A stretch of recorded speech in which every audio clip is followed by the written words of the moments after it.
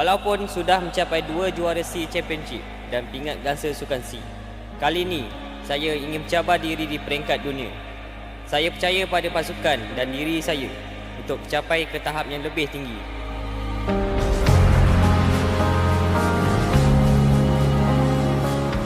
Dah bertahun saya meninggalkan halaman kampungku demi mengejar impian saya di kota ini.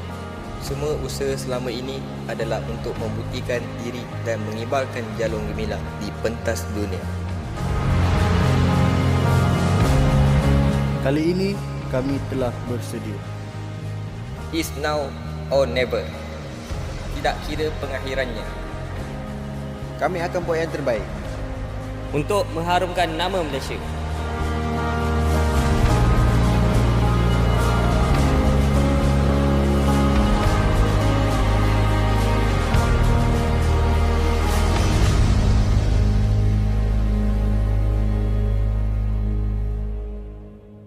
Forever play with pride.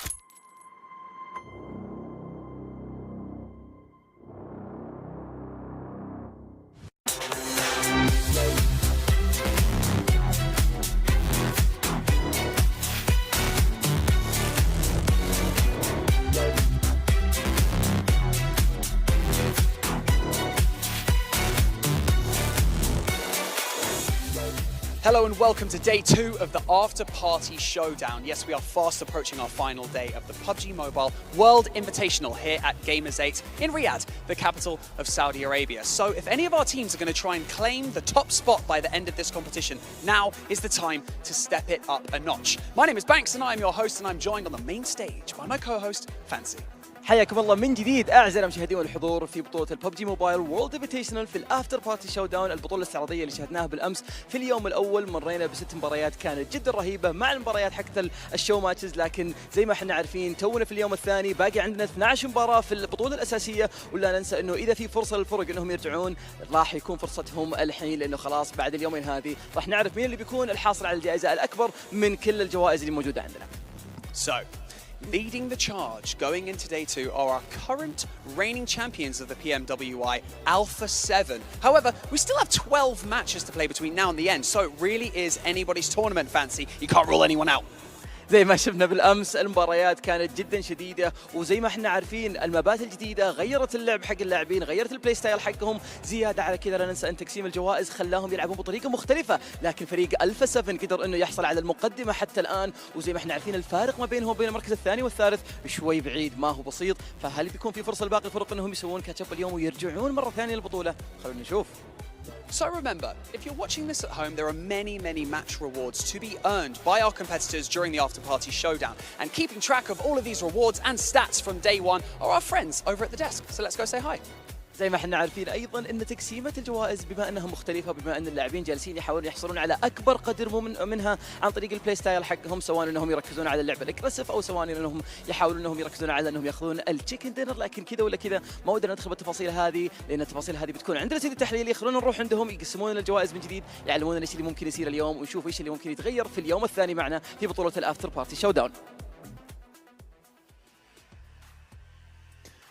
Welcome back, everyone, to the desk. Thank you again, Banks and Fancy, for that lovely intro. I'm Jason Kaplan. I'm still your host here on the desk as we get underway with day 2 of the After Party Showdown. But like always, I can't do this alone. I have my two gentlemen to my side to help carry me, which is no easy feat because of how lanky I am. We got Maxman and Kalaris to break things down. Gentlemen, we've had our first day roundup. We've had Alpha 7 just completely run away with the event so far. The question is, can they do it yet again here in day 2, Kalaris? You're looking at me the entire time. What a total bait. Sorry, Max. Yeah, I think that what they showed yesterday was phenomenal. I don't know whether or not they can replicate it. It is very difficult to show that kind of form 2 days back-to-back here in PUBG Mobile. However, with less teams in the lobby, there is room for them to be able to do it again. So let's see how it goes. I'm not jumping in. He's ignoring you. Yeah. Well, we'd obviously get to have our duo match as well before we kick things off, which will be happening yet again today. We got to see Scout pull off a 1v2, and I'm really curious to see if he can do it yet again. He's got to be riding a high from that one, but we saw, Stalwart Esports be towards the top, Colors. Yeah. Absolutely. This is the, yeah. No, you're not allowed to talk anymore. Yeah, you're right. The fact that Stalwart was able to do what they did yesterday in the duo tournament was awesome. Top being on top, looking very good. Action, getting so many elims in the duos. Very exciting to see that duo continue on forwards. Yeah, obviously we're going to be finding out momentarily. Remember, we do have 2 of those matches coming today, of course, with our 6 matches from all the other 12 teams. It's time to head down to the stage, though, for a quick interview before we kick off the day. Welcome back to the main stage. That was quick, wasn't it? We're joined by Revo from Alpha 7, the team who are currently leading the charge going into day 2. Now, I have to ask you, how you've managed to do that, staying consistent that well. Do you think that, well, first off, what gave you the competitive edge going into this day and to stay on top yesterday? Qual que você acha que foi a vantagem competitiva que vocês tiveram para ficar na liderança ontem e jogar muito bem? Eu creio que foi a nossa inteligência e o psicológico que todo time tem e o suporte por trás dele. Yeah, I think it was our mindset and our emotional intelligence and all the support that we have behind of the team to keep doing a good work. معنا احد اللاعبين من فريق الفا 7، كذا نسال السؤال الاول انه ايش اللي خلاكم تقدرون انكم تصيرون في المقدمه والفرق حقكم يكون جدا كبير عن باقي الفرق؟ فكان الجواب حق اللاعب انه احنا اكثر شيء ركزنا عليه هو المايند سيت حقتنا، دائما انه احنا نكون مركزين في الجيم حقنا، وبنفس الوقت ما نحاول اننا نخلي الضغط اللي موجود على البطوله انه ياثر علينا. Well, intelligence will get you so far in competition. However, it seems like you have a new secret weapon because Mythic has recently joined your roster and he's been playing incredibly well. What do you feel he adds to the team dynamic? Além de tudo que você falou no começo, parece que o Mythic trouxe muita coisa boa. O que você acha que de mais importante que ele trouxe para essa evolução de vocês?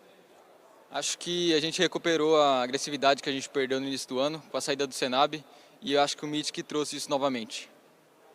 I think we got back our aggressiveness, like he's a very aggressive player, and when we lost Senna, we lost that kind of aggression, and now we have it back. السؤال الثاني كان متركز على اللاعب انه احنا عارفين انه المايند سيت حقتكم جدا مهمه وكل اللي قاعدين يسوون الاستراتيجيه كويس، لكن بنفس الوقت اللاعب بيتك دخل معكم للفريق والشيء هذا فرق معكم فرق كبير، فايش الشيء اللي هو ادى او اضافه معكم للفريق؟ فكان الجواب حق اللاعب انه مثلك خلانا نقدر نلعب اجريسيف من جديد والشيء هذا كنا فاقدينه والان احنا قدرنا نرجعه ومثلك بيساعدنا اننا نستمر على النقطه هذه. Well, like we said in the intro of the show today, you are the current reigning champions of PMWI. This could be your first global offline event victory. So what do you think it's going to take to win this? Vocês são os atuais campeões do PMWI, mas essa pode ser a primeira grande vitória na LAN. O que você acha que vai precisar para vocês conseguirem? Acho que a gente tem que manter nosso foco e continuar lutando pela nossa família, que acho que a maioria do time luta pela família e pela mãe. Yeah, so I think we keep maintain focus and play just as we play on the first day and keep fighting for our family because I think everyone in our team plays for our moms or our family. السؤال الثالث والاخير اللاعب كان متركز على انه ايش الشيء اللي بيخليكم تقدرون انكم تاخذون الكاس، بما انه زي ما احنا عارفين السنه الماضيه في البي ام دبليو اي قدرتوا انكم تاخذون الجائزه، لكن البطوله كانت اونلاين الان هي اوفلاين، فايش اللي بيخليكم تاخذونها؟ الجواب حق اللاعب يقول انه اكثر شيء ودنا نسويه اننا نركز على اننا نكون مركزين في الجيم، ما نحاول اننا نغير اشياء كثيره، وزياده على كذا احنا كل اللعبه اللي جالسين نلعب عشان اهلنا وعشان امنا وابونا، فعشان كذا ودنا نركز على النقطه هذه. You know what, this dynamic, this speed, this flow between these multiple translations and questions has been absolutely amazing, I have to say. But you know what, Revo, congratulations so far. It's only been one day, and we really wish you the best of luck going into day 2, and obviously for the finals tomorrow. So good luck. And we're going to hand it back over to the desk so they can break everything down. And let's get into our first match of the day. شكرا لكم اعزائي المشاهدين والحضور، خلونا على طول نتوجه للاستوديو التحليلي لنتكلم عن المباراه الاولى اليوم. 12 مباراه عندنا، يومين فقط وجوائز كثيره، فخلونا نشوف من اللي بيحصل عليها على الاستوديو التحليلي. Interesting to hear Rebel talk actually about Senatexa, Sanab, whatever you want to call him. The replacement of him has worked out extremely well for their team with Mythic coming into their roster, able to fill his shoes extremely well, obviously, as we have seen. And maybe, just maybe, we'll see Alpha 7 finally pick up their first LAN event, the first international LAN event, I should say. It would be amazing. Like, that as was, I was said, talking to Kalas. Thank you. Yeah, that's right. Because of course, Revo and Carrillo are very much up there in terms of the top eliminations and stuff like that. But when you talk about in Mythic as well as Mafioso as well, they're still big, heavy hitters. So there's a lot of room for this team to kind of flex out and do more damage. All right, let's take a look at the format. If you guys missed out on yesterday, well, you didn't see exactly how things go down. There are 12 teams, no more 18. We've gone down to 12. We're playing 18 matches in total. But as you can see here, Claris, Vikendi, Karakin, and Livik going to be in the pool. That's right. It was spicy yesterday when it came to all of the drops and how things were going to be playing out. Obviously, some teams I think even got caught a little bit off guard by maybe how fast the circle was going to be moving to be able to get themselves into the right spot a little later on. I think today they'll be coming in with a bit more of a fresher mind for a lot of this, being able to adapt to that. And maybe we'll see some more attempts at trying to be central as opposed to playing the edge, because the edge gets a bit dangerous on some of these maps with the circles moving how they are right now. Yeah, with the hardships we've had, it's been a little bit rough. But I'm looking forward to Vikendi, actually, just because the one we got to see yesterday, the zone was just super north. Yeah, I'm looking forward to Vikendi too, especially when it comes to potentially a castle finish. I know that there's not many of us here at the desk that are looking forward to something like that. But, you know, I'm keen. All right, we can see here the prize pool, $1 million on the line. But as you can see as well, the match rewards, it mostly comes from this, the individual awards you win within the match to get you extra money. But at the end of the day, well, at the end of tomorrow, $60,000 goes to that first place team. So let's actually take a look at our match rewards and see how people get this kind of money. And Max Men, I'm going to let Claris take this away because you can see $10,000 for chicken dinner. We can't do it too long. He's going to, look, he's actually sat down on the floor now. You've not seen him, but what does Max think, eh? I can't see the graphics from down here. I don't know. Where's the graphic? Oh, there it is. Okay. It's back. You got that, of course, $10,000 per chicken dinner commen into play. Thank you so much, Max. But Claris, what about... Great contributions, yeah. Okay, we're going to have to talk in the green room, guys. No, for that $10,000 per chicken dinner, of course, really came into play yesterday. Definitely. We talked about it, especially for Damwon Wright from South Korea. And not only is it going to be complicated to replicate for Alpha 7 their first day, I think this entire situation of day one, only having 3 teams taking home a win, that's really something very outlandish. So today in particular, I think we're going to see a lot of new teams get their first win and potentially ride that high and get even better You would results. hope so, right? Yeah. Especially considering how things played out. I mean, something that was a little bit abnormal was actually that Vikendi match. It really didn't feel like a Vikendi match to me because of the fact that we had such a northern circle. That's not the typical land for Vikendi in the kind of middle of the map. So, yeah, we'll see. Yeah, and at the end of the event, obviously, we're giving money out to different players and potentially duos. duos as well. At the end of tomorrow, we'll have our best duo team in points. We get extra 15K added to their tally. Of course, the fan favorite vote as well, going to be going on currently over on social media, over at PUBG Mobile Esports on Instagram. But you can see there's a lot of money to win. Even 20K for the best team presentation. If you missed out on those yesterday, there are a couple of them extremely good. I think in general, our talent team was pretty consistent, pretty much on the same level of who we thought was the best. I think I picked Rad for third, but nobody else picked Rad for third other than me. I liked the throne that they created, but STE and Damwon, we were big fans. I think I went for Alpha 7, me on the third position, because no one uses the pickup feature in-game, so imagine using it outside the game. I was like, whoa, actually, this is really outlandish. This is cool. We can see the points as well. We have switched things up from 15 points for a chicken dinner down to 10. So obviously, elimination points become a much bigger focal point for these teams if they want to potentially get that first place finish. Yeah, and we saw that was Alpha 7, right? If you have those great central positions and the circle coming your way. I mean, we saw yesterday a lot of very hard shifts, right? And they came on like very, very pivotal, great positions team could hold on to. It worked for Alpha 7, it worked for STG, it worked for Damwon. If it happens again, those eliminations are very important to rank up in the leaderboards. And also those point gains are also applicable for the duos tournament as well here, which as we see Stalwart just doing so well already, 30 points over there. It's going to be difficult to deal with it. If only they were doing that well when it came to the after party showdown outside of duos.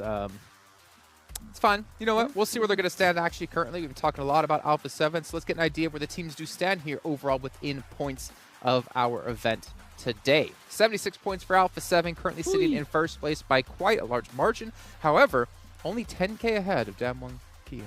Yeah, that's just one extra chicken dinner. And when you look at Alpha 7, we were looking at the stats earlier, right, James? And you saw that out of the top 5 players of these 6 real matches outside of the duos match, 3 of those were from Alpha 7. It was Revo, it was Carrillo, and it was Mafioso, if I'm not mistaken. They were up there popping off. Like, that much domination in a day is really insane. But as you said, can they replicate it? That level of performance is very hard to have 2 days in a row. Surrounded by 2 strong performances from Stalwart in those kind of top player rankings as well. I think as much as, we've got 3 teams getting themselves the 2 chicken dinners apiece, one team that obviously impressed as well, Team Falcons, no chicken dinners to their name here, but they are excellent when it comes to all of the little extra stipulations that they can get. And here on home soil, once again, they're constantly looking to impress. They're a great team. There are 3 things guaranteed in life: death, taxes, and Kalara's talking about Team Falcons. They're really good.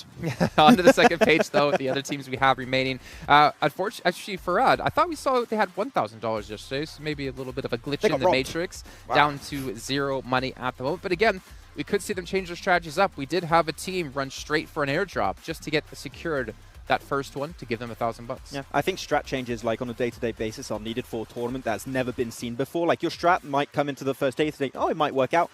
Complete fumble, right? It doesn't work out at all, and you're going to have to make some VOD reviews and completely change your approach. And I think Rad is one of the teams that need to bring a big change to the table to hopefully rank up a little bit higher. Based on the money structure of this tournament, it's a game of extremes. You can't play the middle ground. You can't play the middle road and just like, oh, look, we got nice few eliminations there. Oh, we're another team. I don't know. I'm trying to emulate here. But the point is that if you do that, you're not going to be getting the most eliminations. You're not going to be getting the most team eliminations. You're not going to be getting all the drops because you're playing conservative. It's a weekend of extremes, and you've got to be extreme. Ta-da. I want to hear you go extreme. Come on, Max. Let's hear it. What? Extreme!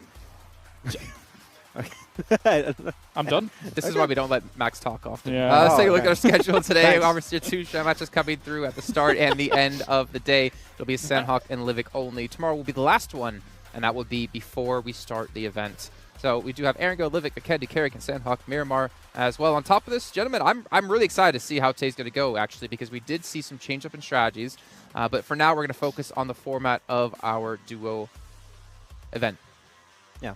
I mean, duo event in particular is very interesting with what players are used. We saw it happen for 7C, right, where Scout comes in purely for the duos. Yes. I think some teams could try and use their sub, especially for those, because 8 matches a day is a lot of matches, right? And I think that having that sub come in for the duos is actually a good plan for some of these teams if that's their approach. I think it's going to be hard for people to knock Stalwart off their perch here throughout the duo tournament. Top Action is a devastatingly strong duo. We saw, was it Action? He has 11 eliminations out of the 14. Was it top? It was top. Okay. That had he had almost 3 times as much as second place top fragger. It's insane. The next is like 3 or 4.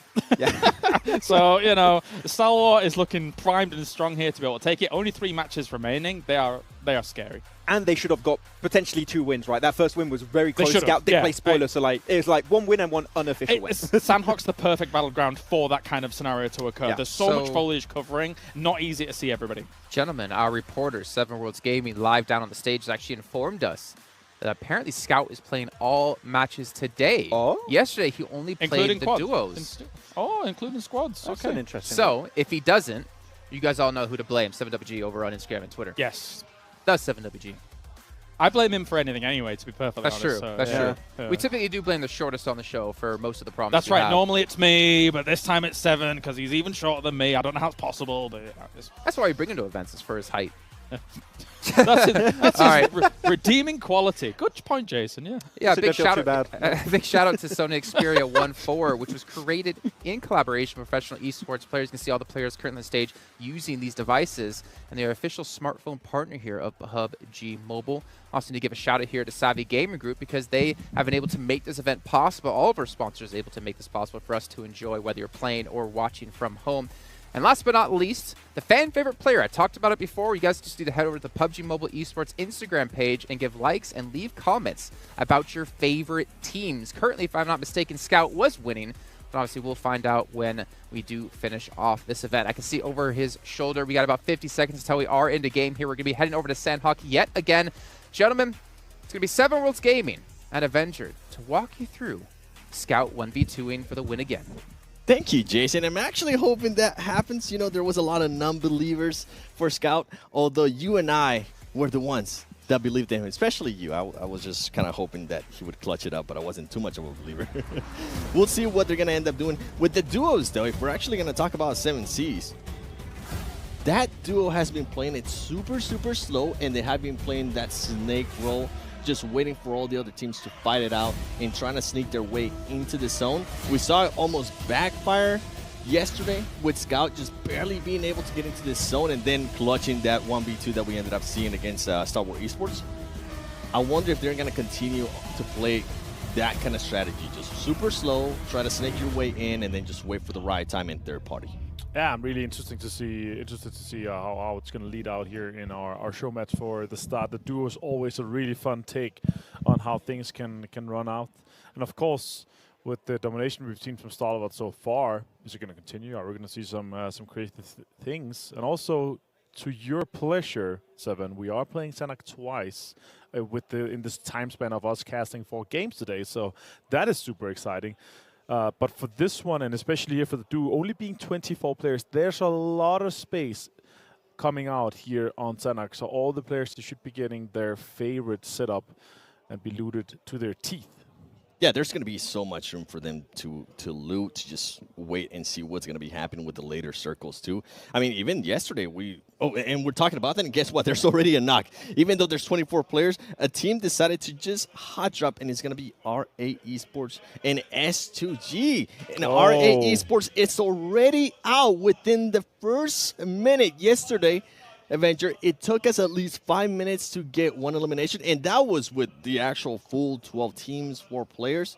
Right now, less than 1 minute, and we already have a team out in RA Esports. Yeah, and it happened so early here. You know, like we were just expecting the drops to just evolve, and STG was able to just completely close them out. We actually get a quite nice circle here. This is a more of a rare one for Sandhawk, far northern one. Tadmog is decent still. Paradise is decent still. So that's obviously the good start for this one. Again, a huge thank you to Sony Xperia for joining us here for Gamers8 and PMWI being our official smartphone sponsor. On screen you have Alpha 7, Revo, and Carelio. And I was going to mention, wow, for everybody that's currently watching, watch PMWI together in-game esports center with your friends to win PMWI special sets. And don't forget the PMWI packages are on sale for a limited time. And you can also win PMWI treasure crates if you play PUBG Mobile during PMWI.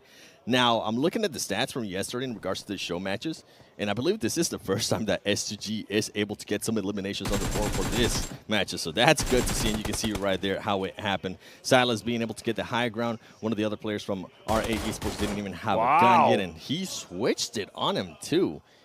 Wow, okay, Silas. I appreciate that. I appreciate the aggression right off the bat too, even though you guys have so much room. The QBU unscoped as well. That's kind of crazy. All right, Falcons here as well. Looting, it's obviously Yusuf and Powerful, amazing players. They've been doing quite well so far throughout the tournament. And as the guys in Des were mentioning, and they were talking about, well, mainly Jason and Kylaris was talking about, they didn't give much talk time to Max in that case. You know, cheering on Falcons and them being able to do well in our main after-party showdown. Obviously, here we are in the show match. Yeah, before we actually got to Saudi Arabia, I got a chance to... Oh, you know what? I'll tell you in a little bit. Rod, they were talking about Rod starting to change it up a little bit. Guess what? It's not going to work their way as Damwon, Kia, Fabian being able to get the knock and getting the finish there on one of the Rod players. And Munir is going to just try to back off, try to do the strategy that worked out yesterday for Scout and 7Cs. Play that snake, play that patient role. Now, what I was going to tell you, I got a chance to share an airplane with Kalaris, and he was telling me Team Falcons is definitely going to surprise a lot of people, and so far he has been right. Yeah. And obviously, them being able to do this well without winning any chicken deals, that's kind of amazing, kind of surprising. So that's great, him constantly cheering them on. And obviously sometimes Maxman get to get a little chat here and there. He's been pretty accurate in some of his points as well. I actually liked some of the points that he were making. Also, you know, cheering on Starward, cheering on these guys. Yeah. And, you know, I agree. We've seen some crazy things from Starward. And actually, they've been super, super impressive throughout. Also here in the showdown, it's just been insane how well these guys are able to play. Yeah, I mean, we saw what Top was able to do yesterday, just being able to smack everybody that came close to him. That shotgun in Livik is just absolutely insane. And that's one of the matches, too, that I'm going to be keeping an eye on for today, because Livik, it's so small, it's so compact, so many third parties, so many angles that you can pretty much see across a majority of the map. And once you get close, that shotty is just absolutely unstoppable. And you were saying Maxman does like Star Wars Esports. He also likes Damwon Kia. But so far in the duos, I mean, Damwon Kia hasn't really been able to do much. I think they're currently standing in the 10th place for the duo standing, with Star Wars Esports being in first place, followed by Enigma Galaxy and 7Cs, obviously, with that win that they were able to collect yesterday. Rod Munir, we saw what just happened to Desha 999. He's going to slow down a lot, and you better believe Damwon Kia is looking for that extra player. They're looking to get that extra point. Yeah, for sure. It's also the advantage they can have in a 2 versus 1 right now. Fabian first, they are chilling. And Tad Mok just outside the logging camp area. And Munir is just going to chill there, try to have an advantage over that. Deadeye's guys, they are in Penang, and they're chilling quite a lot. And yeah, we're obviously looking at some more passive playstyle here. And as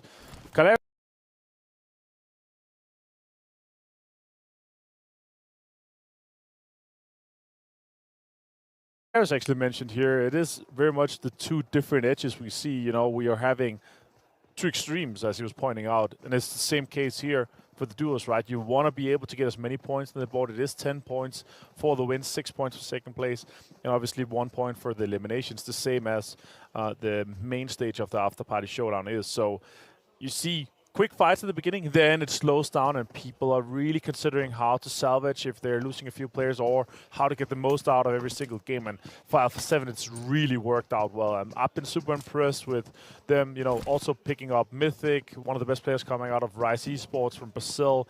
That's a huge pickup for them and a huge loss for Rise. I'm kind of excited to see what PMWI Brazil is going to do here for the fall edition, and how Rise is going to be able to fare, and how much Alpha 7 potentially could dominate over Vivo Kid Stars. Yeah, with Alpha 7, I think the big question mark for me today is going to be, can Carrillo continue to perform like that, right? This is a player that usually tends to perform really well, and the whole team kind of picks it up and they rally behind him. You saw what Mafioso was able to do yesterday. But when Carrillo starts slowing down, such a big fragger, it slows down the whole team. So I'm really intrigued to see, maybe not so much here on the duos. Yeah, I'm hoping that they're able to win it, right? But on the first match, for the actual points that are going to be counting towards the other prize pool, I'm intrigued to see how they're going to be playing. Are they going to continue to play that aggressive style that we saw them yesterday? It didn't matter where they were at, they were willing to take the aggression to the teams, and I think that's just a style that plays for Alpha 7 in a big way. As we're currently looking at the map here, you can see 7C Scout currently very far away from his teammate Sir Ryan. I think they're trying to figure out how they're gonna try to rotate out of this. Scout did tell me, I got a chance to talk to him, he did tell me that he was going to be playing every single match today, so hopefully that will be the case. That's going to be crazy.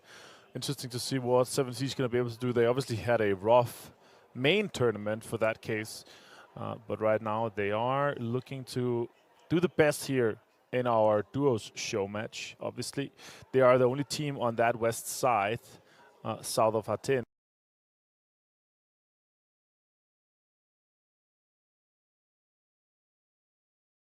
South of Hattin could potentially be taking over the bridge or split a little bit later. We'll see what they do. Vampire, our PMWI main tournament winners here with Ravenclaw and Fluke TH. These guys have been impressive. Yeah, they're going to be going up, and a lot of people are going to be trying to figure out where the next circle is going to be going to. Is it going to be going to the island towards the west? Is it going to stay on the main island to the east? They're trying to make sure they position themselves in a way that they can make a quick rotation, because in Sandhawk, you don't want to get caught making a rotation. There's really not that much cover. Yes, there is a lot of grass all over the place that you can lay down and be a little bit of a snake. But with some teams, if they're able to get a bit of a height advantage, it's going to play a huge, pretty much a huge advantage for them. You can see Luxy right here. I'm actually surprised that both of the twins are not doing the duos, considering they probably have just amazing synergy.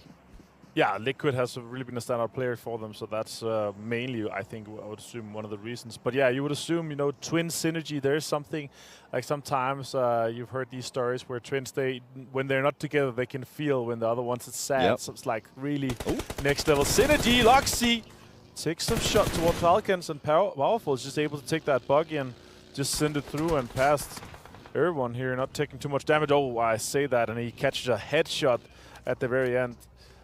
Does have only one first aid, and he nearly used it, so I would assume that he's going to use the bandages instead. Oh, he is going to use the first aid. It's going to be no first aids after that, so that's kind of scary. I would probably have chosen to take the bandages in that case there, the situation that he had 10. Yeah, I'm with you on Only one of each stim. They're kind of also, or he's kind of low on stims as well, only one of each. He is stimmed though, so that is fine. Let's see how much information he's able to gather from this location. Considering that Yusuf, oh, Powerful, actually able to get so much information from that.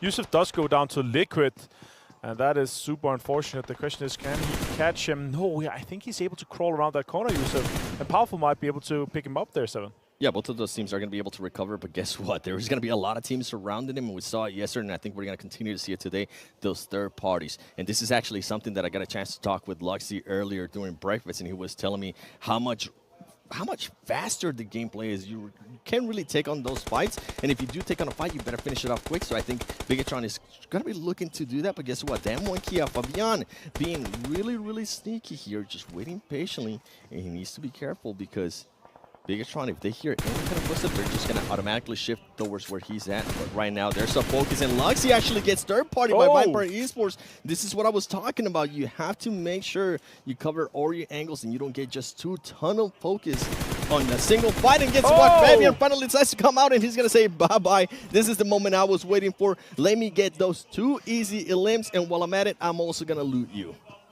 And he has a little freedom to invest for that as well. So he's going to be stacked to his teeth. 3 eliminations so far. Damwon Kia rocking up and saying, let's go. Vampire on high ground too. Falcon able to fully recover from that situation. Really good for Team Falcons. Super unlucky there for Bigatron.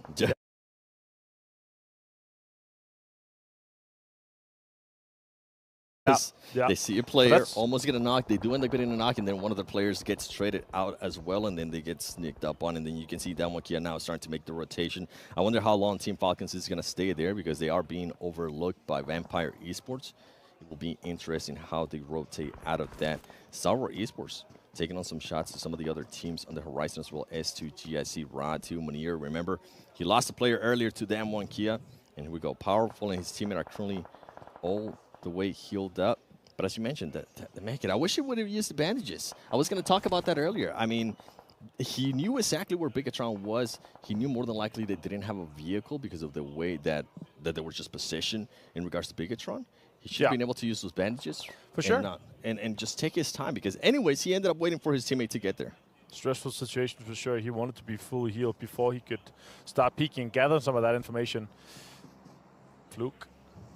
This is all comments in hindsight, right? Yeah, this is us 100%, being 100%. able to just look at it. Some people, when they fly out of ATV in the desert, they think they're going to be able to jump off, but they end up holding on for dear life and end up with a bunch of bruises. Yeah, or personal preference as well, right? Because you come in a situation where you're thinking here powerful. He needs to be healed as fast as possible so he can cover Yusuf driving in, right?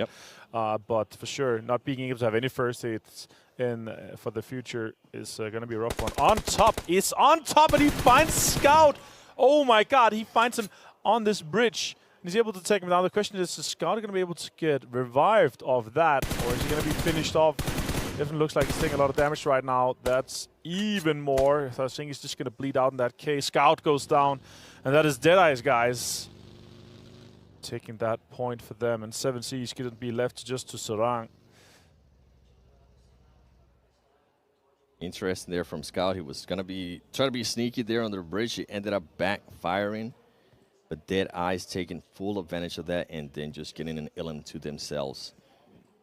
See how these teams are going to end up rotating and how their circle is going to end up as well.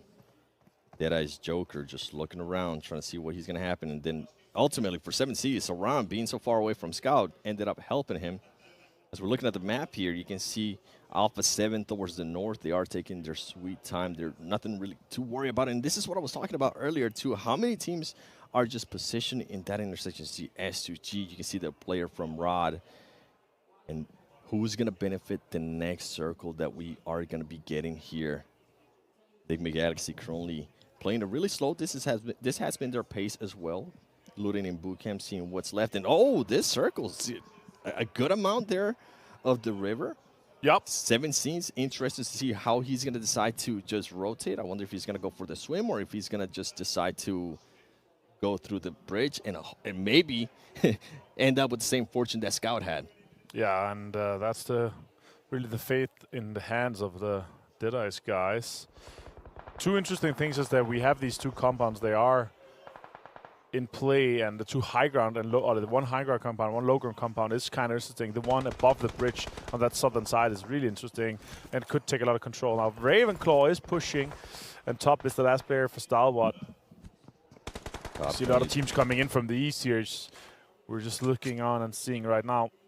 7C is being able to get some revenge there on what happened to his teammate earlier.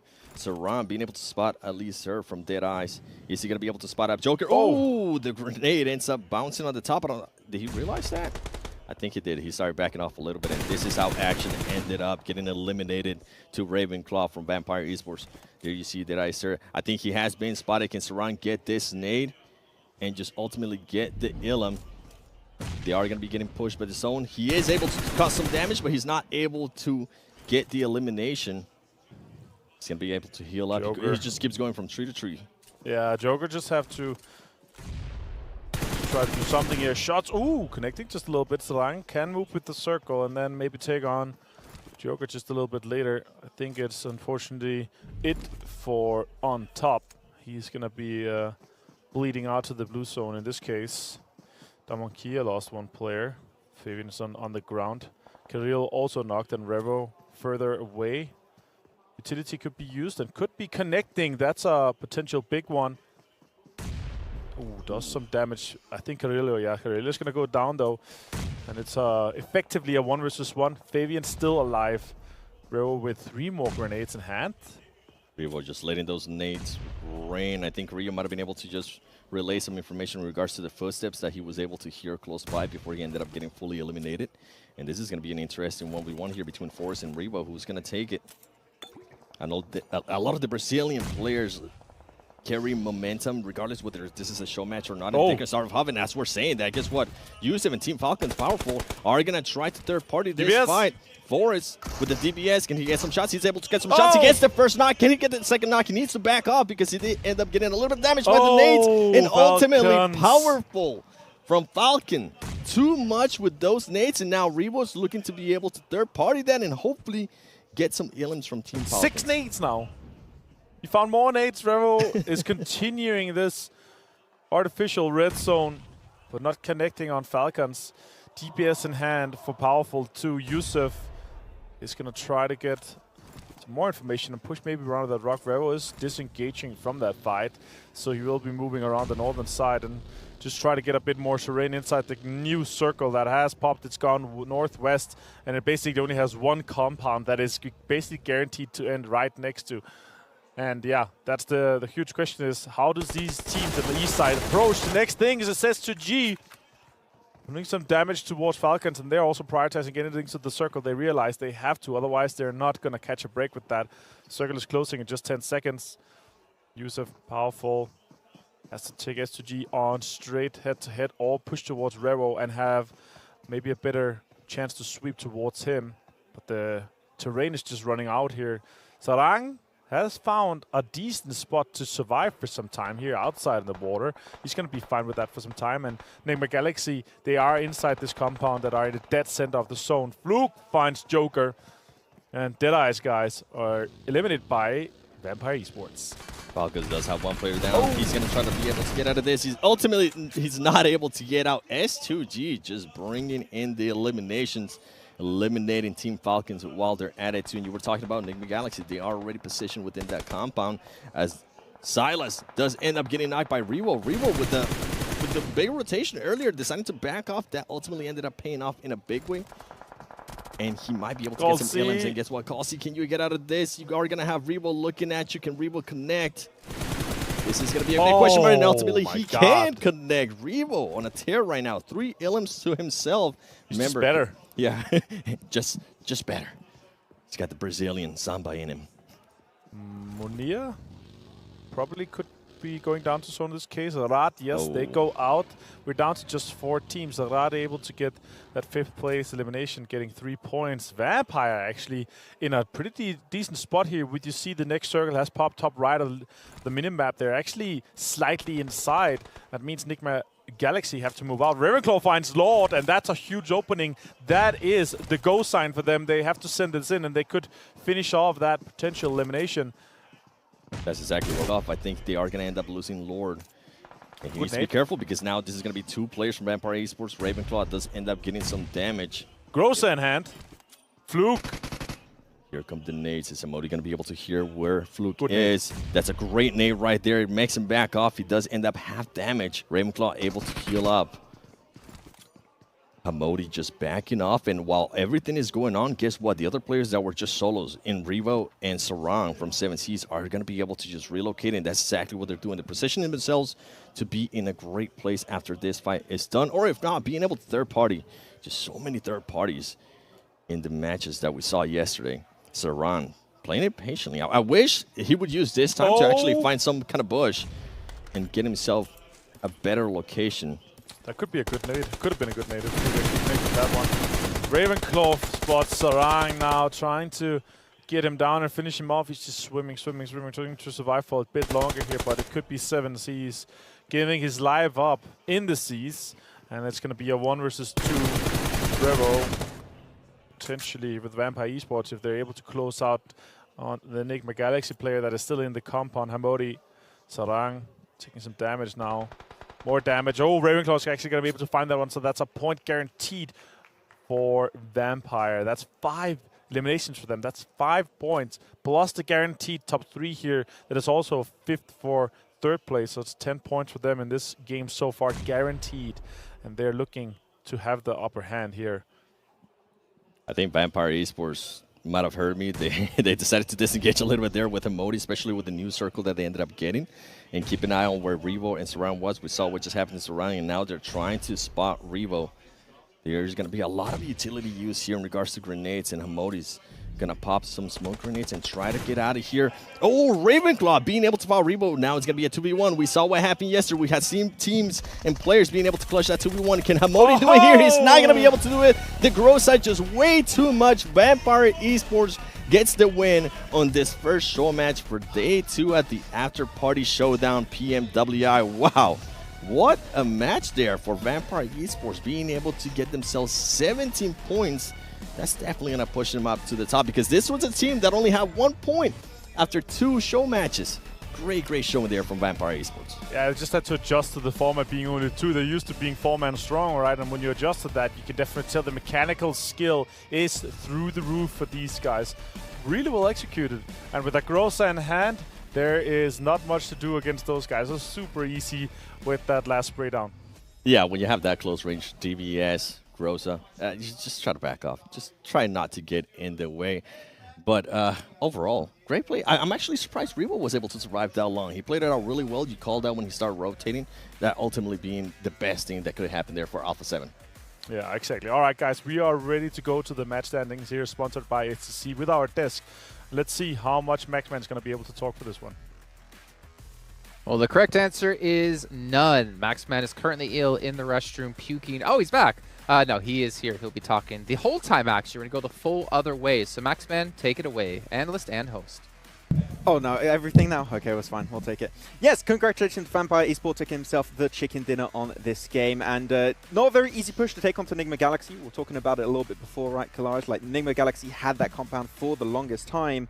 And yet the fact that Vampire are able to take that location away, remain as a 2-man squad, and keep the other teams at arm's length was a very big achievement for them. So great from Vampire, but we also see that Alpha 7 are still popping off. They still got the groove going. They're just they're so hot right now. Let's put it that way. They're pretty good.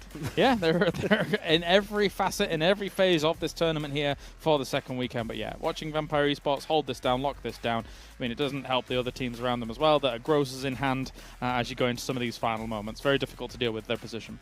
Well, we're past the halfway point, though, for the duos tournament, as we have only 2 matches left to go. One at the end of the day today, one coming up at the start of the day tomorrow. So if you are a team trying to catch up to Alpha 7, well, this is one way to do so, at least for Vampire Esports. So not too bad out of them. Do we have a second page? No, we don't have a second page, I believe. Because under 2 points, we want to see people under 2 points.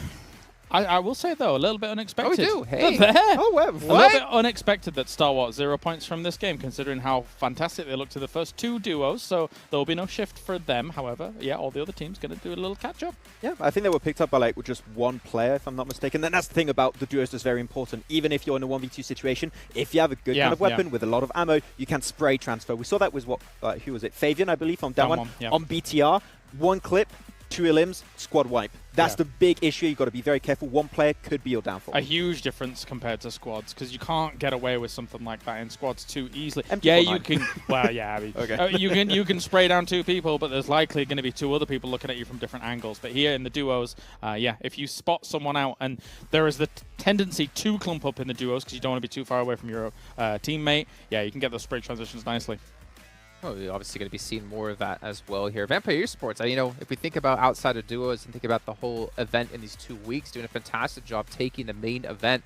But going back into the after-party showdown, they've looked a little bit lost. Now, to be fair, there obviously are, 7 new teams, but you've had like 3 days of play already. You've had your 18 matches. Sure. Technically 4 now. I think there was glimmers of hope for Vampire when it comes to the squads tournament here for the After Party Showdown, because they took such a strong spot in that first Erangel game at the start of yesterday.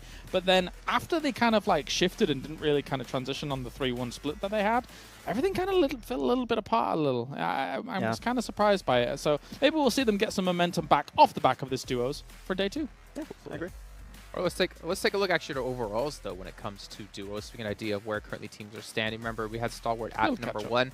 They're still going to be at number 1, but was it 17 points that last match for Vampire? I mean, they only had 1 point before this.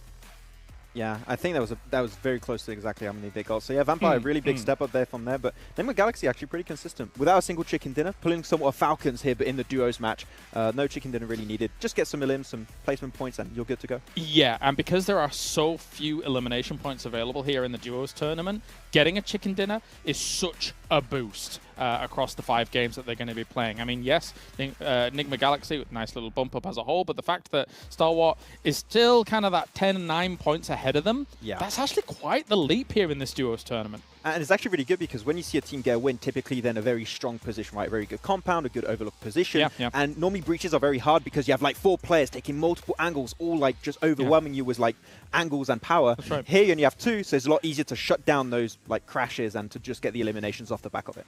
How did they overwhelm you with 4 Kalaris? He was he did this. We didn't see it on camera where he was doing it, but it was good. It was good. It's true. I did hear the roar as well. by the way, at the start of these highlights as well, the fight in Paradise, the fact that you finished it off with a QBU, some extra tap-in potential at the end, love it, because it's not exactly the easiest close-range weapon to wield. Yeah, and also you did they lost it yesterday on the first match in San right? S2G did go out early, so a little bit of vengeance here coming into play. So S2G looking hot yesterday, and also seemed to potentially start off well in the duos. Yeah, and the thing is, right, we looked at Alpha 7 yesterday. Their duos, they didn't fare too well, obviously doing a lot better when it came to the after-party showdown. Stalwart Esports, I mean, they were top. They did well in duo. They didn't do so well when it came to the rest of the event. I'm curious to see if they can bounce back. As you guys did obviously miss out on yesterday, we had only 3 teams take chicken dinner, so that means each of them got 2 apiece. That is a fantastic start for any of those 3 teams. However, if you're one of the teams trying to catch up, it's a little bit rough now.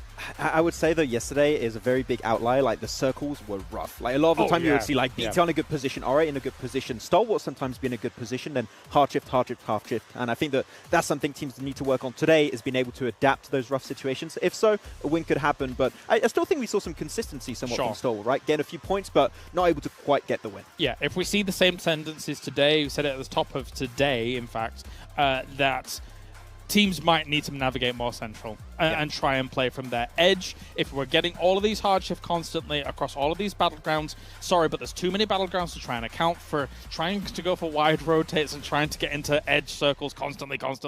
So a central position might work out better. You know, one thing we've not really discussed whatsoever, and I want to touch on really quickly, was the fact that in-game leading with all of these new maps coming into the pool, and of course with the change to how the zones work, that is extremely difficult to do. And we saw Alpha 7 just be so consistent throughout the entire day. You got to be an encyclopedia of PUBG Mobile. Encyclopedia. An encyclopedia. But going from 6 battlegrounds across the whole day. And so an understanding as well in terms of, even as I've already used it as an example today, but that Vikendi circle, it's not a typical Vikendi circle. Yeah. Approaching that is difficult. You saw people swimming in the ocean for so long. It's difficult to adapt to. I think this is like a really good way to show if you're a great IGL. If you're able to find consistency in maps like this, you're really one of the best IGLs of the world, potentially. All right, we got a minute and 15 till we head into our first match here. Take our second overall. I want to give a quick shout out, though, to Aramco and, of course, Saudi as well, making this event possible for all of us to enjoy, especially the players who are having a great time live in Riyadh, Saudi Arabia. But you know who's also having a good time here? Our 2 commentators. We got Avenger and Seven Worlds Gaming coming back yet again to cover all the action of Erangel. I have been having a great time. We've been playing PUBG Mobile at night, going to the pool, talking about PUBG Mobile, eating lots of goodies, going to the gym as well. I mean, and then we get to cast. Wait. Going to the gym? Yeah. I haven't seen you in the gym. I go when you guys aren't there. Oh, okay. Yeah. Wait until you see these gains in PMGC. You go past it, or you go into and they go back out? Or? No, see, what I do is I go inside, grab a water, just to make sure I don't get dehydrated, and then walk out. Oh, okay. Yeah, I think Jason thought that you were just on the way to get your massage there, because that's kind of going through the gym, and then you go in there to get your massage. But yeah, maybe not. Games are starting very shortly. We are on to Rankle here, who show only 7. And as we see on screen, we potentially could have a spicy plane path. And maybe, just maybe, we could have a military base. But let's see what happens once we get out of the plane and once we start everything. We are on to Wrangle, the first and most known map in here. And I actually want a little bit of reiterate of what the guys were talking about here. We are playing these maps. We're playing 6 different maps throughout the day. Really interesting in terms of how you approach the games. And the amount of information that these IGLs, they have to have, like where do the other teams land, their timings, their location. There's just so much information. So the way that you approach the game really has to be hard set from the get-go, or you have to be super adaptive with the information that you're able to gather throughout the game. You can really tell how much and how well Alpha 7 has been able to do here in this so far. Yeah, and I think this is what we were talking about, just how much faster the pace is. It forces team to be a lot more aggressive, which ultimately Alpha 7 is usually known for being that aggressive team. Right. When the other teams don't really have a chance to think for too long, to react to see what's going to happen, Alpha 7 is able to take full advantage. And you can see it right there. Most eliminations, Carrillo, Rebo. Carrillo with 15, Rebo with 13, and highest damage. We do see action. Rebo being able to sneak himself there in between action in top. And it's going to go on headshots, Mythic. So you're seeing a lot of Alpha 7 players here on this stats, and it's just the aggressiveness. And with this playing path, I was going to say Vampire Esports and Soggy Crawdads would have loved this playing path because they love going to Primor. So, you know, just something to keep an eye on. But going back, just with Alpha 7, so the other teams don't really have enough time to think on how they're going to be able to defend, and Alpha 7 is just able to smother them, able to take full advantage of that, and I think that's what's been working out for them. We'll see what is going to happen here on this one, and you can see, longest hit, 363 Avenger. That's... Yikes. There was almost, or if not more than 70 meters more than second place there for the longest elimination. That's kind of crazy. As you see on the map here, we have an R8 Alpha 7 potential fight. Looks like Alpha 7 potentially could be stretching all the way into North George. I'm not sure if they could reach that far. It looks like they could also be taking a vehicle and getting out of their R8. It's going to be taking South Georgia, and Alpha 7 is going to try to go to North George. 12 teams, plenty of room, but it was a rough playing path. So, yeah, of course, everyone is not going to be completely satisfied with where they get. Of course, again, thanks to Xperia for being our official smartphone partner here at PMWI and Gamers 8. We have some amazing stuff in store for the rest of the year as well. See Enigma Galaxy taking full advantage of the playing path, going to Pochinki. And while we're at it, make sure we watch PMWI together in-game esports center with your friends to win PMWI special sets. And don't forget, PMWI packages are on sale for a limited time, and you can also win PMWI treasure crates if you play PUBG Mobile during PMWI. I feel like that's why we've been playing so much too, because I want to be able to win some of those treasure chests. That doesn't sound bad at all. That'd be nice. Here, South George with R8 and SK Ton on screen. ID 7 also in there. Alpha 7 here on the north side. They managed to all of them get over there. No problem.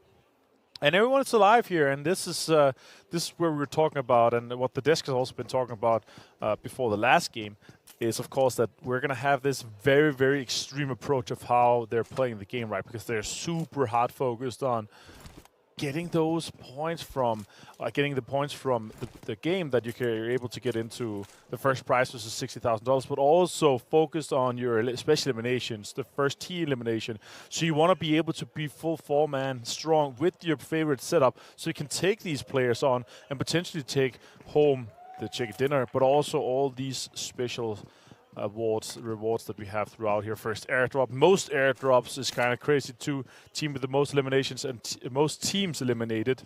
So really big on eliminations in general. If you're able to wipe a few teams, if you're able to get a few eliminations throughout, as you saw with Damwon here yesterday as well, crazy amounts of money on the line. $23,000 just for the rewards and $10,000 for the chicken dinner as well. So there's just so much money in the line. Potentially here, life-changing money for these players. Yeah, we saw some of the players yesterday actually, in a way, change their style of what utilities they tend to use. I think it was one of the players from Alpha 7 and some of the other players from different teams too. We saw a lot more grenades, and that's because they're trying to go not only for that first special elimination, but for the most special eliminations. And I can't wait to see what nades we're going to be seeing today, or which teams are going to be running each other over with the vehicles, because that does count towards it.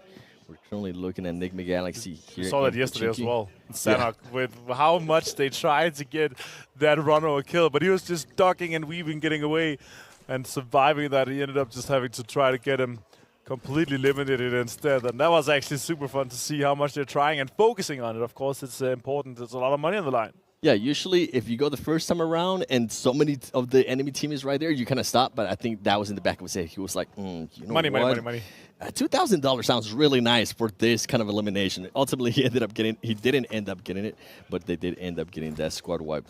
Team Falcons, Kalara's favorite team here, currently just looting just Naya. And I was going to mention, with so much space, right, with all these teams, just only being 12 teams, we do end up getting some fights where we have like super looted teams.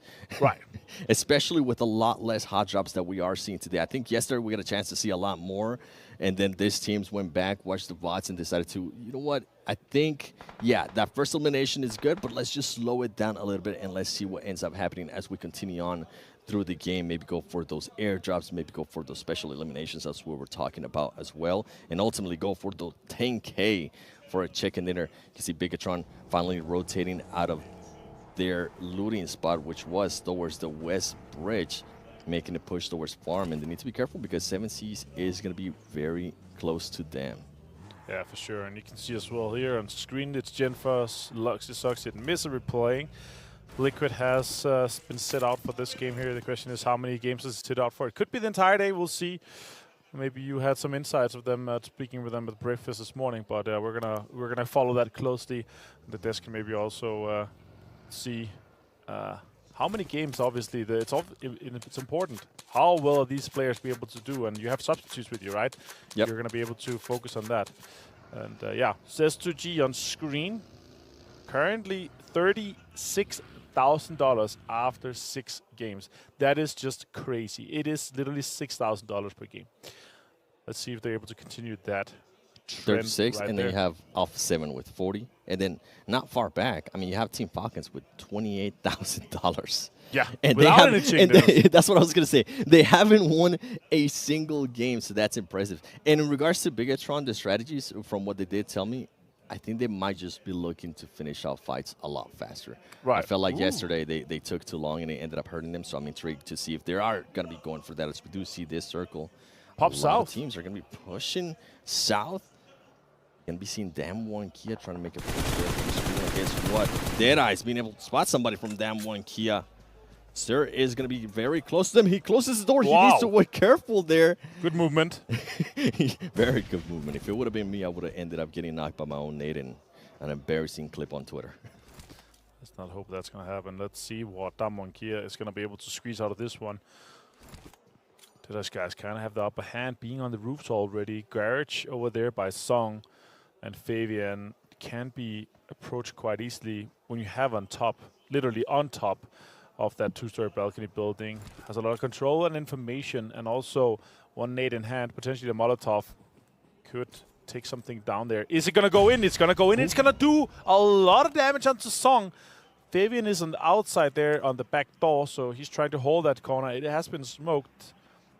Dam1 Kia is getting reinforcements. You can see Forrest now starting to move up with this other teammate as well. He went and picked him up, and now they're going to be making this push to make it a full squad.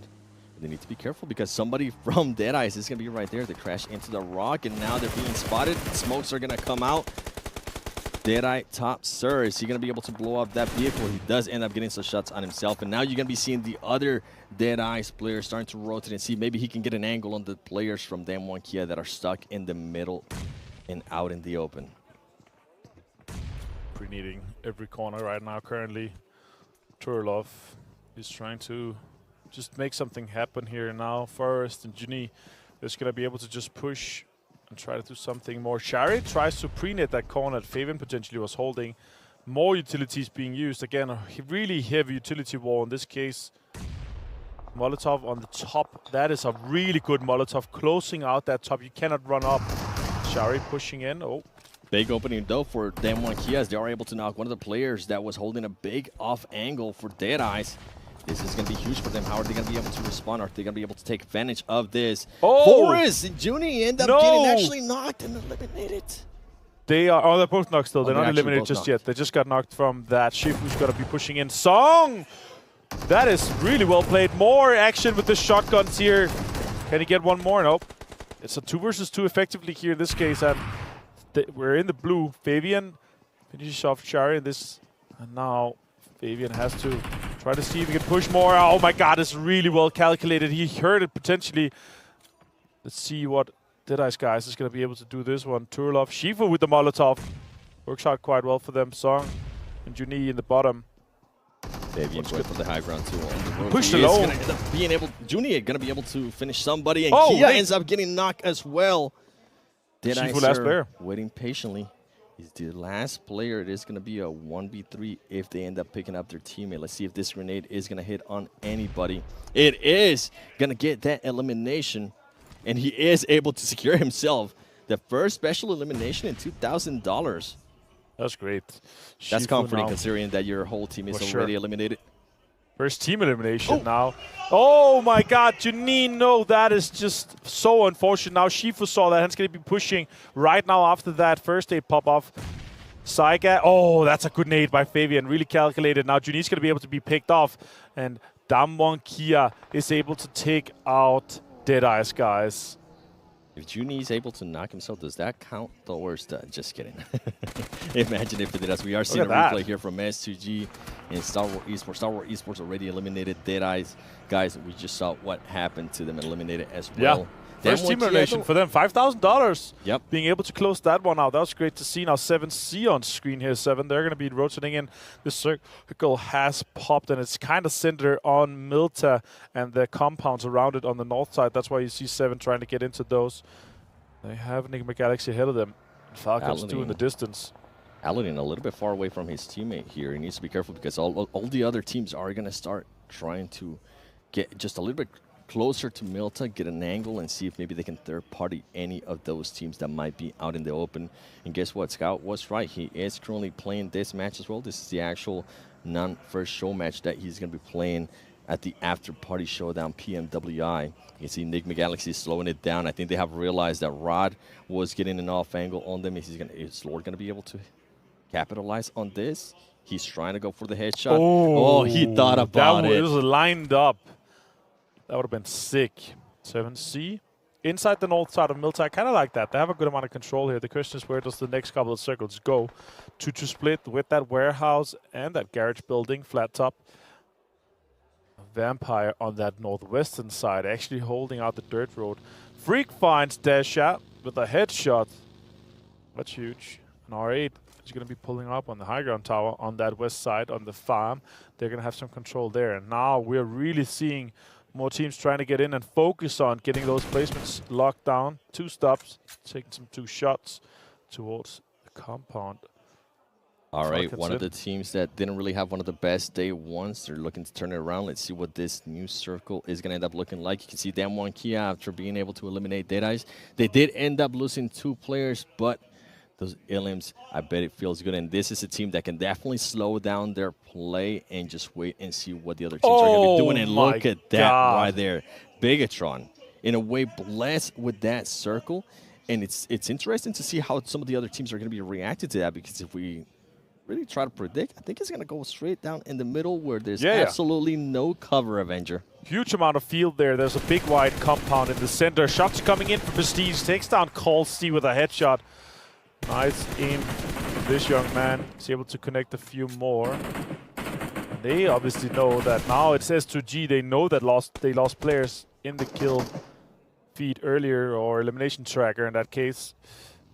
Colsty is going to be having to heal up a 2 R8. Are they going to push aggressively on that, or what is going to happen? I think he was just readjusting his buggy. I thought they were actually going to go for the push. I was hoping that they would. Prestige just trying to hold the angle, trying to see if anybody's going to hop on that car, and SGG trying to figure out how they're going to be able to escape this. It seems like their car is still intact. It might have all of the 4 tires. Tall guy, you see, his helmet is sticking out of the roof. That's basically Jason driving around his cars. So that's what it feels like being tall and driving. He has to have a sun top roof, you know, like it has to be popped off. SGG. Oh, he got knocked out. That is so unfortunate. Try to go for that center shack. More shots come toward Colsey. Can they get him? Bandar connecting a little bit, but not enough. Colsey's going to be able to go into that. But now they have this information that there's just 1 player left from SGG. They could push that. And Rad is going to have that information too. They are sitting pretty in this compound. We were talking about that big white compound in the center with the fields around it. Now Rad, they're pushing out some nades toward him. I think he's inside the shack. He's going to have to be very precise to hit those nades into the shack. Vampire now on the move. They're going to be moving on. Megatron trying to back him off with some shots too. Team Falcons might have been able, I think it was powerful, might have been able to get some shots off as well to Vampire Esports. Vampire Esports continuing on with that rotation. They are going to stop, and it was powerful. Getting an angle there on that rotation from Vampire Esports. Bigatron is going to be keeping an eye on Vampire Esports as they are very, very close to them now. They do have a 3-1 split at the moment with Bigatron. I think one of the players, that one player, Suxy, that was far away, I think now he's starting to get a little bit closer to his team. And now we're looking at Alpha 7 against Damwon Kia. Keep in mind, Damwon Kia, only 2 players. Ooh, that's a good Molotov. It does block off that doorway, but I think he was in the stairway and on the other side. 7, they're going to have to cross, and you see here in the back, 7C is over there, and they could be filling in and maybe sweeping in behind Alpha 7. So Rever was right now on watch duty.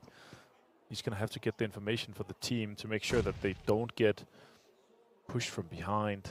Circle is closing here. The teams have, majority of the teams have managed to get in. We only lost Deadeye, Gas, and Stalwart so far. So it's going to pop 7. It goes hard southeast. I was way off. I thought there was going to be, in a way, not that many buildings around. Guess what? Alpha 7 with the rotation, that's going to be wonderful. Damn, 1Kia is going to be super happy too. Rod couldn't be in an even better position, but they are going to have to be careful because R8, more than likely, is going to be looking to take that compound. Bigatron is going to be rotating from the north down south, and they might try to crash on some of the buildings there too. Vampire Esports, Team Falcons, just so many possibilities in Team Falcons. More than likely just trying to wait, see how some of the other teams are going to be rotating and trying to get some kind of elimination as they are rotating. You can see Spray God there being shot at as he was trying to make his way towards that building. Scout trying to spot somebody. A rough setup though, only a 1 helmet and 1 vest. 30% damage reduction, that offers only less durability. Mafia also takes some damage. He has a 2 vest and a 3 helmet, so he's happy. He's going to pop a first aid. So let's see what Falcons is able to do from this location. They're going to have to push on to the Enigma Galaxy guys. They're going to have to smoke to get all the way over there now. A lot of teams is going to have to push in from this northwestern angle. Vampire, Bigatron, Falcons. Not a lot of space to accommodate all those teams. Not a lot at all. And you can see SGG there being eliminated by R8. And now R8 getting shot at by Rod. Bandar getting eliminated with the nade by Rod. We knew that push was going to happen at some point. But it's an interesting push from R8. You guys can't currently see it, but the players are actually, you can see it, the players are just so spread out. I think they were trying to see how they were going to be able to approach this. I wish they would have been a little bit closer because now they're going to have to be careful with some of the other teams that are being rotating from the north. We talked about it earlier, Bigatron. You can see Prestige here having to make a push, trying to revive his player. And meanwhile, Bigatron and Vampire Esports are slowly starting to sneak their way in. Rod able to realize that. And now Sadat just laying down and waiting patiently. Genfos, can you hit this? That would have been a wild nade if he's able to put that in. That would have been a great one. Enigma Galaxy getting eliminated. Alpha 7 Esports able to pick that up. They could potentially be looking good for that. Oh, Genfos takes a lot of damage. Has to try to stay in. Rat in a really good spot to defend this. Loxy goes down. And now Genfos is left in the smokes. He's going to try to confirm those eliminations out there. And now Soxy, Misery inside this building here. Saw Desha, has to relocate. Has to try to get up. Gets one more. Stat gets down to Soxy. Munir is able to defend this. Misery's on the top. And with a DPS in hand, Desha could be pushing that. And Genfos is still going to be alive. He's able to heal up. He might be able to get an angle. Misery being able to knock one of the players there from Rod Kait. He was trying to get an angle, but ultimately he exposed himself for too long. Here comes the DBS. He's not able to connect. Desha with the DBS going to be pushing Misery. Misery heard that DBS. He's like, you know what? I kind of don't want anything to do with that. We saw what happened yesterday with Top in Livik. Really good movement for Misery, though. Jumped up, jumped into the balcony, and then jumped out off. SK-Ton outside. Munir, Desha, last 2 players for Rat. Misery putting out some more utility. Nice shots coming in for Misery. He's able to take down Munir. Now it's Misery versus Desha potentially in this case. They have to clean it up quickly because R8 is lurking in the background. Misery taking his time, making sure he gets that elimination. You mentioned it. R8 is going to be making that push. Luxy does end up getting knocked, and he is currently getting shot by some other team. I think it might have been Team Falcons. Team Falcons earlier did end up eliminating Vampire Esports. You can see Misery trying to go for that rebuff. Is he going to be able to get it on Luxy? The only team right now with 4 players alive is Alpha 7 Esports. And if I'm not mistaken, I think they already eliminated some of the players too from 7C Esports. And an engagement that they had. Genfos still alive. Desha, last player from Wrath. He's going to have to try to relocate a little bit. Genfos takes some damage here from Eschaton. Now Desha saw him. And now they're going to have a fight. M4 in hand, pushes him aggressively, takes him down with the drop shot. Also counter drop shot. And Desha is able to take Eschaton down from R8. Super well executed by Desha. So you can drop shot me. I'm going to drop shot you as well. Mystery. He knows exactly where they're at. Let's see if this nade is going to be able to hit. Oh, a little bit too short. Desha trying to get that heal off, and he is going to be able to get it off just in time. Genfos here with the ghillie suit. Not helping him out, as I think Fabian from DAY2 Kia might have been able to spot him. That's actually Revo from Alpha 7. Mystery. Look at Carrillo. Alpha 7 knows exactly where some of these players are at. They're just waiting, shooting around, see if anything connects. Carrillo being able to connect twice there with headshot. Mystery. Bigatron eliminated by Alpha 7. Alpha 7 right now trying to go for that match reward of most teams eliminated. They have a good upper hand here. Only team 4 guys alive, 7 Cs, 0 eliminations so far. Damakia has 8 though, but they are split, so they could isolate the fight quite easily with Juni on that right small shack. A few smokes and a little bit of utility, and they're going to be able to cross that road, or at least try to wipe that out. Let's see where we're going to be ending up here. It does go to the other side of the road. Revo finds Aladdin. That is huge. We're on the top of the 3-story. I was wondering when they were going to be able to find him. He was just chilling there in the car behind him, and I was going to tell you that could have been really, really scary for Alpha 7. You can see Scout still alive. We know how sneaky he can be. Can he survive this? He ends up getting out of the car, laying down, popping those stars. Smart play there by Scout. Regio just shooting at the smoke, seeing if anything connects. And here comes the push. Alpha 7 against DAY2 Kia. You know, DAY2 Kia is going to have those DBS at the ready. And he's going to slow down. What a beautiful grenade there from Carrillo. And here comes the push from Alpha 7. Alpha 7, the aggressive team, they're able to eliminate DAY2 Kia. And Alpha 7 just slowly but surely continues moving on. The aggressiveness that they're currently showing is amazing for this team. Scout, even though he is about to be in the zone, he does decide to take some shots. He ends up backfiring. Revo ends up knocking him. Just Alpha 7 is too much for everybody right now. Yeah, vamos do Brasil. It's crazy. Sarang gets found as well through that little ticket booth. Revo is just on point right now. Prestige is hiding. Utility comes out from Prestige. That's really on point here. Finds Sarang. And 7C goes down in third. And this is going to be great for RA, even if they don't end up getting chicken dinner. Prestige throws the nade. It's Carrillo. Revo ends up getting the final elimination in Alpha 7, ladies and gentlemen, on the first match of today, showing why they are in first place. Look at Mafioso right there. They're going to be happy. They told me that they wanted to continue to stay at the top. They really, really want to get this first win at a LAN event, especially in a global stage. And right now, they are looking so good, considering that was Erigel, and it wasn't even one of their favorite maps, which is Vikendi. That's going to be coming on later today. Alpha 7 Esports getting that first win of day 2. Yeah, crazy. With 3 wins so far in just 7 games. A second place as well. These guys are unstoppable, and especially with Mythic coming into this roster for this event, they are looking for that throne, especially here with this LAN event here. That is crazy. The consistencies from them so far is just through the roof. Really happy to see the boys here from Brazil being able to dominate this much here. Also, they're continuing to just stay 4 guys alive. It's crazy to see how consistent they are, and also how strong they are mechanically. So gifted. Yeah, getting those angles. I mean, we saw the angle that he was able to get on the 7Cs, but ultimately, I'm pretty sure that Des is going to want to take a look at all of this and break it down for us after this break.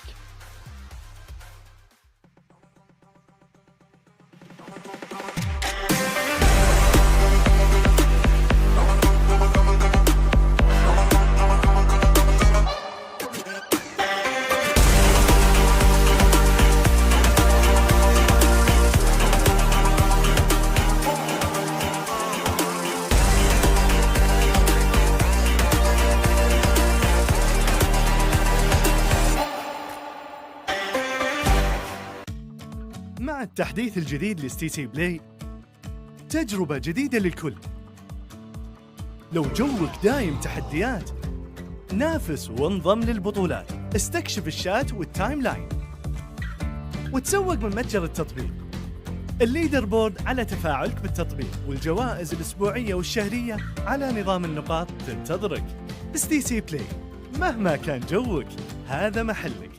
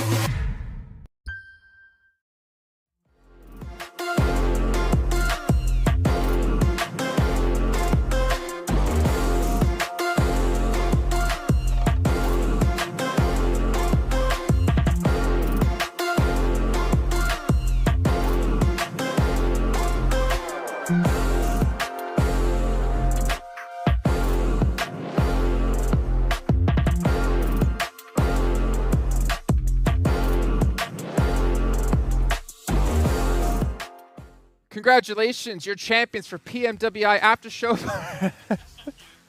Oh, man, the After Party Showdown just being completely run away with from Alpha 7. A question I asked you guys before we started, can Alpha 7 maintain the pace we saw yesterday? Yes. Yeah, and we talked about it in PMGC last year, right? They're a team that loves that momentum, right? When they have a high, they just keep riding that high, and they brought it in day 2, which is exceptional, and they got already 3 wins. Like, I think they have like twice as many points as second place now. Like, that is wild. It's not like this game was even easy for them either. Yeah.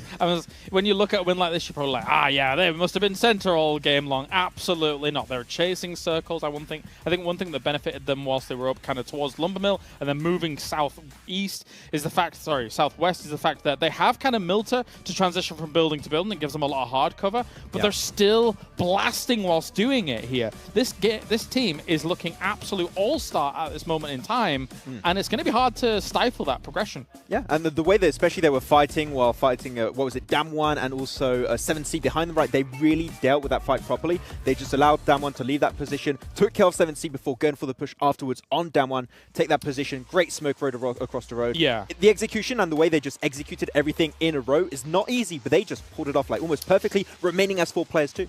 I will say it's fortunate for them that Damwon Kia came into the final stages of this game a little bit wounded, of course. That's 2 players. Yes. The fact that they had that earlier fight, and of course we get to see the shotgun gods themselves with Fabian as well here, being able to kind of wield these so well. It's not only the DBS is wielding, it's the SK12 that we're seeing, the M1014 when we get over to Living as well. Any shotgun, give it to the South Koreans, please, because it's a treat to watch them with it, but it wasn't enough to deal with Alpha 7. I like how you mentioned, Fabian, with the shotgun. We're not going to talk about, I think it was Junie nading himself. I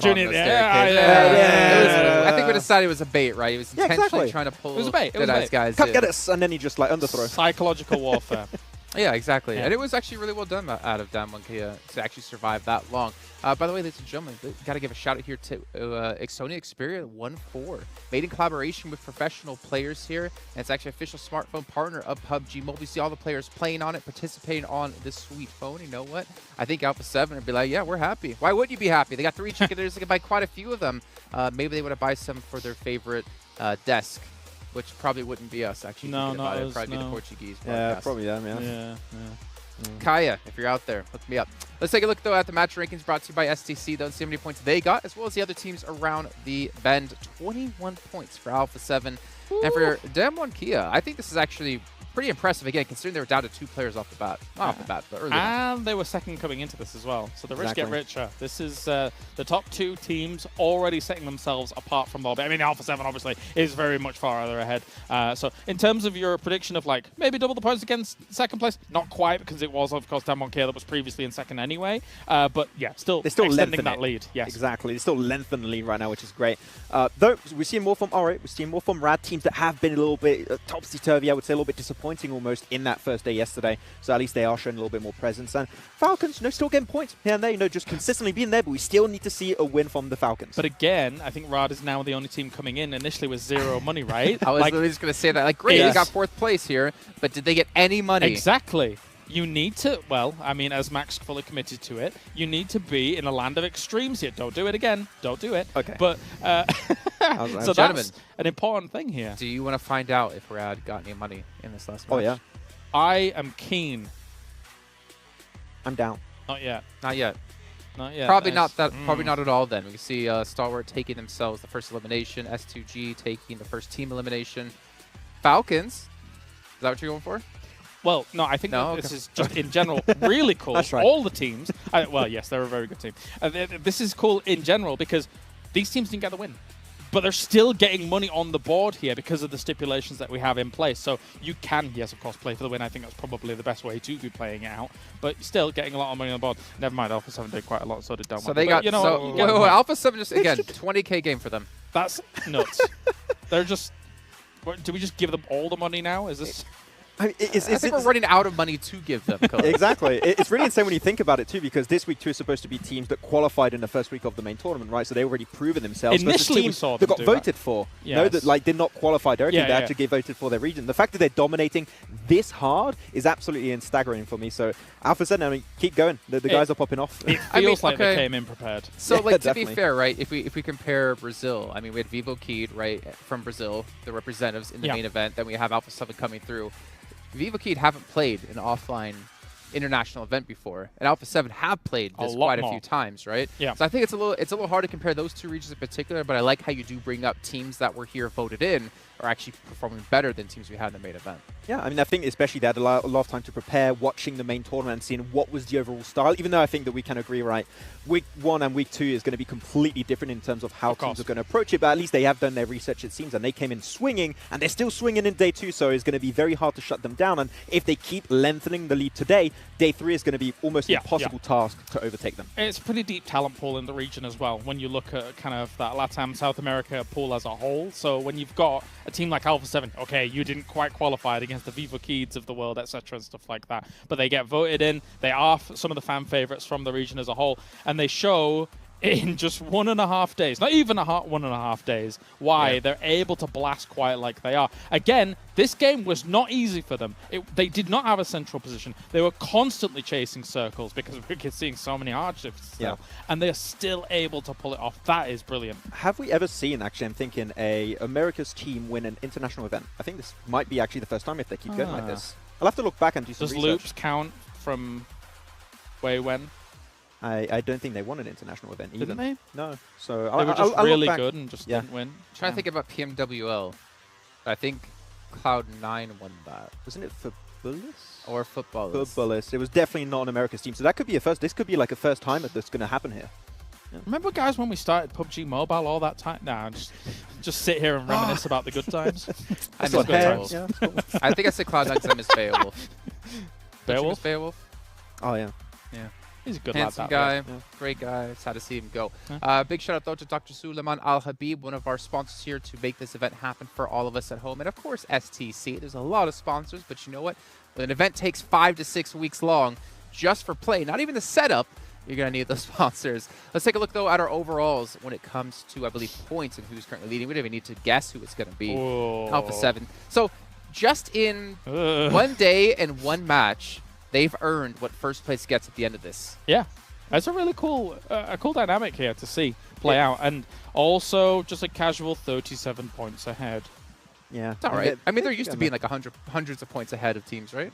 Yeah, fair. Yeah. I mean, if they remain in that position, that's 120k they're just taking home, right? And as you said, we're not even reached the halfway point of the tournament. There's a chance they could double that amount by the end of the event, maybe even more if they just keep popping off. So Alpha 7, definitely the team to beat. And this is the interesting thing about kind of, I guess, not playing the game of extremes. Like, if you look at Bigatron Red Aliens, for example, only 6k on the board, but still kind of edging towards that top 5, which is interesting in itself. They're definitely playing, it feels like, more for a placement than the actual raw fragging potential here. Well, you look on the second page, right? You see some teams, well, nothing a couple for of teams. Rad.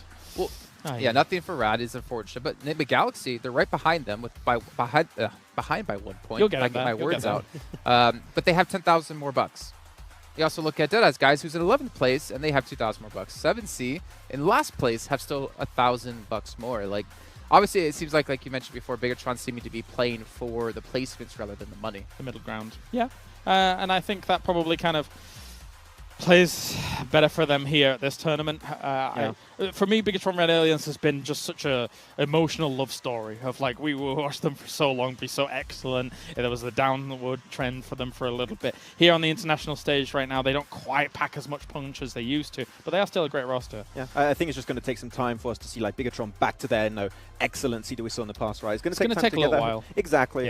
So I think you give them some time though, and they could potentially make it. But they were still one of the top teams in their region, right? They were not that far away from Morph, so never know, just a few extra months, another season, especially in fall, and they can make it up there. That's not...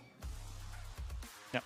But yeah, so I think it will take a little while longer. But I think everyone kind of wants to see it, right? That's the cool thing. The rest of the world kind of caught up with them around it. And I'm going to offer you a question. Will they ever bounce back to the point that they'll be one of the top teams in the world again? Will it be a completely different roster without Luxie and Zuxi?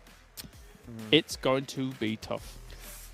I think we do miss Ryzen, though. I think Ryzen was definitely... The Terminator, man. Yeah, he was a key player. Having him actually leaving the team definitely hurts a lot. I think Liquid, though, is a very good pickup that they had, what was it, 2 years ago?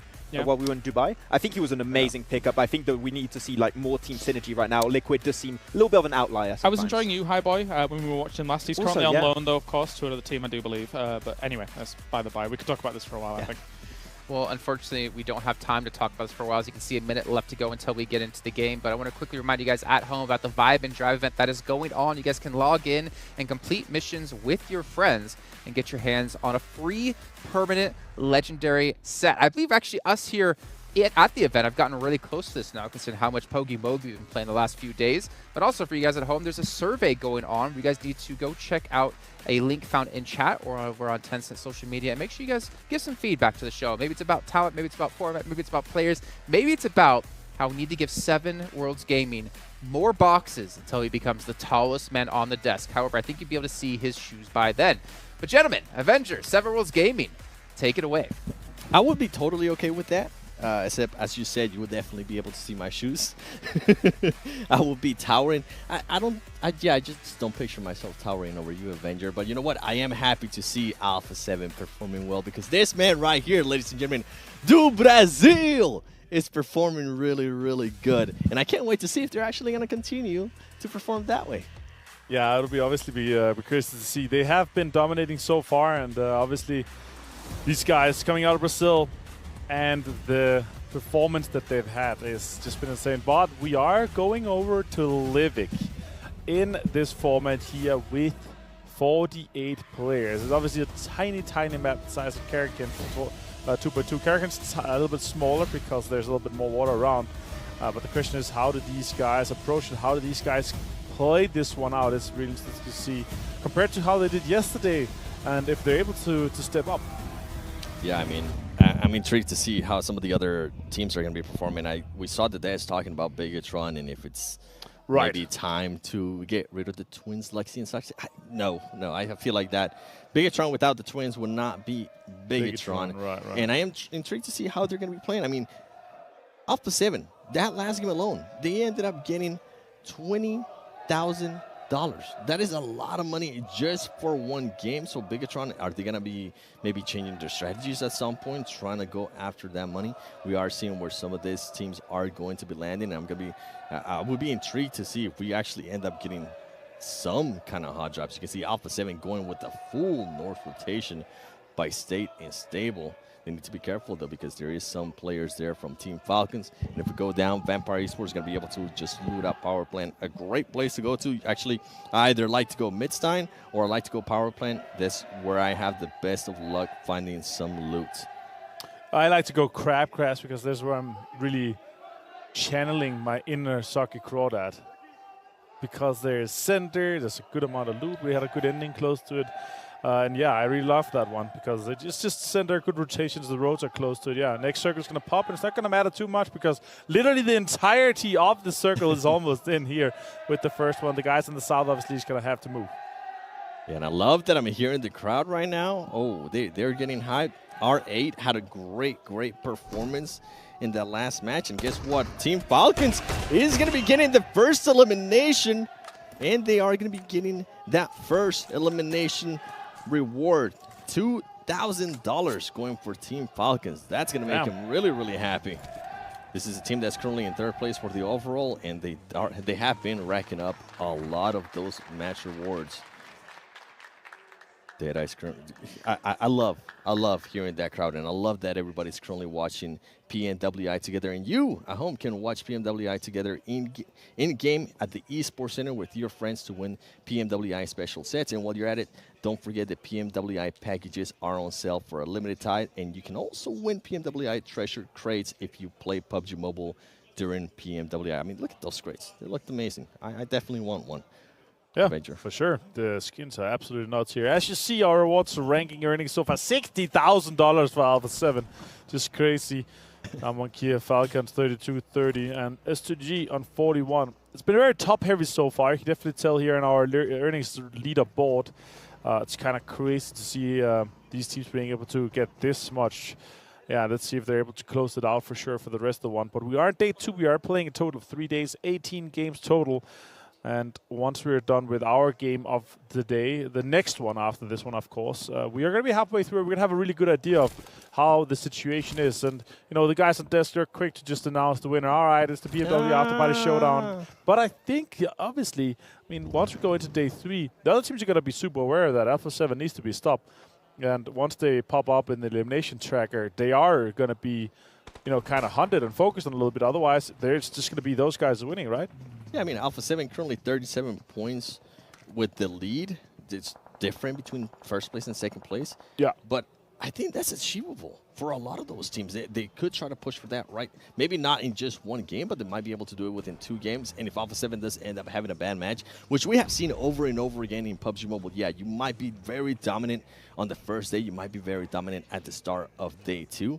But if you don't continue on that consistency, you can fall off very, very fast. Alpha 7, though, is not looking to be like that.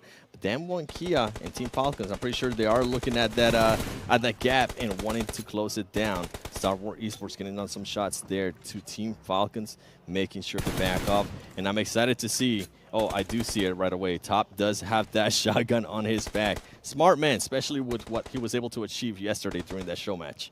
Yeah, for sure. Fights are coming out already. Starboard 4 guys really close to each other. Never alone here. He's going to stim up, try to move around a little bit, get some information. He's alone in this crossroad compound.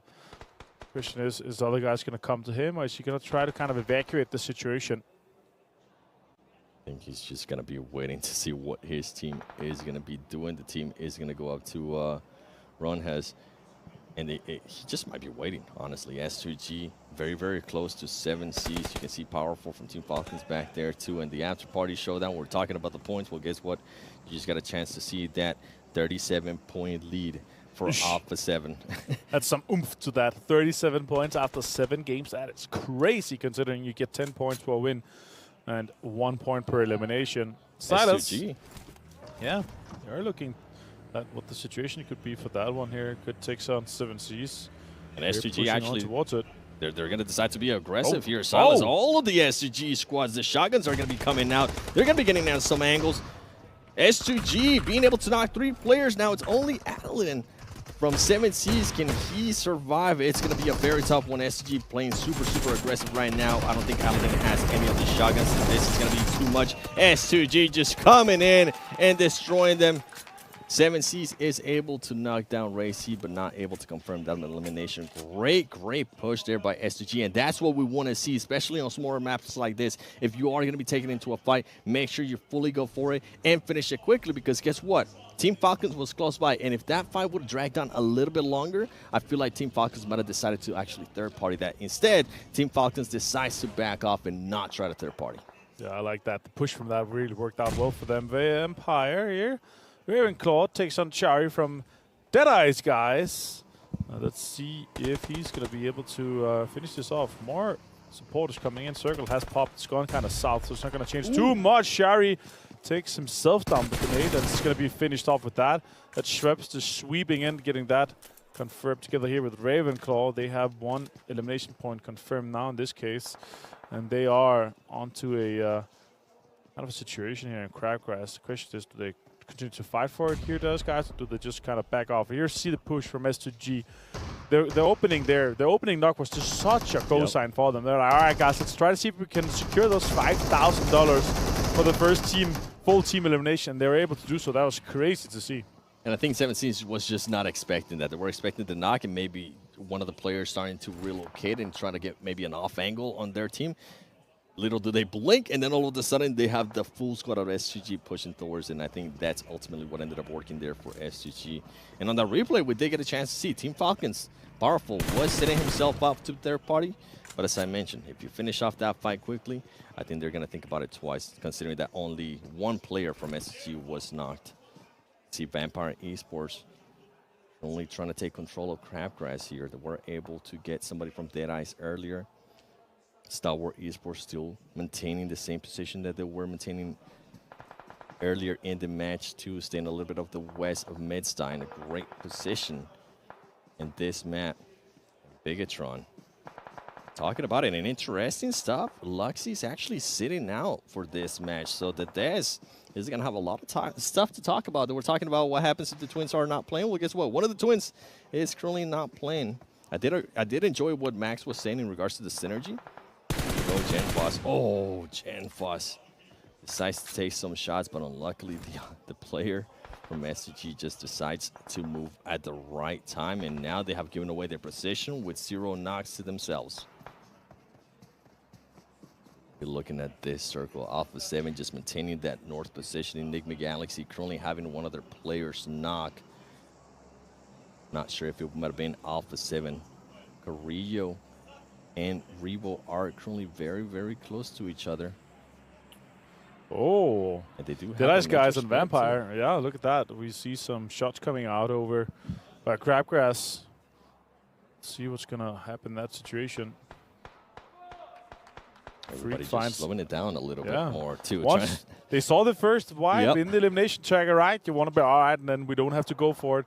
We're not going to be as aggressive anymore. And this is the case here where we see super aggressive playstyle, and then once the eliminations, the first kind of knocks and everything has been taken off the board, and you're not able to get the money from that, then people start playing a little bit more careful and considered to try to make themselves a chicken dinner and prepare that for them. Ooh. That's a Western shift here. That's going to be good for Crabgrass.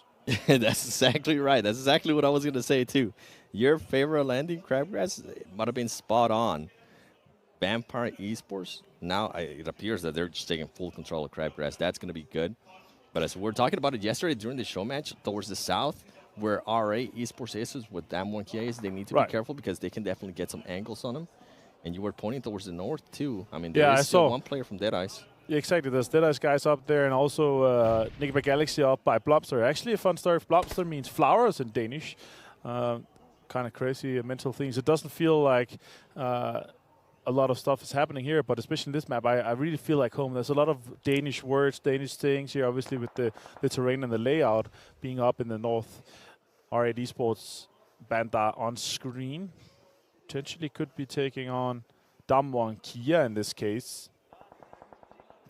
Just playing it slow, playing that snake roll. Damwon Kia just looking around, trying to see if they can spot anybody. And this is going to be huge. I think they might have been able to spot somebody there from R8. Oof. You can see S2G now setting themselves up. There's only 2 players there from Alpha 7. Alpha 7 has lost a player. Can Carrillo hit those shots? He is able to hit some, but he's not able to knock the player from S2G. And S2G, we saw the aggressiveness that they had earlier. Mafioso able to actually get a knock on one of the players from S2G, and he decides to push up a little bit, continue to be that aggressor that he has been this whole time. He needs to be careful, though. He cannot get knocked here because he's going to be by himself, and his teammates are actually across the road. They're not going to be able to pick him up. With this fight continuing, S2G looking to just reset themselves. They are going to be able to get that revive on Hanslow, player that was knocked. Alpha 7 trying to throw some nades, trying to see if they can maybe connect with anything over there, trying to get another knock. Ooh, Kasi does get a lot of damage from a grenade thrown by Carrillo. Mafioso's now going to be a little bit trapped, being in the blue zone. And I think SCG ultimately is going to be smart, and they're going to decide to back off. That's kind of surprising, honestly. But yeah, they did take a lot of damage from this case. That's a good knock right there onto Colsey. Carrillo able to find him. Hamsy's going to go for it. Now he's going to go for a first aid first. They're outside in the blue zone too, so it takes kind of a lot of damage. Nate's coming out. He's going to try to do a little bit. Deadeyes guys has been eliminated by Vampire Esports. That's a good shot at finishing that off quickly. Colsey, they're able to secure that point. Mafioso. Oh, he's been spotted. That's a good shotgun peek with that. I love that by Hamsy. Going to be able to finish him off too. That's a little bit of a quick situation for them. The question is Mythic going to be able to pick up? Yeah, he's going to pick up Carrillo in this case. Circle is closing, and it's kind of north of Crabgrass that we could potentially see an ending here. Yeah, and that's the thing. You cannot take too long with those fights, whether it's a third party or whether it's a blue zone. With the way that the circles are currently closing in so much faster, you need to make sure if it's a fight, you're going to have to finish it very quickly.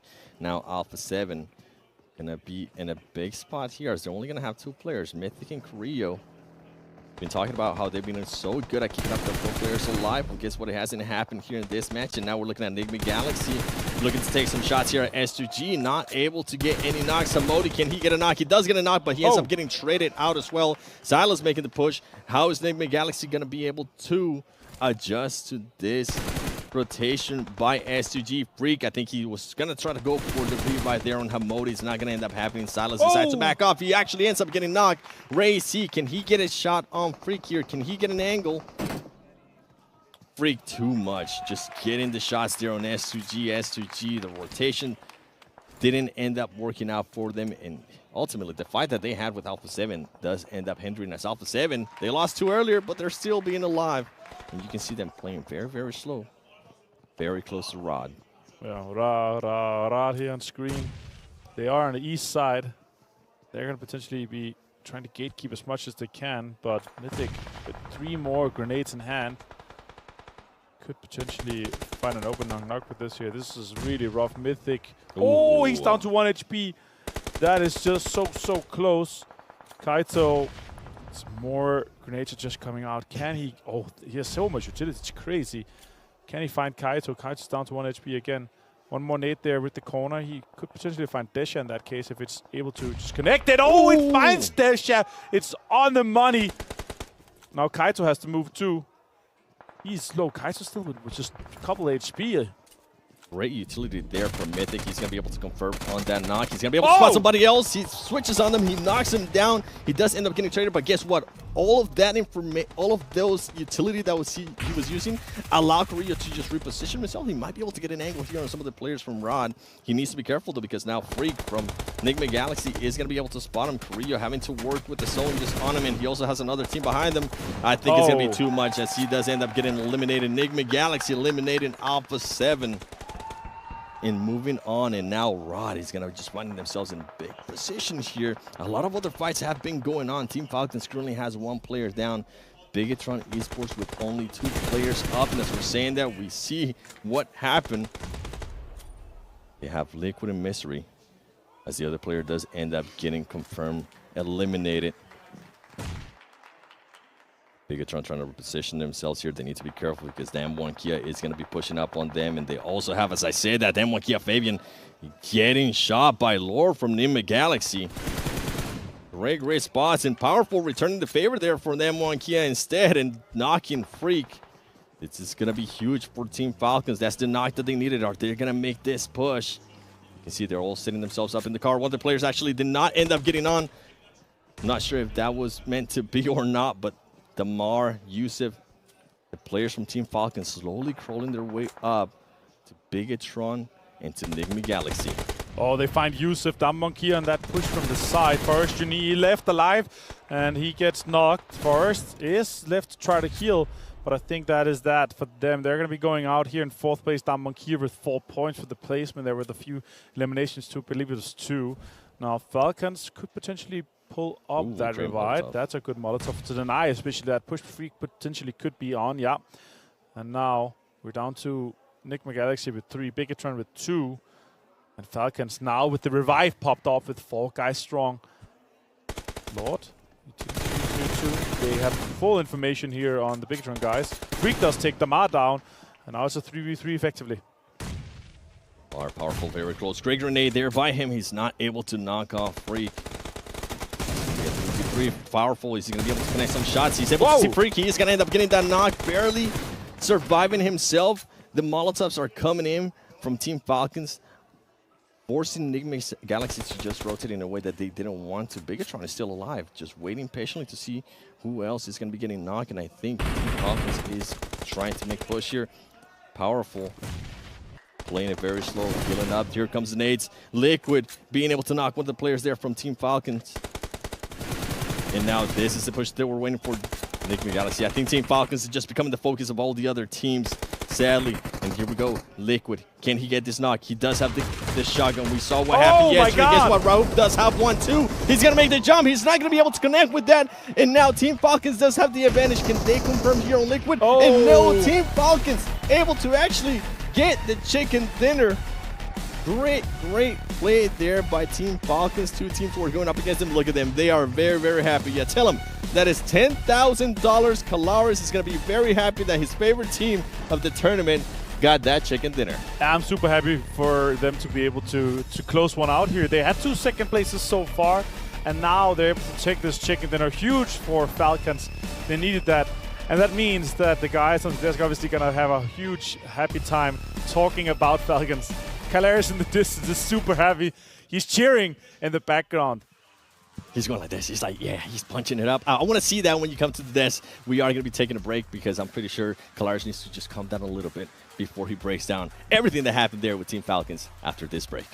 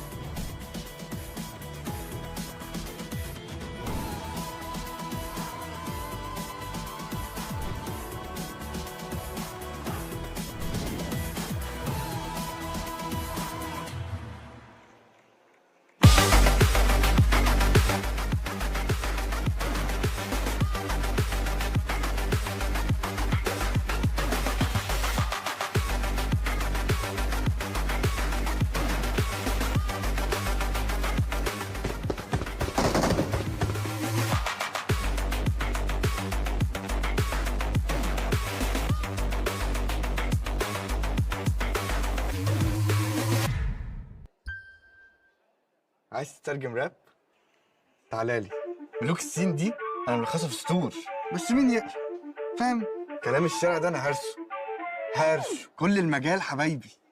بروز. وانا كاكازوكو مصدع ايه القي نظرة لو على الحلاوة عندي كاستر بالاسم. عفرت يا عفرت، هتفضل معفرتها ولا ايه يا برو؟ انت مين يا هو ازاي ده دخل هنا يا جدعان؟ نكسر الدنيا الاول وبعدين نتكلم، نعيد من الاول. لا لا لا لا لا لا لا مش مسجل. اخواتي عشان فاهمين الصين، سبوتيفاي عمل لك بلاي ليست الاقوى راب مصري. اسمع ملوك الصين ببلاش.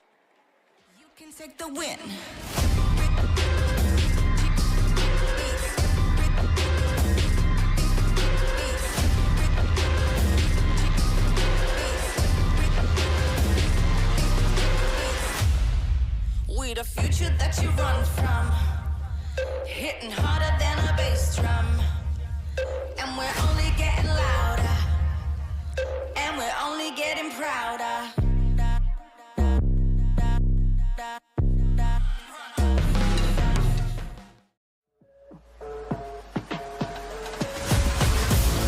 Lights out, lights out.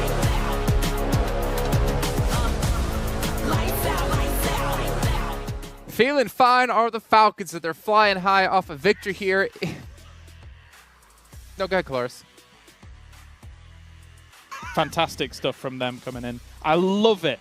I apologize, Jason, for interrupting you. No, don't apologize. You are very right. They just won. Let's take a look at the match rankings. Brought to you by STC as they get themselves $10,000 and 17 points closer to approaching Alpha 7.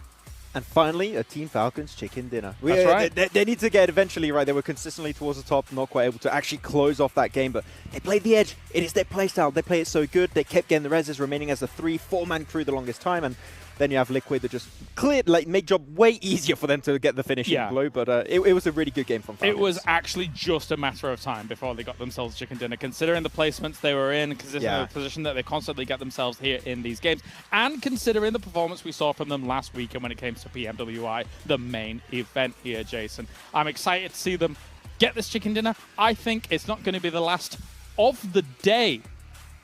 Never mind the tournament. If Team Falcons don't get a second chicken dinner on the day, will you give us your best Falcon impression on air? If they don't get another chicken dinner on the day, I will shave Maxman's eyebrows. What? Hey, wait. Shake your I hands. did not agree to this. That's agreed. Wait, All right. Thank you. For Maxman. Continue. No, I don't want this.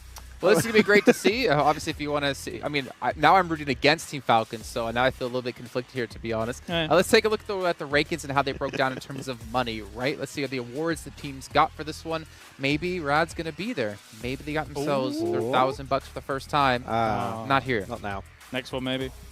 That would be the most unfortunate result or end of this event if they don't get any money from. Yeah, you still get like 15K, 10K. I don't remember the last place prize. You still get some money. Yes. Yeah, but to have a goose egg for match the rewards consolation prize would hurt. We felt bad. So I mean, S2G is also pumping here when it comes to the money coming down in. More going their way. Airdrops as well as eliminations happening. And Team Nigma Galaxy, I mean, considering the compound that they had to work with, very nice indeed. I think for some of these teams, we saw R8, for example, head into Crabgrass very early. I don't think that's a winning strategy here on Livic. We say all the time, don't go into a city unless you think it's going to end there. It's especially important here for Livic when it comes to a lot of these cities sitting in these valleys. We don't have much time. I'm trying to talk fast. I'm sorry, I'll apologize again.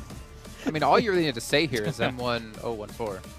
M1014. Yeah, actually, we saw so much of it in this game. There was so much. And it's great to see because it's an excellent gun. Yeah, well, Nigma Galaxy versus Liquid of BTR taking the M1014 like battle. The drop down. Yeah, the drop down. There is so much happening, right? And there you go. Happens once more. And it's cool because there's so many kind of crashes that go on in this map. There's so much close combat going on in this map. That's right. And I think overall, you're a phone. That's right. I'm the Sony Xperia.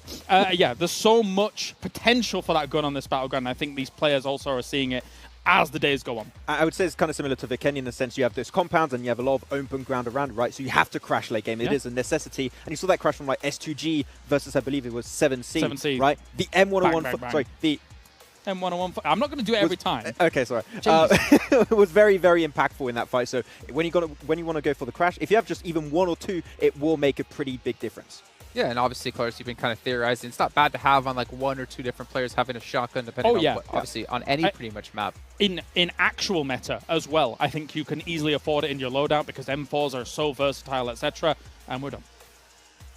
Oh, we're done for now. Well, you're done for now. I'm not done just yet because I got to bring our casters in since we have 45 seconds left to go over onto the Candy. But before we can throw it on over to them, I'm going to give a big shout out once again here to Spotify and to Razer for helping to make this event possible.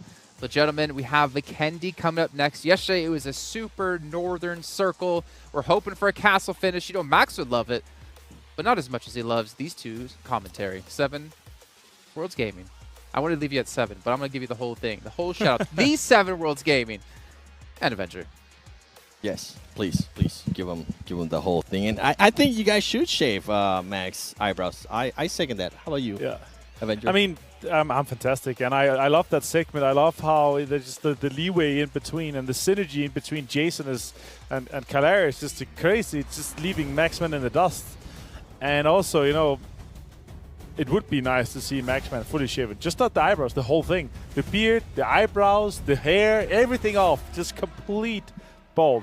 And he does have great hair, though. Yeah, it could be the next. That could be the next bet we're gonna see from those guys. But we are on to Candy. We didn't get the chance to cast it yesterday, and we're off to a really, really spicy one with the plane path being super far north here, as you're gonna see once we go into the game. The stage looking amazing here in Riyadh, and as you see here, we are going really far north. So we're kind of hoping for this next one maybe to go on the southern side, right? Because that'll be really hard for the teams to try to traverse that.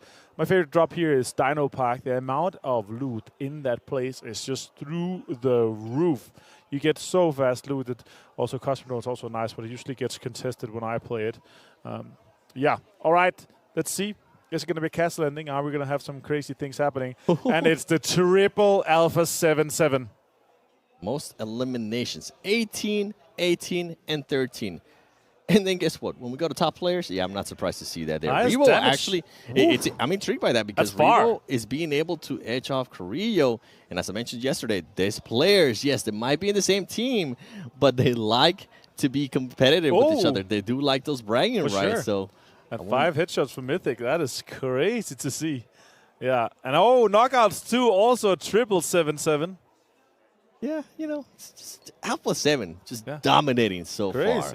Can they continue on with this kind of performances? And Nate Illems, guess what? We do get one of the twins there, Luxy, with at least 2. And nobody has been able to surpass Jen Foss with that longest elimination of 363. 73 meters longer than Race. That is just crazy. It's obviously super hard to get. Oh my god, we're going to get super far east for this one. Actually, not too bad. As you see on your screen here, there's a lot of teams already dropping. We do have a few teams on that western side that's going to have to make a rotation, but it's going to be easy and dandy for everyone here. Again, thanks to Sony Xperia for being our official smartphone partner here at the PMWI PUBG Mobile World Invitational here at Gamersate in Riyadh, Saudi Arabia. Amazing to have you guys on board. And Nick McGalaxy on screen. They're going to be sharing this combo. Not going to be a lot of loot for them. And they are going to be outside of Dino Park, just on the east side. Nobody is in there, so they could go loot that. A lot of teams on that western side is in there. Yeah, a lot of teams with great skins, too. Keep an eye out for the PMWI packages are on sale for a limited time. And you can also win PMWI treasure crates if you play PUBG Mobile during PMWI. And while you're at it, don't forget, watch PMWI together in-game eSports Center with your friends to win some PMWI special sets. Never alone on screen here for Team Falcons with a fantastic win just last one. As you see on your right side, rewards ranking is updated. $60,000 for Alpha 7, 48 for SG, and 42 for Falcons now that they're able to put a chicken dinner on the board there. That's amazing to see. But 101 points, 30 points. Falcon actually closed the gap a little bit from the 37 we saw before. So 30 points now down to second place. But the rest is actually really close as well. Falcons, down Monkey, SG from 50 points up to 66, 16 points difference there, and 21 up to Falcons. A lot of teams have a huge opportunity just with one game. One good game could potentially put you into the top 3. Yeah, I'm hoping that we kind of see what happened in last week where it came down to the final match whether it was going to be Team Falcons or Vampire Esports. And I'm hoping that this is going to happen here, whether it's Team Falcons or whoever it might be, Alpha 7. I am a little bit biased, because Alpha 7, but Team Falcons has been performing really, really well, and hopefully they will continue to perform like that. That way, Maxman doesn't end up losing his eyebrows. He really, really loves him. So I'm hoping, even though I secretly want it to happen, I'm hoping it doesn't happen. The worst thing you can do is shave one eyebrow, because it takes so long for the other one to grow out, right? It's just, it does not look good, and it takes so long for it to grow out. Like one of the slowest growing places of hair that you can grow out, except for your eyelashes. Eyelashes, exactly. Those are also pretty slow. Except if it's you, of course. You have luscious eyelashes and eyebrows, of course. So you could shave them off, and then in a couple of weeks they'll be back. Stop it! You're making me blush. Nick McGalaxy making a rotation here with the snowmobile. Boy, it's been a while since we've seen something candy, and I forgot about these snowmobiles. Definitely interesting. When I used to drive them, they were not the best with controlling them.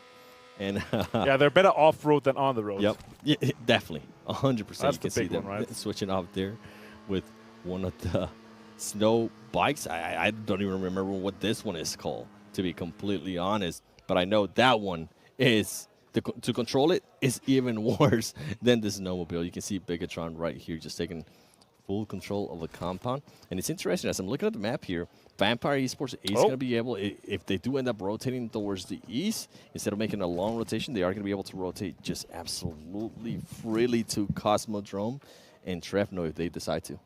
Yeah, exactly. They're going to be completely fine with that. The question is, how are we going to see those other rotations? Because right now we see a lot of teams coming in from that south side. There's guys. Shifu on screen is going to pick up on top. He has a G36C in hand, I see. Maybe he prefers playing that. I actually kind of like it as well.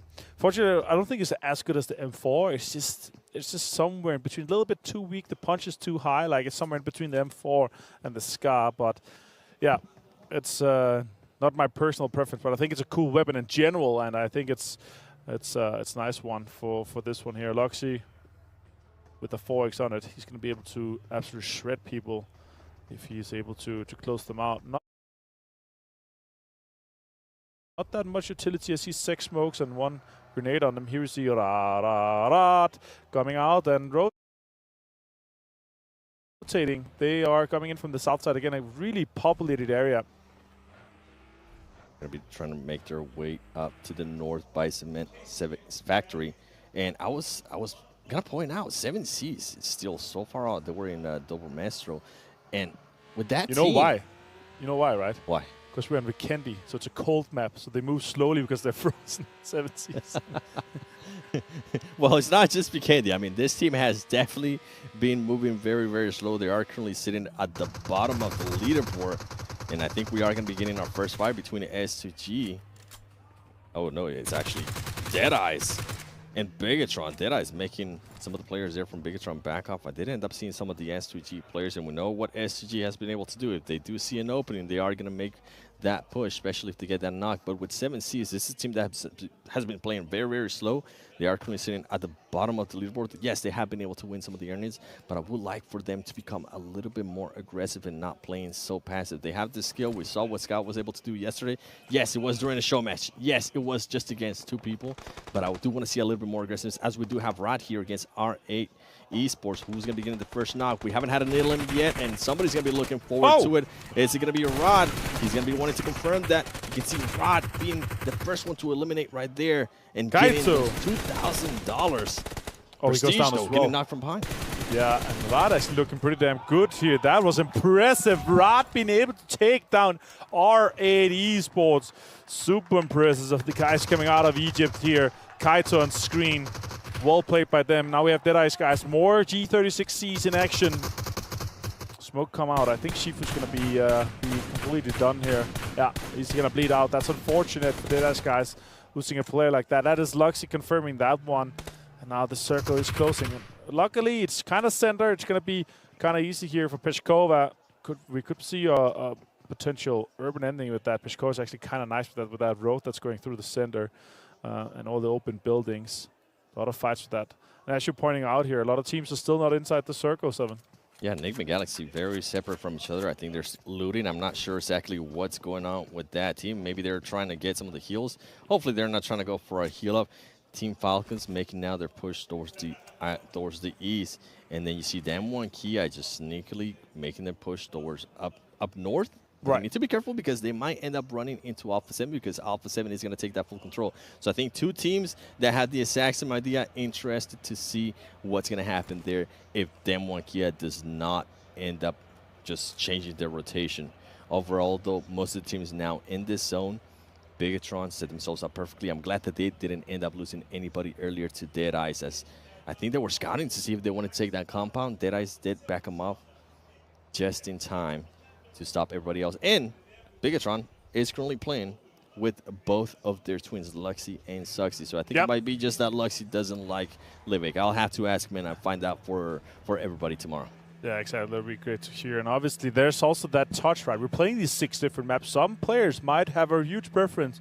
Like, it's one of their favorite maps, right? And the other players, if they hate it, you want to swap out. You want to have these players that have a huge insight and a lot of knowledge, because the terrain on each map is so vastly different. So if you're able to have an upper hand or some information that some of the other players don't have, that's the nice thing about being able to substitute, you know, every single game. The synergy of between the 5 guys are obviously very high usually.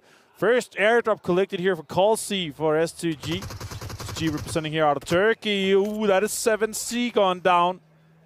That is not good for them. S2G being able to find that one. Race on screen, as you see. This 3-finger setup, it looks like. I forgot how wonderful that ghillie suit does look on the snow. Oh, yeah, I love it. Taking advantage of it. It looks absolutely so amazing. hard to see players when they're rocking it and they're playing it as well. Like when they're super slow or move quick, then sit still. Shots coming in here from Race. A lot of G36 in play. I like that. None of this team is having to rotate yet. The circle hasn't fully closed. Alpha 7 did end up moving a little bit more north, kind of freeing the way up for Damwon Kia. Team Falcons now positioning themselves between Alpha 7 and Damwon Kia. Guess what? Damwon Kia now needs to be careful because they might end up getting sandwiched here between Enigma Galaxy and Alpha 7, as Alpha 7 is starting to go a little bit south, seeing if they want to take that compound. It comes down to what the circle is going to do. What are we going to end up getting? Are we going to get a somewhat of an urban? We are. That maintains a lot of water, which means that the teams that are on the east side, close to the water, can play that uphill. But Peshkova is going to be crucial for this. I could see a few teams, maybe even 3 or 4, trying to just rush that and prioritize having that, because it is quite heavily centered right now. More teams are trying to rush into some better angles. Right now, Enigma Galaxy outside the zone here, 7. It's not looking good for them. They have a far way ahead of them, and they have a few teams that potentially could be gatekeeping. Does Fabian know? I'm not sure. Fabian's just running in the open here. Rove could potentially take some shots, but he's waiting. Fabian could turn. He is inside the zone right now. Shots up. They're 3-2-1-ing that one, and Freak and Rauf is able to take down Fabian quickly and disperse with that. Meanwhile, the last 3 players from Damwon Kia, they're going to be rotating into the zone here on the southeast side and try to prioritize that. They're going to have to be careful. Alpha 7, Mafioso is going to be holding an angle there for his team, and he might be able to spot some of the players there from Damwon Kia. Damwon Kia already losing one of the players from Enigma Galaxy. Great action that we saw there from Enigma Galaxy, waiting for everybody to be on the same page. Now, Star Wars Esports stop getting knocked by S2G. S2G, we talked about this ghillie suit. It's really, really hard to spot. Can he take even more advantage of it, as he was able to knock top by surprise? Scree getting knocked as well from S2G. This is going to be a full S2G advantage, as they do have the numbers. We saw one of the players also trying to get it one of the angles too. Hamsi, Pika slowing down a little bit. Action there with him too. What a beautiful grenade there. Pika almost getting knocked, and there's going to be another nade going his way. He needs to be careful. Almost 5 HP. The only thing that's currently holding him off. Molotov's being deployed for Call-C. He has a 303 West, of course. Being able to get that airdrop really closely early on. That's a nice push here. That's a sweep around the edge for S2G. They could be pushing on that, trying to take down Scry, confirm that one. Meanwhile, see just a few players left. That is it for that. That is super well executed in that situation. Starboard has to back off, and it's just Action now. Together with Pika inside the smoke. Action finds Race. That's important. Action with some more pressure onto the SG guys, helping out Pika. It's unfortunate for Stalwart, down to just 2 players now, not being able to Oh, that's a big situation for them to take that one out. That vehicle could be crucial for them. Call C with the Mark 14, so strong, even up close range. Pika trying to nade that corner 7.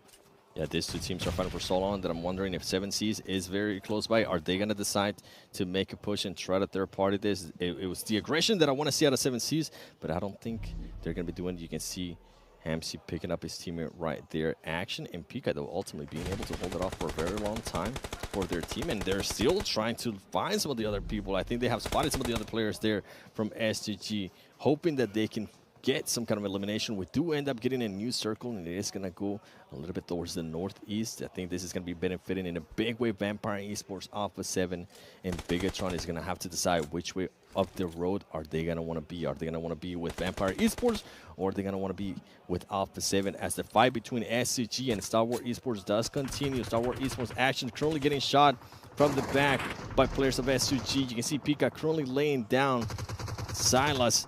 Action goes down to Hamsi.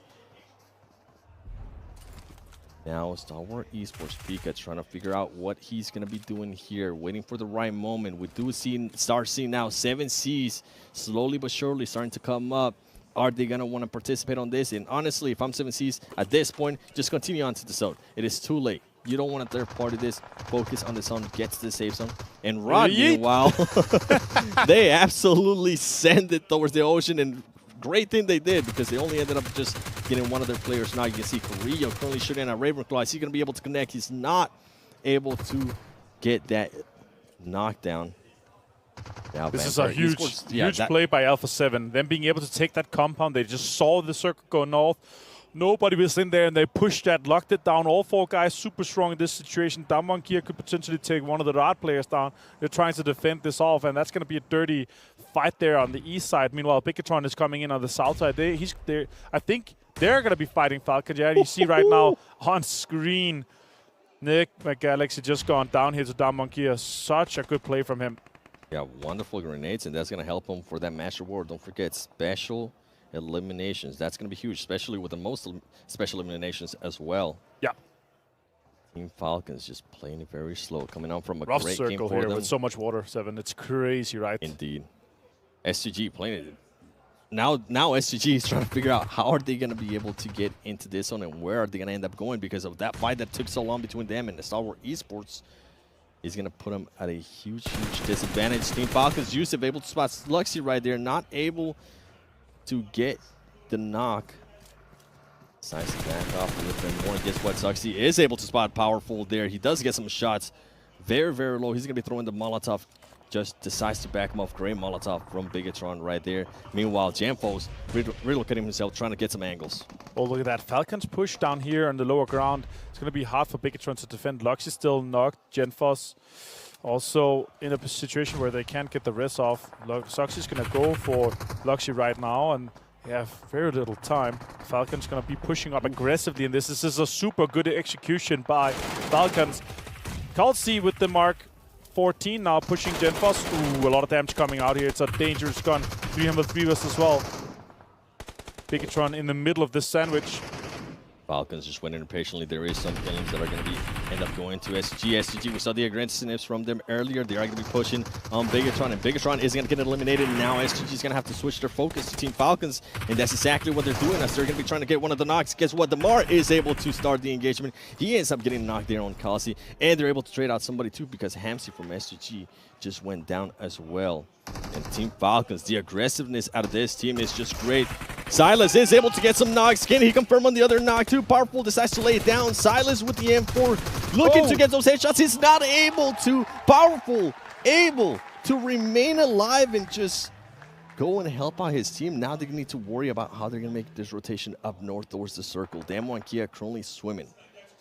We saw it yesterday in the other Vikendi, super far northwest circle. Now we have a super far east circle. So much water in play, and it eliminates so many compounds. That's why we have these wild situations where you see so many teams trying to push for the same compound.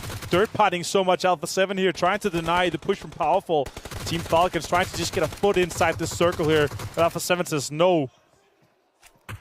Team Falcons just barely being able to maintain themselves alive right there. They do have a lot of the other players that are going to end up rotating, but guess what? Alpha 7 is just not having any of that. They're looking at all the angles. They're trying to find just any other players from Team Falcons to knock them and eliminate them.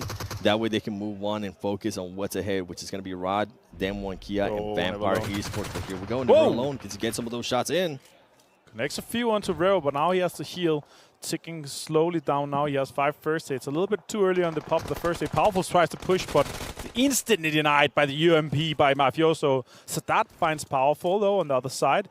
2 guys here from Rad, Stat and Munir. They are on the edge of the zone inside, but they are going to have to make a move as well. Damwon Kia, 3 players inside the circle. 2 also have Vampire inside that circle here. Next circle has Pop, and you can see here on your screen, top far right minimap, Vampire has just this little compound that they're able to hold on to.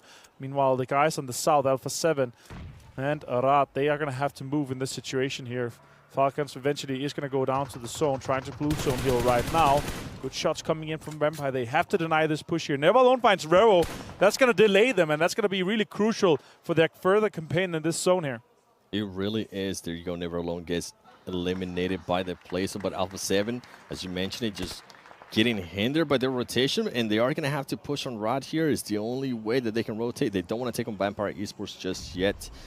Mythic is going to be able to get the revive right there, and now Damwon Kia, they went from swimming to trying to figure out if they want to push the action a little bit towards Vampire Esports, playing it super, super slow, and this is the right way to play. And we also see Rod, they do have a DPS at hand. Alpha 7 needs to be careful when they get to very, very close range. Yes, they do have those UMP, but I mean, the DPS is just way too powerful when you are that close. Here we go, Carrillo, who's going to be able to see each other first. Rod, Seda, not being able to get at least one of the knocks there. Can he get another of the knocks? He does end up getting a finish there on Mythic. Seda by himself ends up getting knocked down by one of the Revo nades, and now he comes down to Munir. Can Munir get any of this? No, he's not. Rod is going to get eliminated by Alpha 7. Alpha 7 ends up losing Mythic to the DBS. Vampire Esports Stone making their way a little bit closer towards Alpha 7. That's a great, great strategy there. They know that they currently have the advantage. Ravenclaw and Stone, they're going to lay down some of the nades, some of the Molotovs as well, trying to control where Alpha 7 is going to be rotating. The MG3 is so deadly up close. Here comes the shots. He ends up missing some of the shots. Now Alpha 7 does have all of their players up. Revo trying to heal up. Who's going to win this engagement? Vampire Esports, I think at this point, just decides to back up a little bit more. And they need to be careful because the zone is not going to be on them. The zone is going to be on Damwon Kia. Juni currently actually getting knocked and eliminated by stops from Vampire Esports. And meanwhile, Alpha 7 just being able to rotate, thankfully, to that Rich that is right there for him. Yeah, it's a really bold push here from Vampire. I like the strategy, trying to push out and finish that, take advantage of that situation with Alpha 7 having a few knock players. More shots coming into Mafioso. There's 2 stops, nearly being able to knock him. The zone is still in play here, and Alpha 7 is able to traverse this super hard and rough terrain ahead of them, while Damwon Kia is holding that rock lower ground. Shots are coming in. Carrillo finds Ravenclaw. That's huge. That is going to be huge. Can he get that elimination as well? Vampire Esports now in the defense. They're only going to have 2 players. They are in this zone, and they're going to have to be careful between Alpha 7 and then Mafioso playing very risky there with that jump. I thought he might have ended up sliding all the way down. That would have been just absolutely unfortunate. Damwon Kia playing it slow, and I wonder if Alpha 7 is going to be able to stop this revive here. Vampire Esports just might be able to pick up their player. This next zone here did go super hard towards Vampire. Oh my god, Stone finds Carrillo as well. This is going to delay them. That's rough. The question is, are they going to be able to swing over and get him? The only way for any of the teams, either Damwon Kia and Alpha 7, to win this is just to smoke the entire wall so they can push that. Otherwise, it's going to be really rough. The question is, does Song and Forest try to focus on third party or being the last team, or try to just rock with the zone, or what are their thoughts here? I really want to see some offensive smoke around that edge there on that wall that Ravenclaw and Stone is holding. That's really, really important for Alpha 7 to try to make that push. Forest has a car. The question is, how long is Damwon Kia going to wait until they try to push the Vampire compound or try to third-party Alpha 7? And with the terrain here that Damwon Kia has, it might actually end up working out. I don't think Mafioso would want to get up and take some shots there on that vehicle. And one of the other things that they need to be careful with Vampire Esports is if Damwon Kia does decide to make that push with a vehicle, they need to be careful because if Stobbs decides to shoot at that car, Mafioso is going to be able to counter stand up and see if they can get some kind of knock with that. Revo, Kariju just playing it super, super slow right now, which is the right thing to do. You can see Vampire Esports was able to pick up one of their teammates. They are at full 3 now, 3, 3, and 2. Damwon Kia is going to end up making this push. They are in the vehicle. They do have some smokes out. And the DBS ready. This is what we were hoping for. Damwon Kia, what's going to happen here? Who's going to be winning this? They also have a DBS from Vampire Esports. He ends up getting knocked. This is the opening that Alpha 7 needed here, and that's exactly what they're going to be doing now. They need to be careful. Ravenclaw does have an angle on them. He is able to knock Rio. Can he knock down Revo as well? Revo decides to lay it down. This is a huge 1v1. Revo is going to end up getting knocked too. I think it's going to end up coming down to Mafioso. Great players. He does end up securing a point right there for Alpha 7. Mafioso with the UMP making a push. It's too much. Vampire Esports, ladies and gentlemen, being able to win Big Candy. Great performance for them. Great positioning, honestly, from that team. And this is a team that always is able to hold down their composure if one of their teammates is down. Guess what? They showed it here. They waited for the right moment. They made sure they address any of the teams that was pushing towards them. Vampire Esports making a huge statement there with that Big Candy win. Yeah, exactly. Vampire here are PMWI, mainly when the winners able to win another game here in the after party showdown. That's crazy to see these guys able to close this one out here. It's a rough push, but that MG3 ended up paying off quite nicely. Damwon Kia actually opened it up a little bit for them. And I actually expected Alpha 7 to be able to capitalize a little bit more, but they were so quick in the rest. Yep. And I think Alpha 7 just didn't have any smoke grenades or anything going their way. I think they threw on so many earlier. That utility was absolutely gone for Alpha 7. It ended up hindering them. Vampire Esports just too much. And then one key, I mean, they had the right idea, but they were not expecting somebody else from Vampire Esports to also have a DBS and just be patiently waiting for them. Yeah, exactly. And now with that, we're actually going to be halfway through the after party showdown, which is super insane because that means that another good performance here for Alpha 7 means that they're going to be really far ahead on the leaderboard. Question is, how much is Vampire going to be able to catch up and how deep are they going to be able to go? Yeah, I think with Vampire Esports, hopefully this is a great momentum carrier for that team, right? And with Alpha 7, for them to not even get the chicken dinner, but at least be able to get that second place and get some LMs while you're at it, those are going to be some great points for them too. Yeah, and this campaign so far, and also I loved Vikendi here. It's great to see another rough circle, though, super far east. But we are ready here with the match ranking sponsored by SCC. And our desk that's going to be looking at how far the teams are going to be able to take it for the rest of the day. How far the teams are going to take it. Alpha 7 getting very close to winning that match, capitalizing off of the fight between Vampire and Damwon Kia. But unfortunately, they forgot about one player. And Vampire is able to close things out and get themselves 20 points. However, Alpha 7 able to still build up a lead against quite a few others. We got Maxman and Kalarisman on the end to talk about this last match. And I guess we can start things off talking about how we had another rough zone going far east instead of north this time. We're not going to get a normal Vikendi game out of the impression. No, the first time I'm seeing Vikendi back in competitive, and I feel like I'm robbed in some way. But it's still working out great. Rob you of your eyebrows at this rate. I mean, okay, you know what? I was supporting Falcons a lot more than I usually do this game. Oh yeah, okay. Like, okay, Falcons, please go a little bit further. I want to hold on to my eyebrows, but Vampire really, the fact also, we're talking about it with Blank in the green room. The fact that they rezzed Ravenclaw and kept him on that angle behind the crate was really what allowed them to get those 2 knocks onto Alpha 7 and what enabled them afterwards to get the win. Also scary that he had an MG3 behind that crate too, which he had not from that crate, but from a prior crate. So most crates? Yeah, maybe most gentlemen. Crates. Rod got money. First team white. They did. $5,000. I remember that. Yes. We're happy for that. But yeah, the MG3, high fire rate. Back to the main story. Scary to kind of make a transition against, especially when it comes to that. But I will say Alpha 7, the timing at which they did the transition was good. As much as it looked hard and as much as they did get gunned down, it was still a good push. You try and push when those knocks have come in. You know that fight's not completely kind of been recovered from against Damwon Kia. It's the good time to move, even though it's a hard move to make. I believe there were 2 teams that had the same idea as them. I think it was BTR and Rad, if I'm not mistaken. And the fact is that Alpha 7 are so quick on their feet when they have an IGL call out. They just instantly act upon it. They're super snappy. Other teams are a little bit slow, and Alpha 7, that allows them to get to those positions early and alone. It's exemplified by just how consistent we've seen Damwon Kia and Alpha 7 here be every single game. And again, this is a again, on a Vikendi, not an easy circle to deal with. The fact that we've seen 2 coastal circles on Vikendi is such an anomaly. Normally you have these kind of central circles with these compounds, not castle. But the coasts, very kind of uncharted territory for some of these teams, I would say. Well, we did get to see, though, quite a few teams capitalize off that moment, right? We saw it go Eastern. I think it was around like zone 5 or 6, and we saw Alpha 7 immediately push in towards that zone, take a compound. Vampire do the exact same thing. Damwon went for a little bit of a dive into the water with some hypothermia. But we saw the teams realize that we have to make a move. We have to make a play.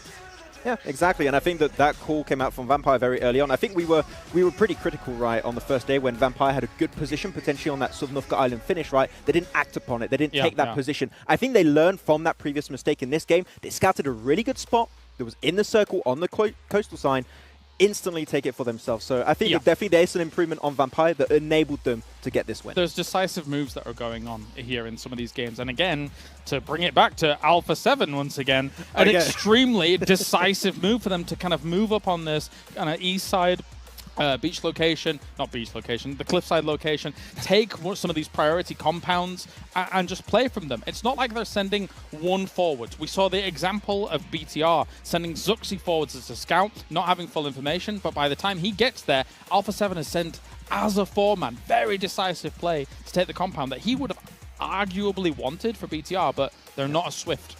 I mean, the thing about Alpha 7 is, and I realized, yes, it's just Korea left over from that Loops roster, was that even back then, we've seen Creo and Loops just be very decisive in their decisions. When they make a call, they all go for it. When they smell blood, they go straight to attack like a shark in the water. And they did it right there. But you know, it didn't get them the win. It still got them some good points. Obviously, as we did get to see, I think about 10 for themselves. So they're still trying to lengthen that lead. But Vampire Esports, they're one of those teams trying to claw their way forward a little bit more, whether it is based off of money or obviously based off of placements. And I want to check out their player stats in this last match to see if anyone really stood out. And I mean, Stoned or Mike in game, or I don't know. They actually changed it back to Stoned, I guess, here on our sheets. He's officially Stoned here on ours, All right, yes. that is good. Yes. 610 damage. Yeah, he's been definitely doing some really big work for his team this game this time around. It's really interesting because it is a completely different duo from the duo show match. Like Stone, I think. I expected actually Stone to be in the duo show matches. I don't know what you think, Kalaris, but he's not there actually. It's Ravenclaw and is it Schweppes? I'm not sure. It stops. I'm not sure. Maybe. I mean, he's definitely a standout player, right? Like, yeah. So that's what you're trying to get at here. He's definitely a standout player. We saw it in the main tournament. We're seeing it here once again. And so you're able to put him in a position where it's very, very impressive. Yeah, very impressive indeed. I really enjoyed how they were able to speed up the process of this game. But hyped to see if they could try and replicate it, right? A lot of teams have been on that high, like Damwon, like also the likes of Alpha 7. If you can replicate and remain consistent throughout today and also tomorrow, hey, you never know. Vampire could be in that top 3 contesting for the top spot. Needed a drink there, sorry. It's going to take a big day, to be fair. But again, it depends on what you're going for. Either placements or you're going for the rewards you can get within the match. Let's take actually a look at the match rewards and see what teams got what. We're going to see a certain team in there that we're going to be extremely happy about. My boys. It's Rod! 7K from that match alone. That actually probably takes them higher than some of the teams. We were musing about it in the back, right? Like, this style of tournament and everything like that, and as kind of time's gone on and they really haven't got much money under their belt, they're making adaptations to try and push a bit more aggressively, get themselves those first eliminations, first team elimination. You can see it very decisively here in this game. So good for them. I love it. I expect a lot of Damwon on the second page. Like seeing that 4 nade elimination on the side of Ningba. Overall special elims. Yeah. Oh, what a surprise. What a surprise, of course. Like, their nades play with the same. But hey, seeing a lot more money. Also, 20K game coming the way of Vampire. Like, the teams that win tend to, like, take not only just the chicken dinner, right? They get those big elimination games, most eliminations, team wipes also. So, like, it just all comes together in, like, one neat package. If you just get the win, you get the points, and it just goes together. Some of these top teams are not sharing the wins either. We have had very few chicken dinner winners over this day and a half so far. So, the top teams are shining, definitely. They are, and they're getting more used to the phone. And speaking of the phone, the Sony Xperia 1 forward made in collaboration with professional players to make sure you can edge up your game and become a pro one day. It's actually the official smartphone partner here at PUBG Mobile. In the meantime, though, we're going to head to a quick little break. You can see towards this side, 6 minutes left to go until we head into our next match of the day. But you guys have seen these little basketball challenges we've had. Now, some of you out there might not know what basketball is or how the challenge works, but luckily for you, we have an explainer to break it down for you.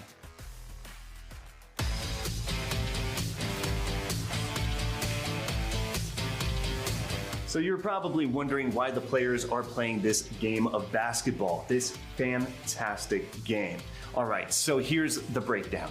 45 seconds is all you got to get as many goals as possible.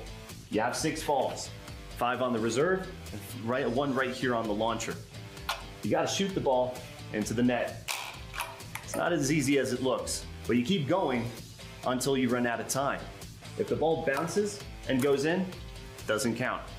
If the ball bounces off the backboard and goes in, of course it counts. The thing is, this game here right here, it's not just for fun, it's also for money. The winner at the end of Gamers 8 gets $1,000. So you better buckle up because this game is about to get heated.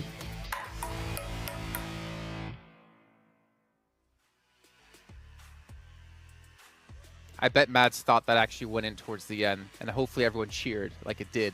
Like you've seen on probably some of those videos on the internet. So that's how it works. $1,000 on the line across all the games, though. I believe it's not just here for PUBG Mobile. We did have one good representative. Who was it again? He was from Stalwart. Senator. Senator, yeah. He got like 7, 6? Yeah. As he moved it exactly right next to the basket. See, but I didn't hear any stipulation about the goal has to be standing up. What are you wanting here? Or be on the table. Maybe you can move it, so you can just hit it and then try to catch it with the You can't basketball move hoop. the post. You can The move shooting. around like where you're shooting from, yeah. Yeah, It has to be on can the you table. But can you move the basket? I'm going to be honest, though. I am really glad we got an explainer on how basketball works. Phew. If I hadn't have had that, to be fair, there were a few more stipulations than that. But, you know, get it in the basket. Woo. Anyway. I think that counts for quite a few different sports, to be fair. Sports but ball. Alpha 7, 111 points, $60,000 for themselves. Team Falcons currently sitting in second place with 42K. But look at S2G, 50K. I mean, I feel kind of bad for Bigatron, though, the only team on the front page here without breaking $10,000. Yeah, I mean, they've been getting close time and time again. They still are not able to get themselves that chicken dinner, right? That's the big outlier. That's really the big thing that's going to allow them to set themselves apart from the rest of these teams. But yeah, if you don't get the win, like $10,000 per win, that is massive. And of course, as you said already, a lot of teams don't want to share that chicken dinner. What is it all about? It's about the land of extremes here, Max. Yes. Yes. Quite. Let's hear it, Max. Extreme!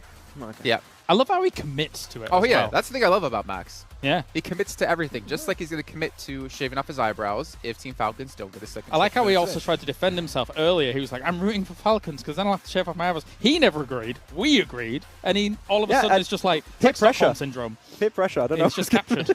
We have more than enough talent here to hold him down and make sure that's a possibility. He empathizes with the captors. You see Riyadh here, though, 7K from that last game. I mean, to not even win the match, but to get $7,000 for that is fantastic. I mean, I'd be extremely happy about that. Let's see if they can acquire some more money. But you have R8 only down to 2, unfortunately. Yeah, that hurts a little bit. Like R8 have been a little bit transparent a lot of the time. They still get themselves like pretty close to the end game, but they don't get that first elimination. They don't get the first squad wipe, and then they just don't tend to like speed up the process. They don't aim for anything in the game, right? So they just don't get any rewards. So just like we saw with Rad, maybe they're going to try and bring a change to the table, but it hasn't just happened yet. Yeah, they're not as decisive about their movements and stuff like that. But and it's a little bit of a shame because again, we've looked at this team before. It's kind of the rebranding of Rico Infinity. The 2 guys from Rico Infinity, the 2 guys from previous Alloys. It kind of meshes together. It's a great roster, but it's not coming together here right now just yet. Yeah, it's unfortunate it's not coming together just yet, but there's still time. We're not done just yet. We still got matches. Right. I think we're only... Yeah. Did Mickey Mouse just join us here? On No, the show? there's time. Woohoo! Let's take a look at the match rewards rankings, though, to see which teams will be sitting in first. I'm pretty sure it's going to be Alpha 7. There we go, 60K for themselves. But S2G, 50K. I mean, again, this is a lot of money to win, only being halfway through the whole event so far. Yeah, this is the most money you could ever win in PUBG Mobile esports history in a single game of PUBG Mobile. Like, it's clear that now that's what the teams are aiming for. So, yeah, of course, Alpha 7, S2G, they're all running away with the money, was down one also. But so there's still a chance that some contenders could rise up on the last day and make a pretty decent amount. I think we're trying to make some other teams outside of China be able to equate to how much Nova have won over the course of their history. It'll take Come a on, while. some team catch up. You can see our second page, though, is to round things out. I mean, it does fall down to obviously 2K, but still some decent money being won from all these teams. And there's still more money to be won as we have the next map coming up, Karakin, in just a minute's time. But before we can hop into that, we got to talk about MasterCard as one of the sponsors of this event, as well as the Saudi Investment Bank, making sure we can have this event happen for all of the viewers and obviously all the teams as well. But we do have more challenges for you guys. We need to take a screenshot of the best PMWI moments from, well, and post them on YouTube or Instagram and tag hashtag PMWI best shot, and you can win some cool PUBG Mobile statues. So if you guys want some more information on how you can do that, make sure you head over to the PUBG Mobile Instagram to check it out. Also, we still have the survey. We'd like to hear what you guys have to say about the show, about the commentators, about the talent, about the players, about the format, everything you could possibly want to give feedback to. Make sure you guys head over there, and you can check that out over on Tencent's social media. But as the sound comes on, the music comes through, Karrakin is 10 seconds away with our commentators, John Allen and Blank. It's eking ever closer, Blank. Game 4 of today of the After Party Showdown. As Avenger said at the end of the last game, we are past that halfway mark now. It's only going to get all the more tough from here on in. Absolutely, and these teams, they need to get a cracking on with getting these points on board during these matches. Trying to earn themselves a little bit more money, a little bit more of those in-game rewards for themselves. Alpha 7, you know, they're way ahead of everyone else in terms of points overall. 111 at the top. Goodness me. Good stuff from them. But we're heading over towards Karrakin, a very, very small map with, you know, quite minor compounds towards the center. So a lot of these edge drops around the coastal side we'll be able to loot up a little bit. We saw some cheeky stuff yesterday with teams heading directly into the tunnels and kind of snaking out towards the end. But you're not earning the big points like the most eliminations over here from Revo as well as Carrillo. 5 ahead of the third place of Never Alone there with 14. But already, we're getting a little bit of a hot drop going on across the map. Seems like there's 2 groups of teams right now over on the north side. I think S2G rerouted away from that 7C BTR engagement on the north side. As we do hop on in on the east side as well, you've got R8 and Rod seemingly quite close to each other. Enigma Galaxy split around the Deadeyes guys as well. Maybe looking to get inside those tunnels. At the moment, looks like R8 might be looking for the first elimination. Get a little bit more money on the cards. I mean, they were sat at the bottom here, and look at that, 2K. They've doubled their earnings so far, and if they keep going, they might be able to get that 7K total from that first team elimination. Easy peasy, lemon squeezy there. Just picking up a lot of money off the back of it, but already it's Deadeyes guys and Enigma Galaxy who are also taking a fight on. You can see on your screens right now, Chari, who's been fairly fantastic for Deadeyes guys during the After Party Showdown. Starts things off strong for them, but look at that, it's popping off all over the place. We can barely keep up with it. Okay, BTR pushing in, DBS in hand for the forefront. Nicely done. Off angle for Genfos as well. BTR moving through well right now. 7C, not really getting too much to hold off. Spray God needs to hold the stairway. Gets one, but traded off. Beautiful result for Liquid as he can now start up that res. Getting that flush as well. The team elimination came through from Stalwart in the meantime. Plenty of fights going on across the map, but Bigatron still on this push. One of the big hitters in S2G already going down. Zuxi, though, just surrounding them. Molotovs that sent through. Try and stop the push, but Genfos has got a pretty good idea where this player is. Underneath. Now we'll relay that information back. Aladdin's in a tough spot. Will drop the shot, though. And that'll be him out, but immediately there's a refrag there. BTR are with it this game. Greedy, greedy, greedy there. Aladdin succumbs. And will get traded off. Sarang, though, last player standing for 7C. Door shut in his face. Maybe looking for this res, but out comes Zuxi. It's taken care of. Not quite good for the second. Liquid is going to be able to clutch this one out. All 4 of BTR stay alive. Quickly get the reses back on board, but it's Stalwart 4 eliminations and BTR with the same. So 2 team eliminations there. Stalwarts will still hold the most team eliminations title for the current time. Considering it's based on time, whoever gets it first will hold on to that little place on the podium right at the top. Vampire Esports trying to bring things back. Had a great game there on Vikendi. Some really interesting plays that they pulled through. I think Schweppes jumping into the water. You know, as an info play, it was good, but I think he took things a little bit too far. Even so, Stone and the rest of the team were able to back him up and take that victory home for them. But now it's Stalwart versus Vampire Esports, hoping to get a little bit of revenge for what happened in the PMWI. I think everyone was thinking that Stalwart was going to really be right at the top in terms of the standings, but Vampire Esports came out of nowhere and just continued blasting in that tournament. I'm not too sure what happened to S2G there. Did they go down first? I thought they'd managed to get the first team elimination, but I think I was mistaken on that. No, they were the first team elimination. Oh, well, that's the opposite. Felled by Stalwart. Ah, okay, right, okay. That's fair enough. To be fair, S2G have had a lot of money so far. I think they were at 50k at the start of this game. Yeah. They are doing absolutely fine for themselves. So, you know, spread the wealth. Share exactly. You know what they say, sharing is caring. Like so, all these teams hoping to take home a little bit of brass by the end of it. Should be very nice to add to their totals, especially the teams that did qualify directly from the PMWI, our top 5 from there. And it is BTR who starts this game off very strong, but it's Stalwart who have remained consistent, I would say, throughout both tournaments.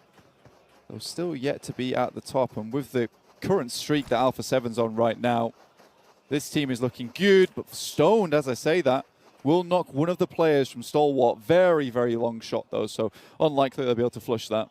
Action seemingly the one to move. Top on the far side.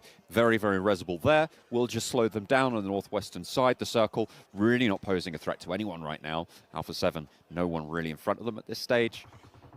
Should be pretty much a vibe.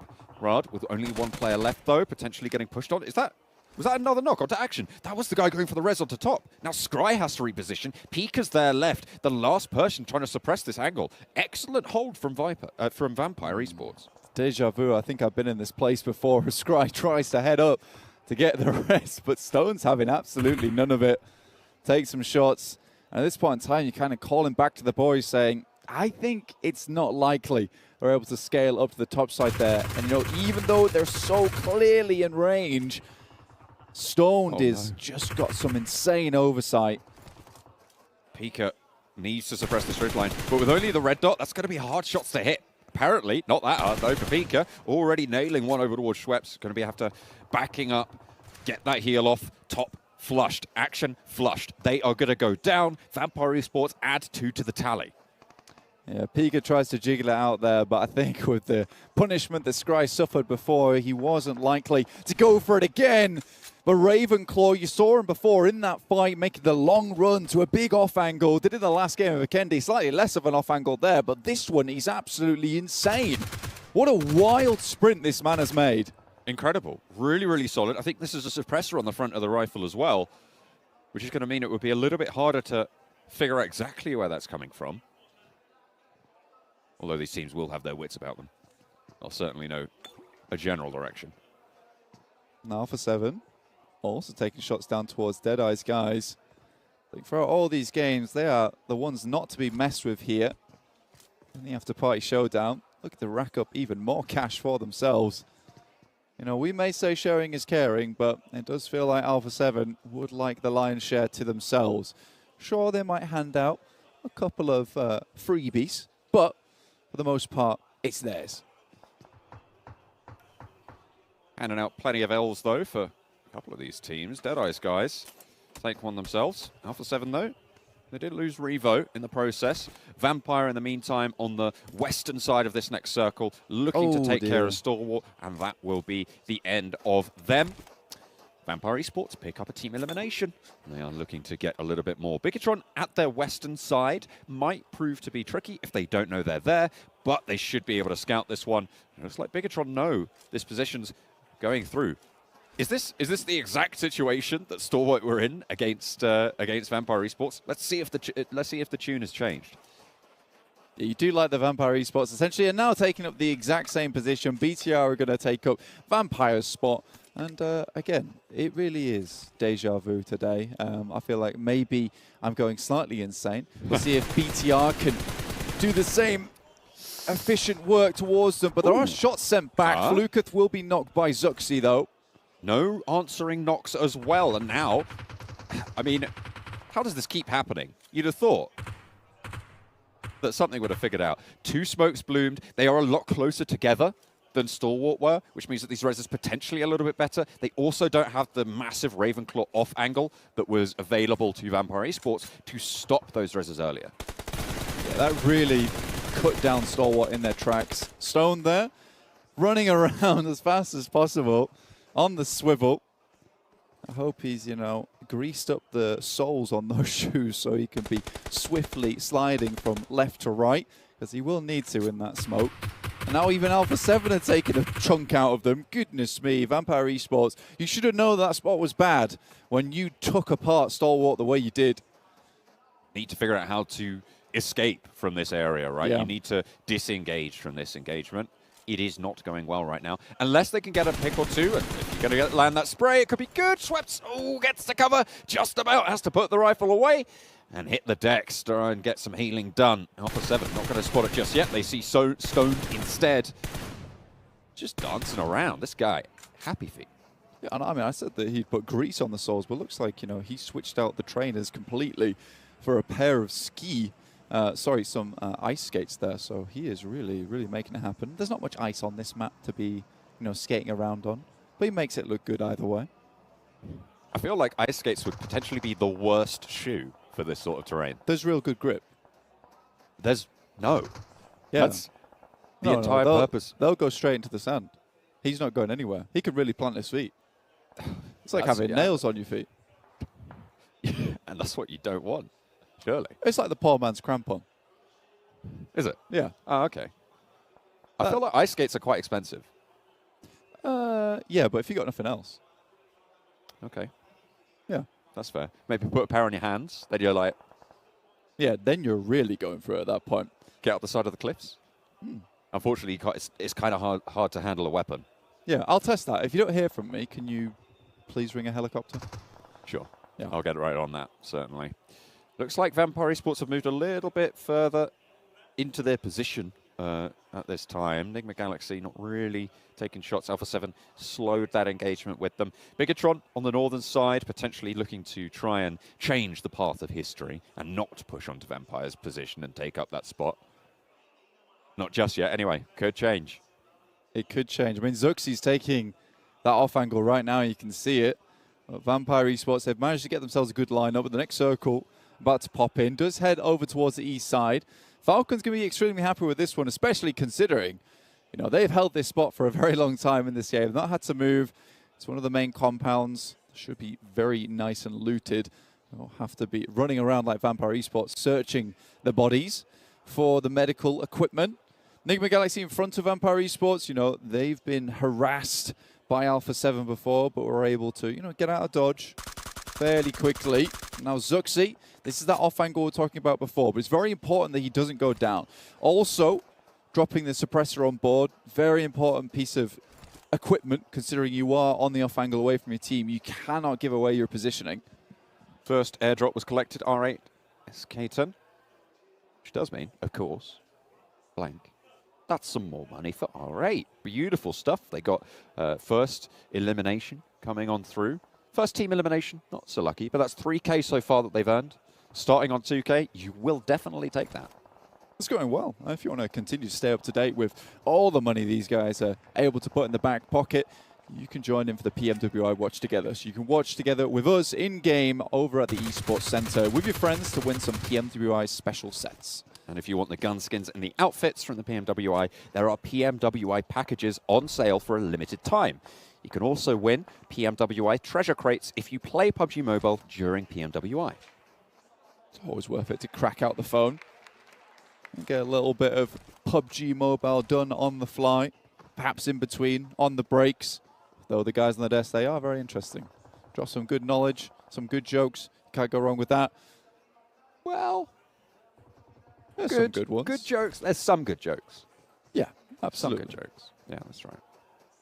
Some of them are awful. Horrible jokes. Did like the explainer. Sometimes you do need an explainer, though, for the desk when it comes to playing basketball. Some interesting tidbits that I'll bring out next game. I mean, we are all massive nerds here in the broadcast team. So that, I think it's fair enough to try and explain any sort of sporting reference. I have basketball facts. They're coming up. So you have to wait for the next game to hear about them.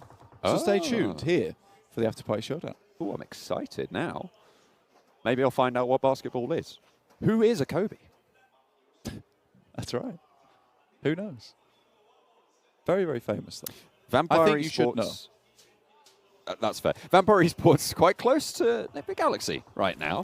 They're down to 2 players as well. Alpha 7, they're in a spot of bother of their own. Bigatron going toe-to-toe with the Titans of this tournament so far.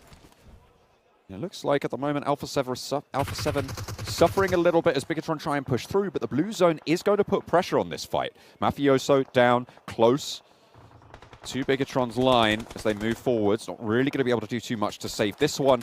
What can the rest of the squad do? As Vampire Pepper the back, Freak for Nick McGalaxy holding that out. Zuxi descends from the hillside. Teammates starting to drop, starting to fall. Carrillo and Mythic, 2 players alive for Alpha 7. 2 players still in action for Bigatron, as it is Liquid to go down. Mesuri trying to push around the side with the UMP in hand. It's not anything yet, but it does force Alpha 7 into an unlucky engagement. But there are shots along the way from Schweppes. And that'll shut down BTR, but now Alpha 7 suffering from the same angle. Neither of these teams can go for this engagement under the purview of Schweppes. They have to disengage. Zuxi has to heal, and they can't push onto this position. The only option is to push right around this rock and try and engage that way if you don't want to be spotted out there. And that's a really difficult run to make. Both of Alpha 7 now have their sights set on Zuxi. Nades, C4 being thrown on out, and they're trying to put the fear of God into Zuxi. Yeah, well, I mean, he has to wait a while to get out, and they're just continuing to send utility in. You can see Mythic with one in hand does have a slight rock along his side, so he can play these aggressive angles, and Zuxi just has to bide his time a little bit here. Molotov 2. With Schweppes going down, that sightline is suddenly freed up for just a little bit. Hopefully, be able to leverage that to move on forwards for Bigatron. Deadeyes, guys. Super close to Carrillo right now. Shots from outside in the blue. Nade, Molotov trying to find a small opening, anything that you can to push on forwards. Taru loves another Molotov. Another bit of pressure. As Carrillo got to get pushed by this blue zone as well. Wants to finish out the threat from the back. Do not want to be harried, but around the side, health bar dwindling. Goes to the shot. It's not going to happen. Set back.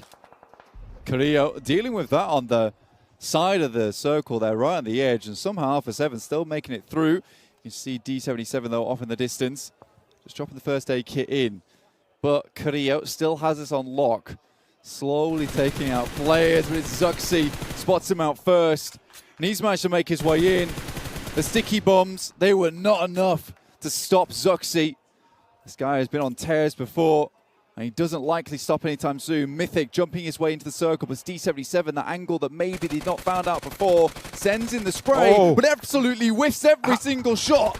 How does he get that 180? How does he survive? And now out of the blue zone, he can turn his attention to that ridge line. Needs some crucial shots here to land.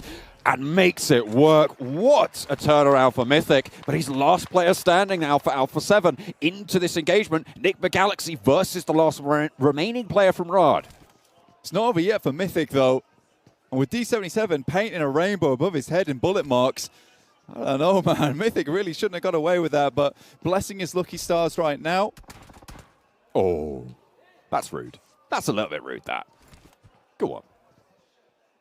Trying to get himself back in the action. Rad, though, again, doing pretty well here. They got some money off that last game and now starting to try and increase that bank account. Mythic makes the long run across and no one spotted him nor stopped him. Zuxi's still going as well. But Falcons, I mean, they dominate the zone right now. It's really a question of who comes second in my mind at this stage. Rad eliminated. Freak, now the last player. Only 4 other players in this lobby, other than Team Falcons. It's 4v1, v1, v1, v1. You got a lot of snakes here. Time to team together, take down Falcon, but already they're picking them off one by one. Mythic and Freak still playing. Around the side, dueling it out. M249 is just too much to handle. Mythic falls. Nick McGalaxy, stay alive. 3 teams now remain. Zuxi's chilling. He's looking for that second place. He wants to bump up those points. Currently in 6th, you know, it's not a bad idea when 6 are limbs on his side as well.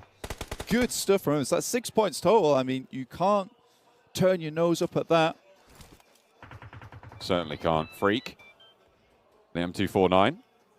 Again, trying to push forwards. Really low on meds. No boosters. That health bar is only going to get topped up by the bandages. Zuxi, on the other hand, has a little bit more. Panzer, potentially? No, not going to be seeing it here. Freak eliminated. Now, just Bigatron. 1 versus 4 for Zuxi. I mean, is it going to happen? I don't think so. It's a cheeky heel off. Now I just want to see Yusuf send that rocket flying. Let's go. And just, you see if he can hit him. I don't think he will, but Falcons, with the position, they started here, it's ended here. It's a nice win for them, and they'll take the 10K either way. If they don't get this elimination, I feel like Bigatron Red Aliens might get most eliminations.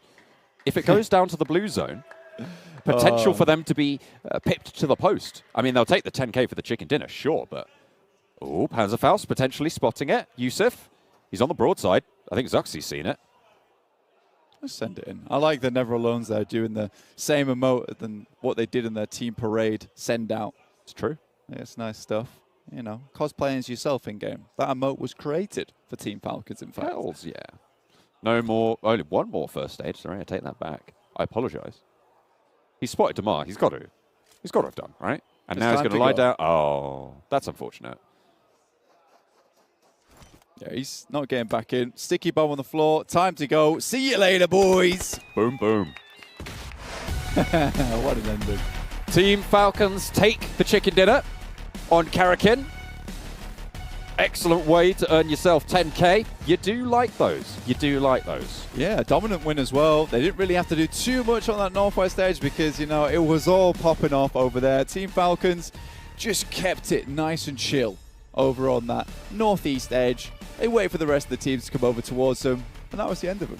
I mean, absolutely. I think this might be the first time, potentially, that we see the non-chicken dinner team not the chicken dinner team not getting most eliminations in the game as well. They didn't have to do. They just waited it out. You know, they played it safe. You know, even had one player there with the Panzerfaust in hand. It's good stuff. They were real chill that game, and the Falcons, they'll take that 10K home. But a few other teams managed to get there towards the top. Absolutely did. We'll have to see how that all falls after the break.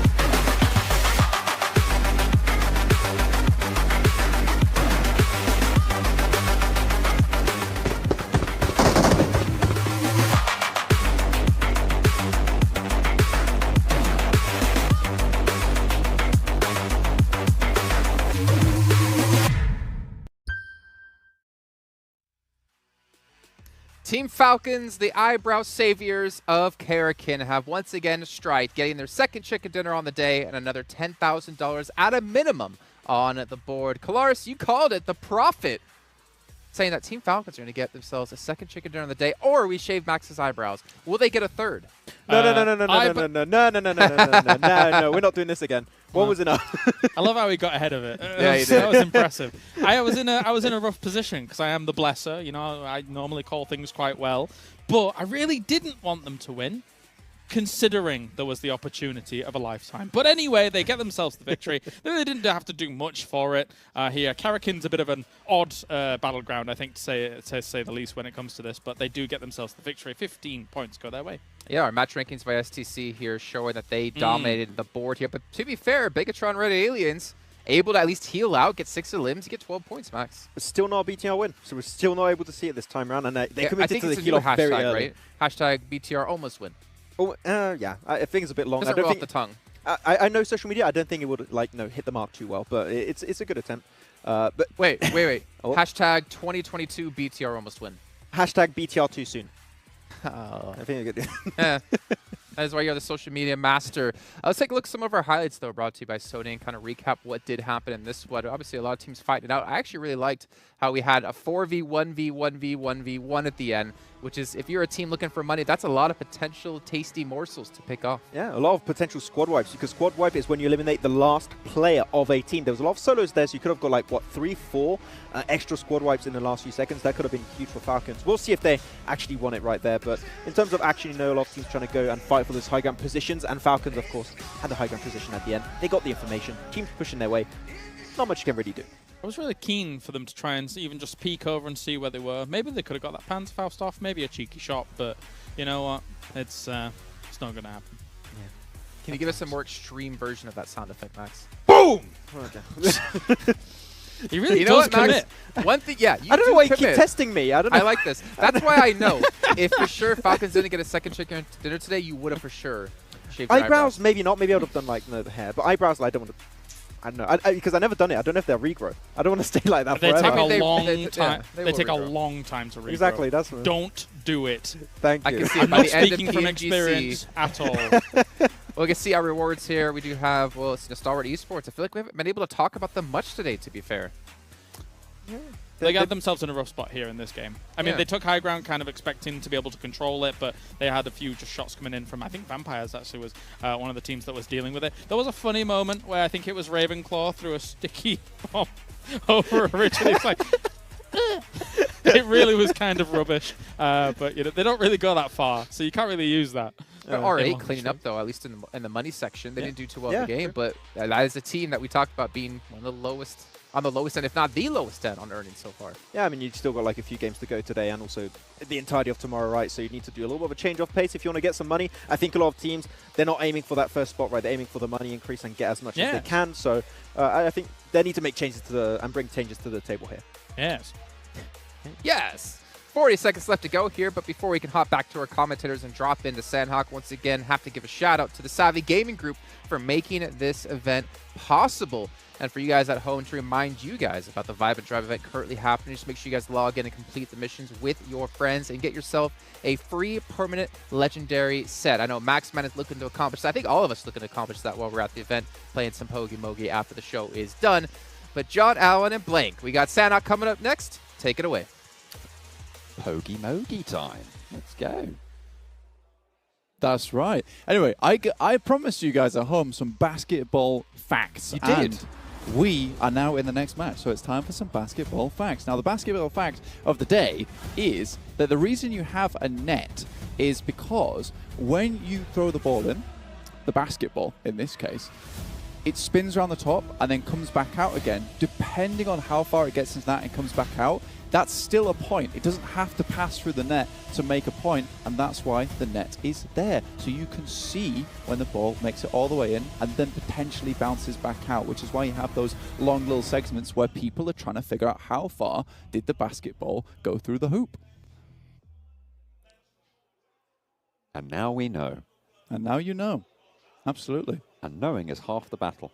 Exactly. The rest of the battle, it's actually doing it, though, and that's certainly what these teams are going to be trying to battle their way through if they can get past those incredible basketball facts. I say facts in a plural sense. There was only a singular fact. There's another fact here. Okay, we'll save that for in a minute. All right. Okay, it's been a minute. What's the fact? there you go. Second fact is that the net's also there for when the cameraman is on the side of the sideline. This is a little sub-fact. But, you know, you can, with the way that the hoop is set up, you know, toss the basketball up for a cheeky three-pointer and it go to the left of the hoop and still look like it's gone in. So you have the net there also to ensure that everyone on the court knows exactly what's happened. And already we're getting some absolute carnage on the court here in Paradise Resort. There it goes. S2G, 5K in the bank. Easy peasy, lemon squeezy. Not only that, first elim will have been going over to them as well. 7K for that fight alone. All right, then, S2G not happy about how the previous game went there and just immediately wanted to take the fight to RA Esports, and they've absolutely done such a thing. And Silas gets that nice little team elimination right there at the end. Very cool. And solo loot in Paradise. What could be better? What could be better? Let's talk about the circle for a second. This is a pretty hard shift for a Sandhawk. It's fairly extreme, you know. Some might even say extreme if you were Maxman on the desk. I'll tell you what is extreme. Okay. Is the fact that if you watch PMWI together in-game with your friends, you can win PMWI special sets. That's pretty wild. That's pretty extreme. I will say that your segue was less extreme than what I was expecting. I'll give you extreme in a minute. Right. Well, you can have extreme in a minute, but only after you've picked yourself up a PMWI gun skin and outfit. Oh. Those PMWI packages are on sale for a limited time, just as limited as how fast this fight went for S2G. And you can win those PMWI treasure chests if you play PUBG Mobile during the PMWI. Very good, very good. Python occupied by Deadeye's guys, potentially, well, they will have to leave it fairly soon. Alpha 7. Occupants in Camp Bravo on the northeastern side. No one really challenging them very, very locally, but you've got Team Rad up a little bit further north. And that's really the only team that's sort of in their proximity. Central, Boot Camp, Stalwart. Do you know what I'm really liking about these lobbies at the moment? It's just the splits that's coming through on Sandhawk, purely because we only have 12 teams. A lot of these players are much more comfortable to take extreme splits at the beginning of the game, so they can get as much loot as possible. You can even see Vampire Esports. You can't right now, but when the map feed does come back up again for you, but I will tell you because I am nice in that way. You got Vampire Esports holding 2 towards Camp Alpha and also towards the Confluence, and then 2 down towards Tambang and Ruins, which gives them really, really good control over 2 of the major areas on the map, that Southwest and also Northwest Islands. So really good stuff for Vampire Esports. They can kind of determine where they want to go as the game progresses. Right now, I would probably assume the Vampire Esports Stoned as well as Fluketh are going to be moving up from Ruins and Tambang to regroup with Schweppes and Ravenclaw. That would seem to be the optimal position. And I feel like this is exactly the situation that this position shines in, right? And that's exactly what they're going to be able to operate on. Huge stuff coming through from Vampire Esports. We've praised a lot in general, even during the main tournament last week. Their seeming game sense in terms of these rotations, in terms of these positions, and knowing when and where to be. Seems like they are carrying that over quite well into the after-party showdown. Certainly will in this game. Yeah, the macro is turning out to be very important for a lot of these teams, and Vampire Esports have certainly been able to cash in a chunk of money just with the macro that they've been displaying, getting those chicken dinners, that 10K. It's a lot of money for a chicken dinner. So, you know, a lot of these teams are searching out for it because you can get special eliminations, you can get the team eliminations and those very first elimination of the map. But that 10K, that is a consistent. That's always coming your way if you do play the game out very, very strongly.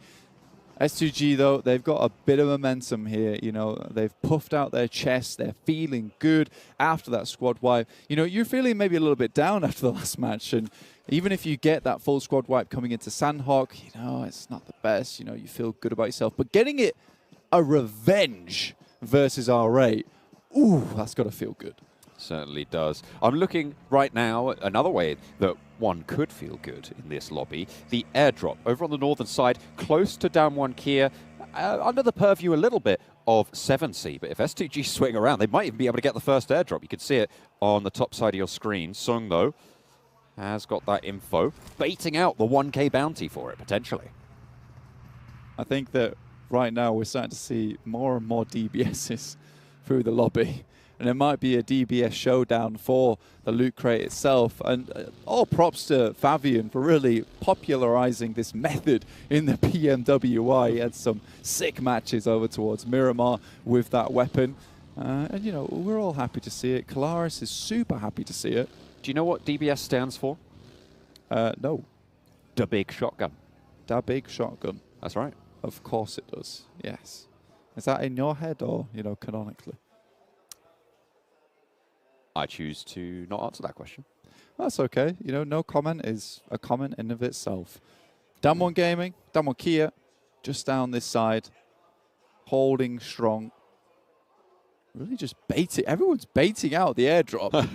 I mean, $1,000 is nice, but, you know, if you can get the most team eliminations, you know, that's a big chunk of money there. So you really want it to be very, very safe before anyone heads out to even touch this airdrop. You can see teams surrounding it.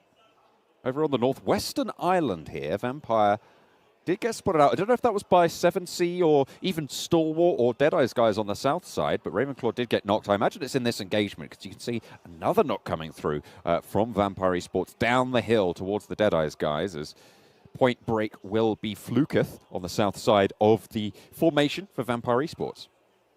Ooh, that is a nasty one, but it will play out nicely for Vampire Esports should they be able to get this player back up in an action. It looks like Deadeye guys have taken look at that.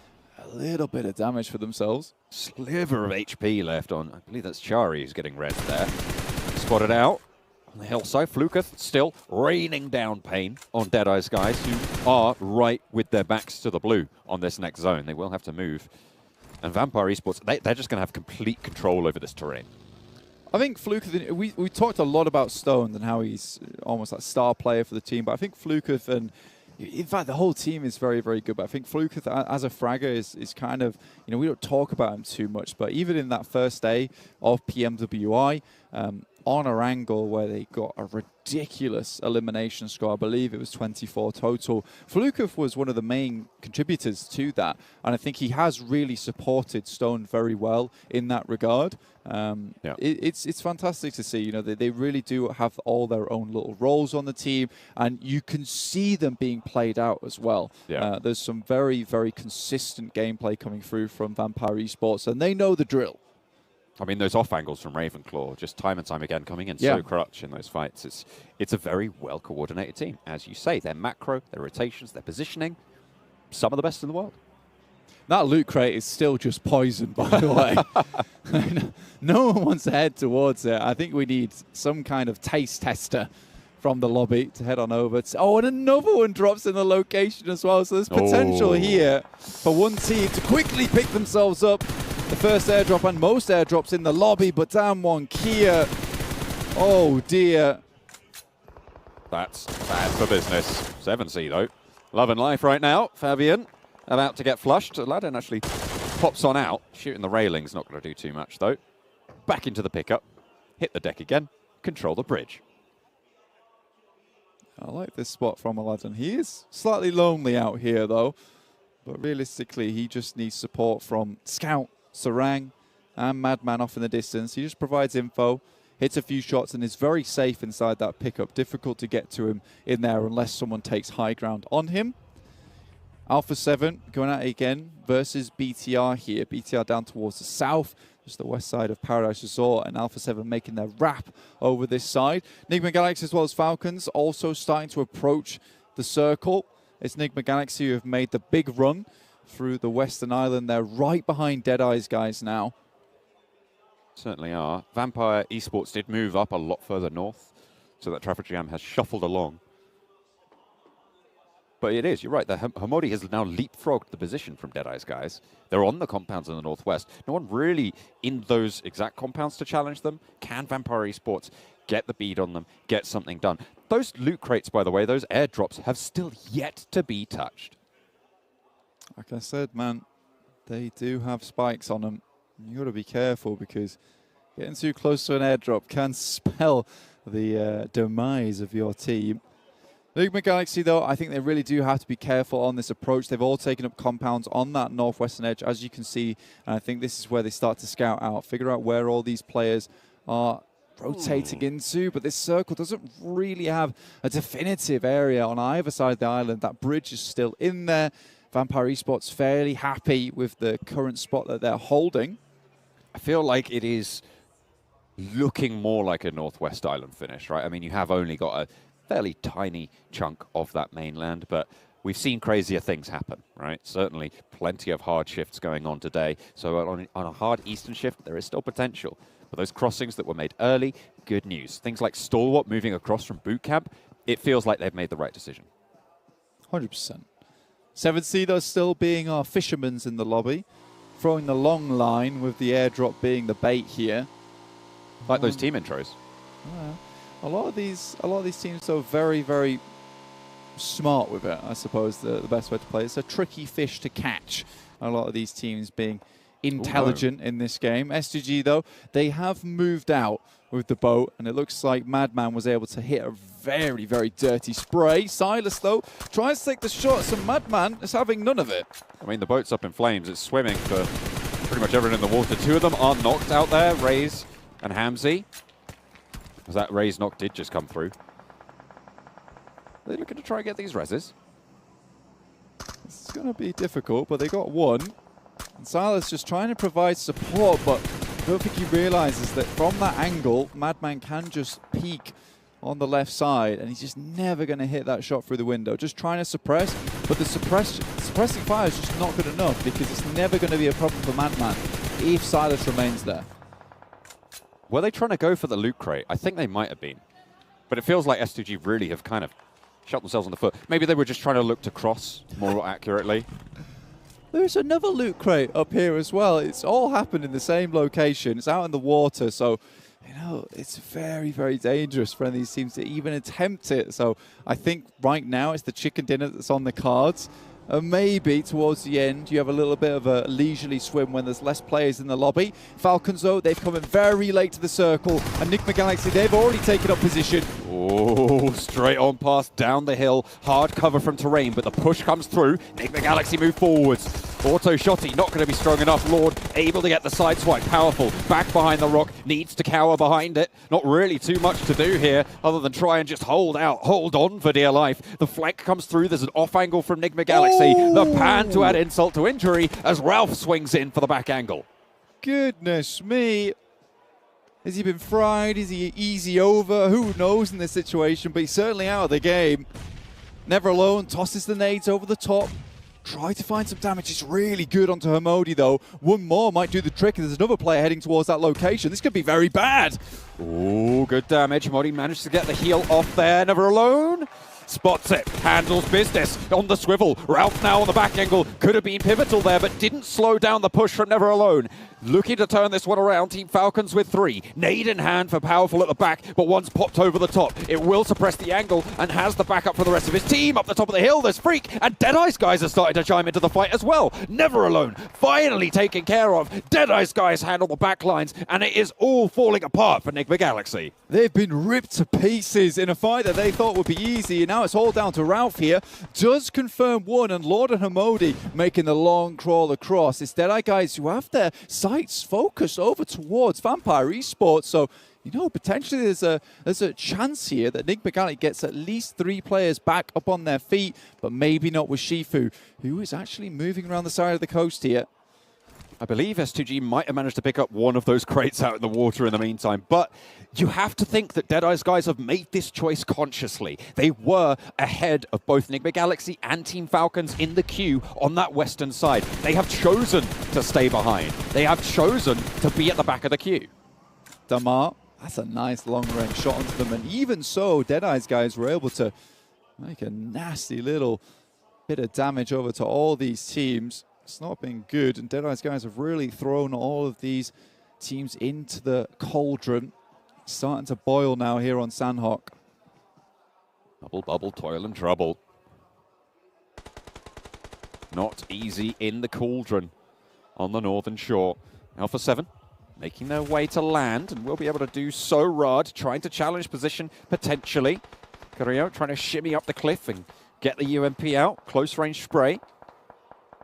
Asada moves out of the line of fire, but unfortunately, barrel-based fish for the players at the back. It's easy pickings for Alpha 7, but they are right on the edge at the moment, so they'll have to start to pick their moment to head further in. And surprisingly, Sung and Forest are still going, despite the absolute awful experience they had with 7C. They were able to put an end to their 4-man team there, dropping them down low to just 2. Rex off in the distance, not able to support the rest of his team. Alpha 7 crawled from the waters. What? Okay. There you go. Alpha 7 managed to get the elimination across the way. In the meantime, I believe S2G have managed to get another crate on Kelsey, the last player standing. 5 eliminations for the team after getting that first squad wipe over in Paradise Resort. They have got a healthy tally and a healthy earning from this game already. We might not get the chicken dinner, but we will get those match rewards. And honestly, with the amount of money that's been pumped into every single one of these matches, you know, you take that cash where you can. And I fully respect S2G for playing the game they did here. Shifu. Ooh, close auto shotty in hand. Powerful has the UMP, but neither of them going to shoot off rounds aimed at either. Lord is traded off. Deadeye's guys, though, managed to find Nigma Galaxy as well. Falls as well. Proving to be a little bit tricksy. Aladdin close to Zuxi. Oh, he knows. He knows. Oh, he knows. And he is going to shut it down. Liquid. Genfos at the back. Still crawling in. Should try and get a little bit closer here, but the blue zone will tick away. Aladdin repositions as 7C hold out the east side of Hut. That could have been very bad there. Alpha 7 able to shut down Dan1 Kia. Just came out of the water very, very speedily. Falcons, though, still in this, despite having a rough start towards the end of this game. They're going to have to maybe bring this one back. Circle finally sent us landward, as we will be spared the swimming antics that S2G have been operating under so far. Deadeye's guys, Molotov onto Powerful, eliminates Team Falcons. On that northwestern side there, you can see just picking up the pieces for Deadeye's guys, bring themselves back up to their 3 total players that they have remaining after the res. Liquid swings past, bops his teammate on the head, you know. Get back in the game. You've got to win this one. Keep your wits about you. Alpha 7, though, swam across. 4 players still alive, John. They have done some absolute magic in terms of survival. Scout, though, 5 eliminations so far for 7C. I think Scout has an idea of where these players are, and Alpha 7 now have to make a long trudge over towards 7C's compound. Great smoke walls. This has been a classic move coming through from Alpha 7 throughout both days of the After Party Showdown. For the position that Vampire Esports have held, the fact that they have no elims surprises me. I feel like they've been close to conflict for the last 10 minutes or so, but it seems like they just haven't opted to go in for these direct fights. They've been playing quite passively, and now the circle moves towards them on the south side shift. Well, you remember the northwest side, all the teams who have fought over there have lost 1 or 2 players or are completely out of the game entirely. And they've decided to wait and bide their time, swing down towards the south side after this circle centers up just a little bit. And this is going to work out really well for Vampire Esports. Nade over towards Alpha 7. Mafioso taken down. Kelsey for S2G manages to get to land. I mean, this is what loot crates can do for you, right? That's what the airdrops are there for. Get that ghillie in, and especially on Sanok, could prove to be absolutely crucial. Mythic moves forwards to Mafioso's position. Scout suppressed on the roofline. And they will have to reposition, push further into Hut-in. Kelsey spotted by Carrillo. They do not let any gunshots go unanswered. Very much on the swivel now. Kelsey's in an awkward scenario. 21 players left here. 7C still with 4. Fortunately, Biggitron did take a knock there. But now Vampire Esports starting to spread their arms here in the circle, spread their influence. The darkness swells, hopefully, for Vampire Esports in Hut-in. Nades still pouring in towards Alpha 7, but 7C, they're moving into the back of the push for Bigatron. Now crunched between Vampire Esports and 7C. Aladdin falls back as there's answers from the barrels of Bigatron. Spray, maybe? No. Turned around, shut down. Mythic keeps them alive. Alpha 7 eliminate S2G. Goodness me, Mythic has been unbelievable with these spray transfers because you know he's waiting for the money transfers back to his bank account, so he has to make them good. There's no way that anyone's getting behind this team with this player with Alpha 7. Stalwart, though, do take down Revo, and they're in a rough scenario at this moment. They're not quite in the zone yet, and it has been absolutely unbelievable that they've been able to get this far in the first place. Liquid 1 versus 4 on the push against 7C. Repositions, new side of the warehouse. Do 7C know that he's made this position, made this push? Looks like they're still nading on the left stanchion, but in comes Scout. Looks to be the front man. Pushes into the position that they think he's in. He turns around the side. Liquid needs to get a knock or two as it is getting suppressed from the sidelines. 7C losing players on the off angle, and Liquid repositions yet again. Aladdin wants to go for the push, but Sarang around the side. Excellently executed, but Madman's down. Can 7C pick up the pieces? Should be able to get this player back up and moving, considering they're still in the zone. Stalwart, Pika takes down Joker. And Stalwart have been very quiet during this map, but still have 3 players. But it's Scry who goes down. And Alpha 7, how have they got in once again? They just escape death from time to time, but now just Mafioso left alive. They are the survivors here. 8 eliminations, tying up with 7C on 8 as well. But you're right, it is only Mafioso with so much to do and a long way to run. 7C looking their way. Stalwart as well, putting that lead right down range. And Mafioso trying his best not to eat it for lunch. Vampires, they know where the shade is from the blue, and you'd expect it to be so. As it moves down towards their position, Stalwart's still ahead of them. They've not had to do too much at all, and they're starting to get some eliminations, 2 so far, but it's that 10K that they're looking for this game. If Alpha 7 can take down 7C, or, well, I'll stop that sentence right there, because that is going to even up the elimination points. If 7C go down right now, could potentially be a little bit tricky on the tiebreaker for most eliminations, but Stalwart, they're suffering. In comes Vampire, pushing on through. They want the 10K chicken dinner. They want that money. And who can blame them? Champions of the PMWI here at the after-party showdown. And spraying around the corner, Scout can't quite win out the fight against Pika. Pika's just a little bit too on the ball, but Sarang has the bead, has the angle. Scout, potential to get res, but Ravenclaw might have something to say about it. This is so rough here. It's very, very lucky they're able to get that knock onto Schweppes and delay the fight, but Scout gets taken down. Now just Sarang and Aladdin, but Fluka with the DBS in hand. What are you going to do against Dubbig Shotgun?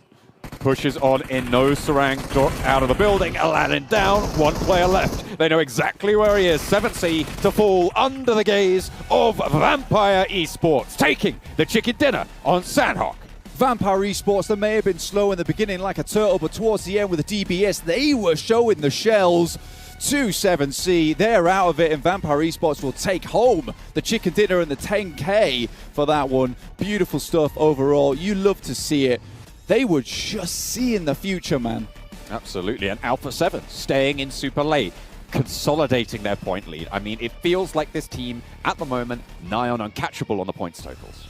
Honestly, I am incredibly surprised how heated it's getting here in the after-party showdown. Every single team is looking to earn money wherever they can at the moment. S2G as well, you gotta love it from Galsey. He was like, right, no one's picked up on these loot crates. I'm going to grab them myself and get a little money on the side. But Vampire Esports, 7C, India and Thailand going out towards the end. It's a beautiful way to finish that match. What a game on Sandhawk, but we've got a little bit more for you, so don't go anywhere. We'll be back after the break.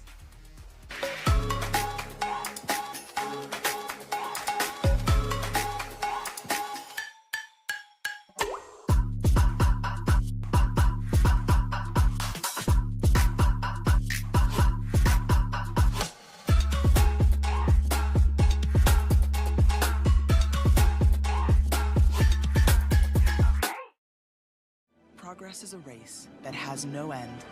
After every finish line, another challenge awaits.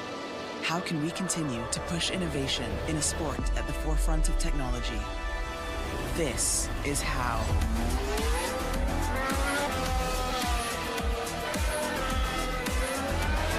Discover how Aramco and the Aston Martin Formula One team aim to meet Formula One's sustainable fuel targets. Aramco, powered by How.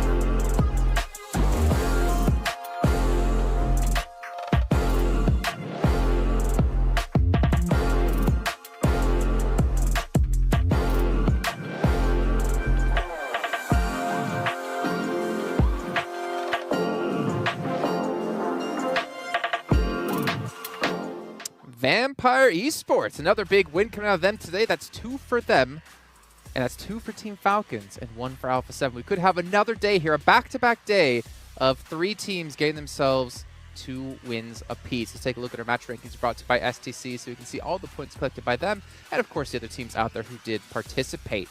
And speaking about participating, 7C Esports getting 16 points as well, tying things up.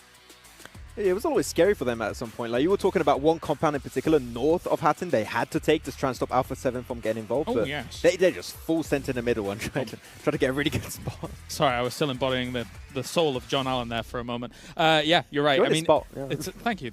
It's ultimately, yeah, there were moments where 7C could have really kind of held out positions, but yeah, it's crazy in those urban warfare moments where you're trying to move from wall to wall, trying to go from compound to compound, and then with all of that. But Vampires played it excellently to deal with 7C at the end. That compound movement was indeed brought to you by 7C. John Allen. Sorry. Sorry, continue. But you were talking about, actually, while we were watching that 7C, making some missteps there, actually, with how they were dealing with Alpha 7, because Scout was on top of the roof before they transitioned in towards a different building, so he was keeping them zoned out, but then when they transitioned, they didn't go directly to the location that you were looking for, Colares. I suppose. I mean, ultimately, the blue was pushing them. It's difficult to stay where they were, and then they could have potentially been vulnerable had it been kind of a roof-to-roof situation. So not exactly the easiest situation to be in whatsoever.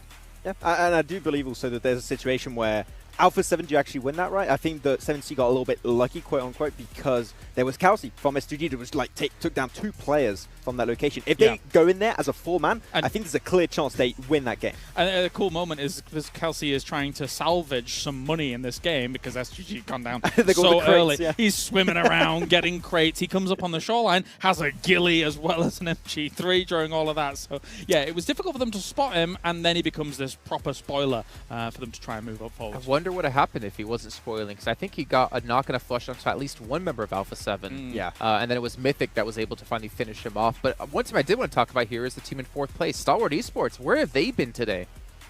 To be honest, this entire after party showdown they've been pretty transparent, right? I think they've had a hard time adapting to this kind of lobby, to these type of matches in particular. So yeah, still not quite able to convert a win. I would like to expect at least one win coming out from Stalwart, but they just haven't been able to even get to the late game consistently. They're just very topsy-turvy right now. Yeah, they've bled out in some of these games. Then they've been kind of crunched down on in some of these games. They've not been able to catch too much of a break. Yeah. Yeah, well, hopefully in duos they'll be able to do so as they were leading at the start of the day. Let's take a look at some highlights, though, from this last match. Maybe we will see Kelsey channeling his inner mermaid, swimming from box to box, crate to crate. Yeah? I wish we had that on camera. I do have a video of it, though, Max. Don't worry. Oh, no. We can post it up on Instagram. Don't blackmail social me media. This blackmail is brought to you by John Allen. But still, I mean, a rough game nonetheless. He's molding on the sidelines right now. It's brilliant. One thing I did want to bring up, though, Colares, that I was mentioning before we actually went on air was, 7C, they've had a very rough day today. And I did ask you, do you think 7C got this far in the game because of the zone that was kind of gifted to them? Yeah. Yeah, I mean, Harting, once it's moving up there, they're kind of holding in a very spread split. And I think that's really good for the earlier versions of these circles. Obviously, you had one guy over in kind of the dumpster area on the bridge actually holding people out as well. So it's a heavy split. It works out for this. Yeah. They did get together when they needed to, which is obviously kind of rule 101 for PUBG Mobile when it comes to these later circles. But again, transitioning through the urban ending is very difficult. I think if it's any other compound, they could have held it. But like Hatton is a relatively big compound. For one whole team, holding all of those angles is a very hard task at hand. It's not a compound. It's basically a city. It's a mini city, basically, right? Yeah. So like, and because of that, Vampire could actually enter from the western side. If they actually had like a smaller compound, maybe they hold it. But that big of a city, quote unquote, is like just too hard to hold on to. Yeah. Well, we can see here, though, S2G 1 slot away from getting the full casino, the full slot machine. The full package?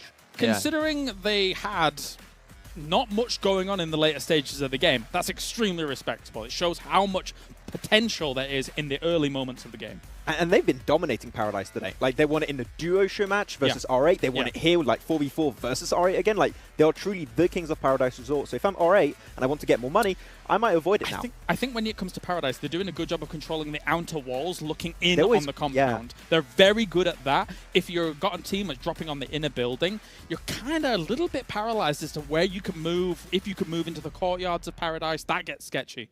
Yeah. Okay. Well, we actually take a look at our overall rankings because I'm curious to see who will be sitting #1. It should still be Alpha 7 with Falcons getting close. And we'll see. Yeah, I mean, that's actually still pretty decent lead, to be fair. And even Vampire with the 2 wins today haven't closed that gap up against the Falcons. Yeah, I mean, right now is the time to see. We're going to be seeing other teams get chicken dinner right now because it's a high contest and no one wants to share their $10,000 at the top. I mean, at this rate, Alpha 7 is almost guaranteed to break $100,000 at the very end of all of this, once all the prize pool is tallied up, etc., and things like that. So the fact that they've been able to put 70k on the board for first place and still have a lead of, the 36 points that they do, that's nuts here from Alpha 7. Yeah, with all the extra rewards on top too, right? They might reach 200k, like total plus the first place if they can remain up there. So like 200k in this format, unexpected, but it could happen. Well, you're talking about 100Ks, you're talking about 200Ks. What about Vampire Esports, who have won 500,000 from the main event and are now sitting on 36? Like, that's 536,000, not including what they get for just being here. And obviously the team intros and the duos. That's a lot of money that they're sitting on. And $500,000, now you get that like pocket money. It's fine. I mean, if I'm not mistaken, I think it was you talking about this, Max, actually, that Vampire Esports, they went into this event, the second part of the event, right, thinking that if we just do okay here, we all could just buy houses flat out. Yeah, they said, like, if we win 3-4 games and we do really good in 3-4 matches, like, we get a house pretty much. Like, they got 2. That's crazy. Right now, so if they get 2 more, like, they got a house. So, good investment. What's better than 2 houses? 3 houses. You can see down the list, though, on our rankings. I mean, S2G, $59,000, but in 5th place is insane as well. Yeah, I mean, I feel like we're still going to see another chicken dinner from these guys, right? Unfortunately, I feel like they are taking some early skirmishes, but if they make us a 3 or 4-man crew into the late game and they have a good position, we saw it yesterday on Livik in particular, they are a team that can close off games in really, really strong fashion. So I don't think we're going to see them end with 2 wins. I think we'll expect a few more. And I'm not going to shave my eyebrows. No. Oh, okay. Well, that's fine. Ultimately, though, still kind of impressed that Big Tron Red Aliens have been able to gather the amount of points that they have without, with almost dodging some of the money in essence for this. But, there's still big money for placement overall moving forwards. It seems like that seems to be their focus currently. S2G in 5th place when it comes to points, but 2nd place when it comes to earnings. Really well done by them, and obviously whenever S2G do well, we have the Turkish crew next to us, the talent, they're screaming. They are popping off, brought to you by S2G. Yeah. Damwon Kia, though, they've been insanely quiet today, unfortunately.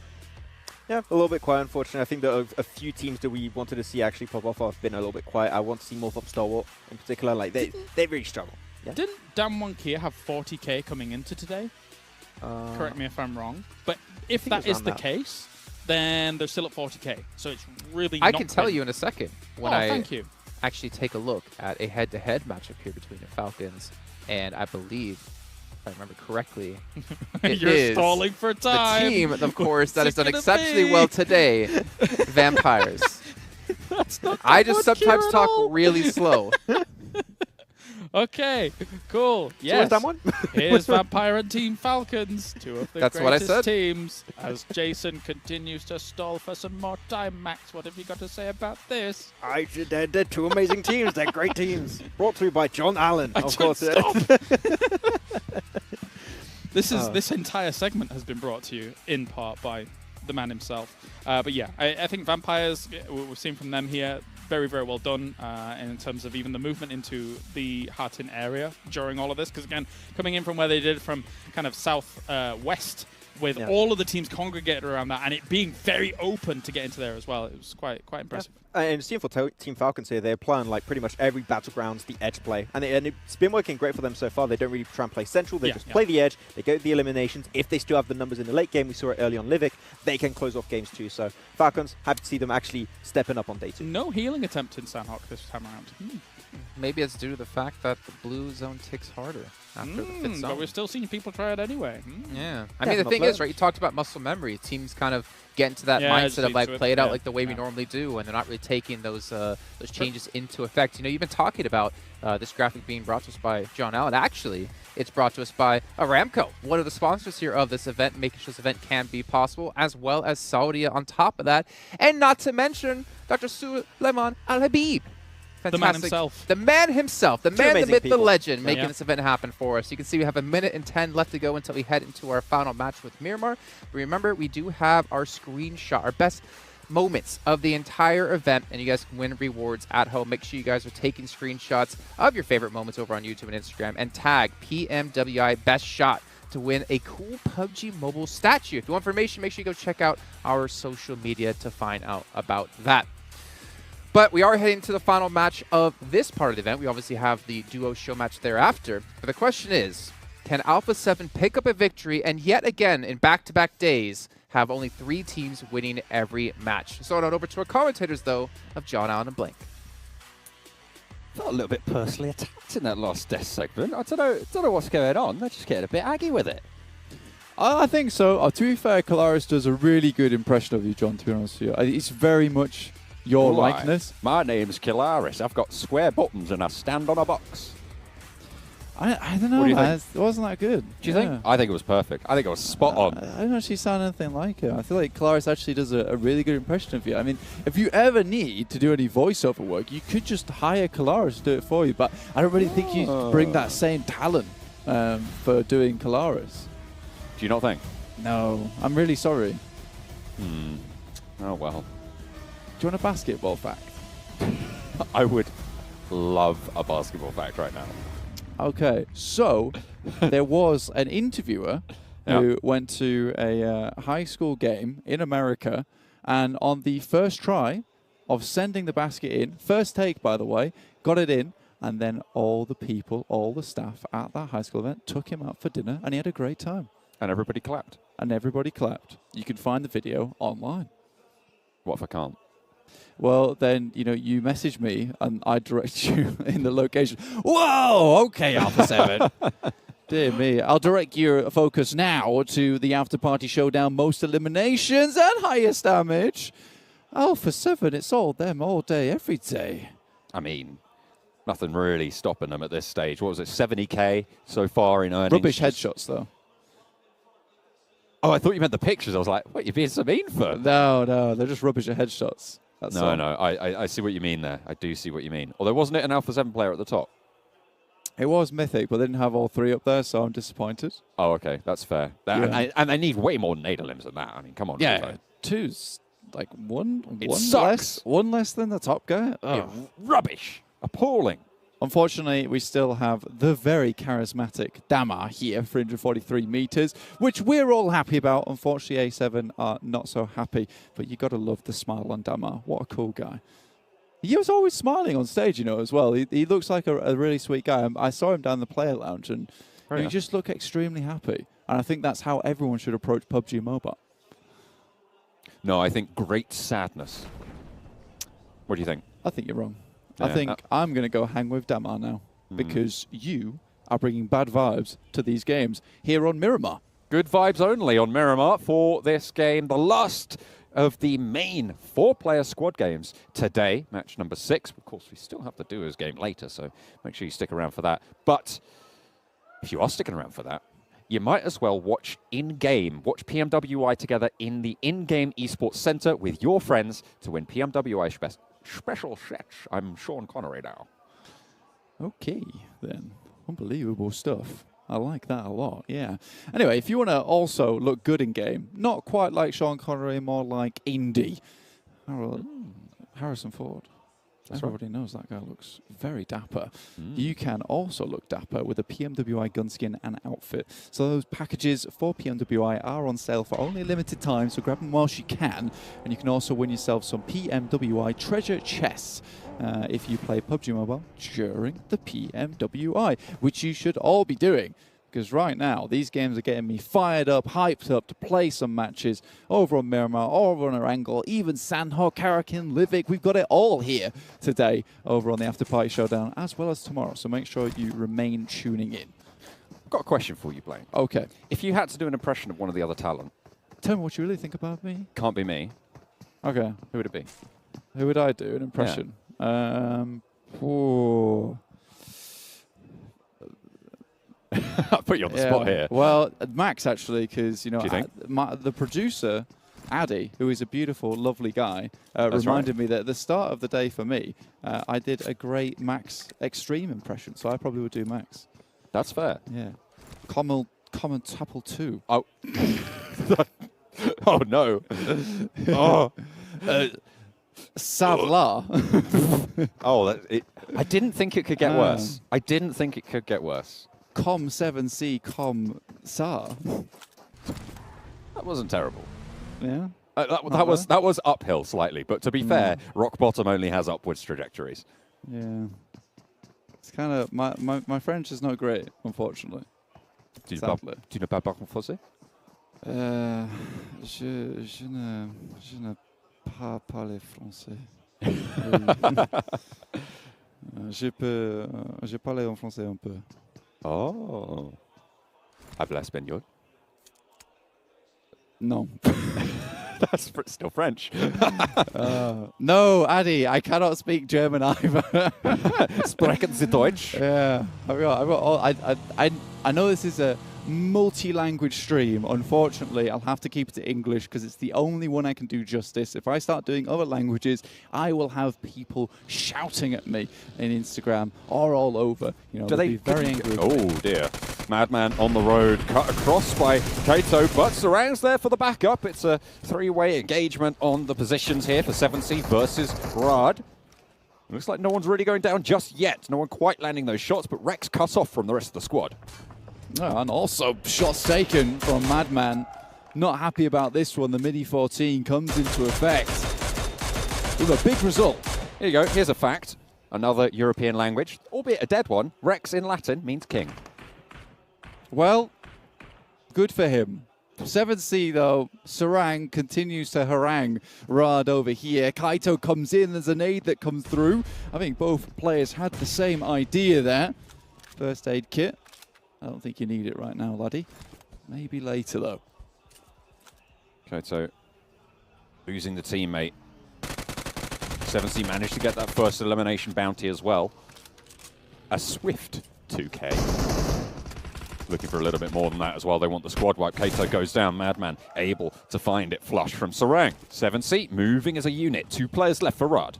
Yeah, looking a lot more confident as we head into the latter half of the day here. You love to see it. There's the earnings on the screen. Alpha 7 firmly at the top with 70k. Ooh. You got the A7 and the 70k in the bank. I know that makes 7 Worlds Gaming happy to see. S2G underneath 159k. I mean, those guys, though, they've kind of been scrounging some money where they can. And I respect it, man. I respect it big time. You know, if you can't take the chicken dinner, take what you can elsewhere. I mean, S2G, yeah, right. That's what they do. Yeah, that's what Big I said. Gaming. Yeah, that's what I was saying. Yeah, just that's what you're saying. I was emphasizing your point. Are you also saying that? Sorry, who are you? Yeah, okay. Interesting. They let you in? Okay, fair enough. Yeah, they do. I don't know where you've come from. Apparently, I'm a timeless entity. That's what I've been told. Right, anyway, at the game, 7C moving down. Circle's already hitting. Absolutely, we have to remind you all at home that these games are accelerated. We want the pace of these games to be fast, quick, and action-packed, which is exactly why we're doing this. Teams will have to make their way into the circles pronto. Los Leones on the western side do have Deadeye's guys, and all the teams didn't have a lot of time to loot up, but there is a fair few decent paths of rotation to get into this one. A few of them using the eastern roads. That's R8 who are still making their way down. D77 though, he is a bit far out. He's still in El Azahar. The rest of this team, you know, asking him if he can hurry up just a little bit. On the back foot, maybe. Hopefully boosters on the cards for Mafioso. They'll need to heal up. Because he's got one energy drink there in the pocket. And a little bit of a booster there still on the bar. See? Still in the first phase though, so might need to get a little bit more. And they're still a way out. 3 first aid kits though. They will be absolutely fine. It's still early circles. Western side looking a little bit more open than the east right now. Though Enigma Galaxy do have that west road on lock. The closest engagement, I think you can see right in the middle there, just near power grid on the south side, Stalwart and 7C. Very, very close to one another. Yeah, one of the players there rotating through. Rod's in front of A7. Revo immediately spots this and careens off to the right-hand side. So that drops out for just a second, maybe to take some shots, but decides against it, realizes, you know, they're just in as much trouble as Alpha 7 is right now, trying to get into the zone itself. But we are heading down towards Chumacera right now. Enigma Galaxy rotating dangerously close to Dam 1 Kia. Not actually taking any shots as of yet. I think both these teams concerned with their own well-being, and this is a gentleman's agreement that we shall ride into the zone itself. I take it back. Lord, you are a very naughty man. This is not how this is meant to go down. That's against the code, unfortunately. But fortunately enough, doesn't actually manage to land too many shots. Doesn't really do too much to slow things down. Just diverts course slightly. Looks like Rada still on the warpath. I mean, they didn't get the memo that the duos game is next game. They are going to be playing with 2. Sung in a flaming car right now. We'll have to try and regroup. Just keeping himself nice and warm. You know, warming the hands at the fire. Very nice, very nice. Yeah, I mean, he's having a happy time there. I mean, he will have to get that vehicle soon because it does have a bit of a time limit on it. S2G rocking up to Deadeye's guys. Silas will be tossing a grenade soon. Takes a couple of shots. I'll have to put that pin back in it. Shifu needs to have an impact from the off angle here. It is outnumbered right now for the Deadeye's guys on their current position. Turulov around the side there, trying to keep this angle suppressed. Beautifully found there, an off angle for Joker at the back there, all the way across the way, nearly shut down, but still up, still kicking, and still pumping out lead. S2G falter on their push. 5K bounty is still here, John. No team eliminations have come through as of yet. Sadat just drops out and lays Scry low there. Knock found, actually, over onto Chari, who will have to drop down. I think Vampire Esports weren't too far away from this. Raze knows where Shifu is now, drops the smoke, stops the push up the ridgeline, seeing him on that angle. A nade over from Silas, still not quite under the watchful gaze of Shifu, swings around the side, repositions the buggy, potentially a little bit of cover there. But are S2G wanted to go for this, or are they disengaging? Really sparse on loot at the moment. S2G, if you took a quick peek at their meds, you can see right there, bandages, 1 painkiller, 1 energy drink. It's really rough in terms of stims as well as medical supplies. This would be a fight that would be nice to win, just to, you know, steal some equipment off the enemy team. But I think right now, Deadeye's guys are certainly outlasting S2G. Move just a bit further into the zone here so they can keep this fight going for a little bit longer. Circle heads back up towards Picardo.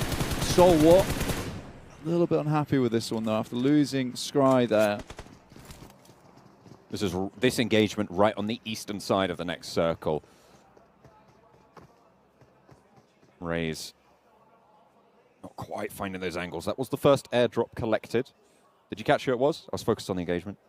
I did. Yeah. Who was it? I gave him a little golf clap as well. It's Ralph. Picked himself up. A nice little airdrop. That's on the western side of the map. Directly opposed to this engagement here, which is right on the eastern edge. R8 are moving in through the northern side of this engagement. I wonder if we're going to have the back and forth between R8 taking down S2G, S2G taking down R8. Could be amusing, but it looks like R8 are more prioritizing getting into the circle itself here. Kelsey on the roof. Covered, actually. I think this is a pretty good spot for Kelsey. The way up to the roof is covered by his 2 teammates, meaning that if you push up, you need to deal with Silas, you need to deal with Raze first. Either that, or you just win out those trades hands down. Ooh, potentially able to bobble a little smoke there onto the stairs to push on up. They know Kelsey's up there, but they can't quite get there yet. And it's not going to be super easy to make that push unless you can get a little bit of a squeaky, cheeky play done. Yeah, they're kind of locked in this fight now, though, with Kelsey on the top side. It's going to be difficult to get him down without completing that fight. You can see already the blue has made its way over to the circle, so it is not waiting around for any of these teams. It is go time. Next circle about to hit, heads down towards Alpha 7. Looking to pack another chicken dinner into that backpack of theirs. And honestly, they're going to need a level 3 at this rate because they have had so many. Absolutely. I mean, it's going to be 1 each if they can take this one home. Lovely nade onto Raze. This is what we were talking about before. The openings that need to be found in order to get up towards Kelsey. Silas laid bare, somehow dodging through the hailstorm of bullets. Staying alive for the time being. Hang on a minute. Who's this? Someone else coming into the engagement potentially? No. Shifu does get spotted. Kelsey shooting on down. That's where the bullets were coming from. Now they're looking to try and mount up this pressure. Nades potentially popping out through the windows. Kelsey trying to swerve around the side. And Silas still going out in the open. I mean, they're not making it easy for Deadeye's guys. I'll tell you that now. Kelsey, though, with the UMP. Continues to send Deadeye's guys further down. At some point, Deadeye's guys will have to leave. Kelsey can almost sacrifice himself here for the greater good so that potentially Silas is able to leave. Maybe trying to look for another way, but seems like the only one that's going to work on out. Deadeye's guys really getting slowed down here. Trying to evacuate their location. Kelsey takes a nade, and that is the end of the Castle King at the top of the building. Los Leones must be left now. Silas still alive, but on the northern side and alone for S2G. Yeah, there's your sacrifice made by Kelsey. Silas drops him the salute. Starts to run away here, but he has locked them down. Stalwart Pika, top, action. Still in this one. They're only lost Scry earlier on, so 3 players still up here, ready to go. You can see Alpha 7 off in the distance, but they're very central. They'll be waiting this game out. Damar, nice shots down towards Aladdin. Nicely found. Shots to the back of Scout. Coming in, potentially a third party. I think that might have been R8 potentially chiming in, or maybe even Rod.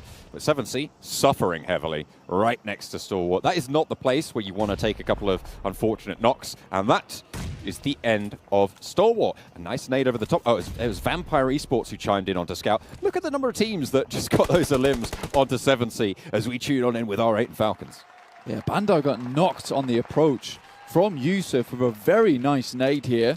Falcons only have 2 players, but so far they are sending this 4-man unit back. Yusuf keeps popping down the stairs. They're very low HP, not really having opportunities to heal off. As of yet, you can see Prestige tries to pop the first aid, but it's just too little too late. And now Never Alone, the clutch maestro, hits one. You can't jump those gaps when Never Alone is on the case. Unfortunately, the blue zone is too much to handle. And R8, with 1 player left, are still going, but they lose that swiftly. Vampire Esports take them down, and now just Yusuf is there. I don't think you can res in this zone. Yusuf just needs to heal, if he can. Ooh, Vampire Esports and Alpha 7. They've been going at it with the fisticuffs at the moment in these games. Coming off for Kendi, where it was one or the other there to get the chicken dinner. And now they're both inside this circle. It could go either way depending on the next shift. But Nigma Galaxy, they're in already. Revo goes down to Lord. Excellent find through the doorway. Lord up to the wall. Will be able to get this first aid off. Closes the door. Stops that vision. Nicely opened onto the engagement. Revo smoked out. Mythic wants to try and get his teammate to safety, but you can't make that break. Not yet. Not until you get an off angle. Not until you can suppress the position for Nigma Galaxy. Hits Revo very hard there with the grenade, and it's unlikely to get their boy back up again. Now Alpha 7 once more down to 3. Nick McGowan causing huge problems. Vampire Esports have problems of their own though. As down one Kia swoop into the compound underneath them on the south side of the circle itself. But they'll have to cross the road, so it's really interesting. There's 3 very good compounds inside this circle, but all depends on this next shift where it goes, especially with the crossroads right here. How do you get across these open zones? It's brutal. Open ground. A couple of ridges to play around, but the speed at which you can traverse them, super, super low. Rod, try and crash straight on in, and it's all going to be a part of the seams, but finally they stitch it back together. Fortunately, there's an off angle for top, and they will be able to stay in with 3. That's the kind of response time you want from your teammate. The enemy team falls, and just as that happens, action rolls up, and the buggy is immediately getting you back up on your feet. In this case, you don't get a rest playing with Stalwart. You are constantly in the game. Fortunately, Stalwart now drawing attention. Vampire Esports sending shots their way. I think that was shots coming through from Bigatron. Really, really far away there. And shots from Alpha 7 as well. Schweppes taken down a peg. Hopefully Vampire Esports can get that one back up. Here's a replay of the crash that came through from Rod. Pika does go down, but it is that angle from top. Yeah, action was coming in hot there. He had the sirens on and everything. A little bit unfortunate for Vampire Esports. They do push out just a little bit, but now it's time to recoalesce. This is a fantastic shift for them. And down one Kia's compound's just about out. It will give them some survival time. Turulov looking to hold on here. Last member of his team for Deadeye's guys, but surrounded by the aliens. Bigatron with Genforce trying to pop a nade in. A little bit left on that nade, but might do the job. Just a slimmer HP left. But they know where he is now. Genforce pushes up to the vehicle, takes it away. Bandages, only the 1 for Turulov. It's not great. He's going to be really struggling. Just try to get as many points as possible for himself. Now Alpha 7 will have to deal with the rest of Nigma Galaxy. They're ahead of them here in their rotational path. They're absolutely stacked though. Good smokes. Once again, the train comes through and they're looking to move through the steam here and start somewhat strong for themselves. Molotov out the window will prevent the push-up just a little bit, and with the confusion laid bare by the smokes, that was a nice nade. Starts things off strong. A7 heavily injured now. Bigatron will eliminate the Deadeye's guys, but in goes that push. Carrillo in the corner. Mythic and Mafioso trying to give any sort of support that they can. Ooh. Lord takes a little bit of damage from a nade around the side. Carrillo up the stairs. A little bit of respite, a little bit of safety. Trying to blow the doors off the hinges as Ralph goes down first, bringing the numbers even so far. Mafioso, though, is going to get traded off. The flush is good, but Carrillo's there, caught with nade in hand. The push comes through from Momodi, and he's allowed to sneak through the gaps. Only 1 player now for Alpha 7, and they know where he is. It's Carrillo up the stairs, potentially looking to get this res if the doors are going to keep that cover going, but Carrillo opts instead to pop that Molotov down and give themselves a little bit more cover. That was an insanely fast molly he brought out. He knew exactly what he had to do in that moment, but he tries to move out of the building. But it's BTR. Genforce comes out of nowhere. They've moved upon this position, and Nigma Galaxy are just completely trapped. But BTR have moved up to this position. They've given ground to Vampire Esports, who have now got the lion's share of this next circle. I mean, they've been here for such a long time, John.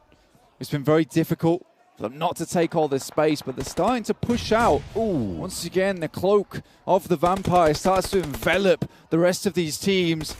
It's a question of whether they can continue to dominate in the circle. Lord still alive, though. They're controlling down one Kia on the south side of the road. They are moving into position to block out Bigatron. With Genforce down already, they're locked in this engagement. The ridge lines are so bare, so barren for them on this Miramar. And Vampire Esports control the circle. They control the quadrant. They're gonna have another chance to take home another 10K.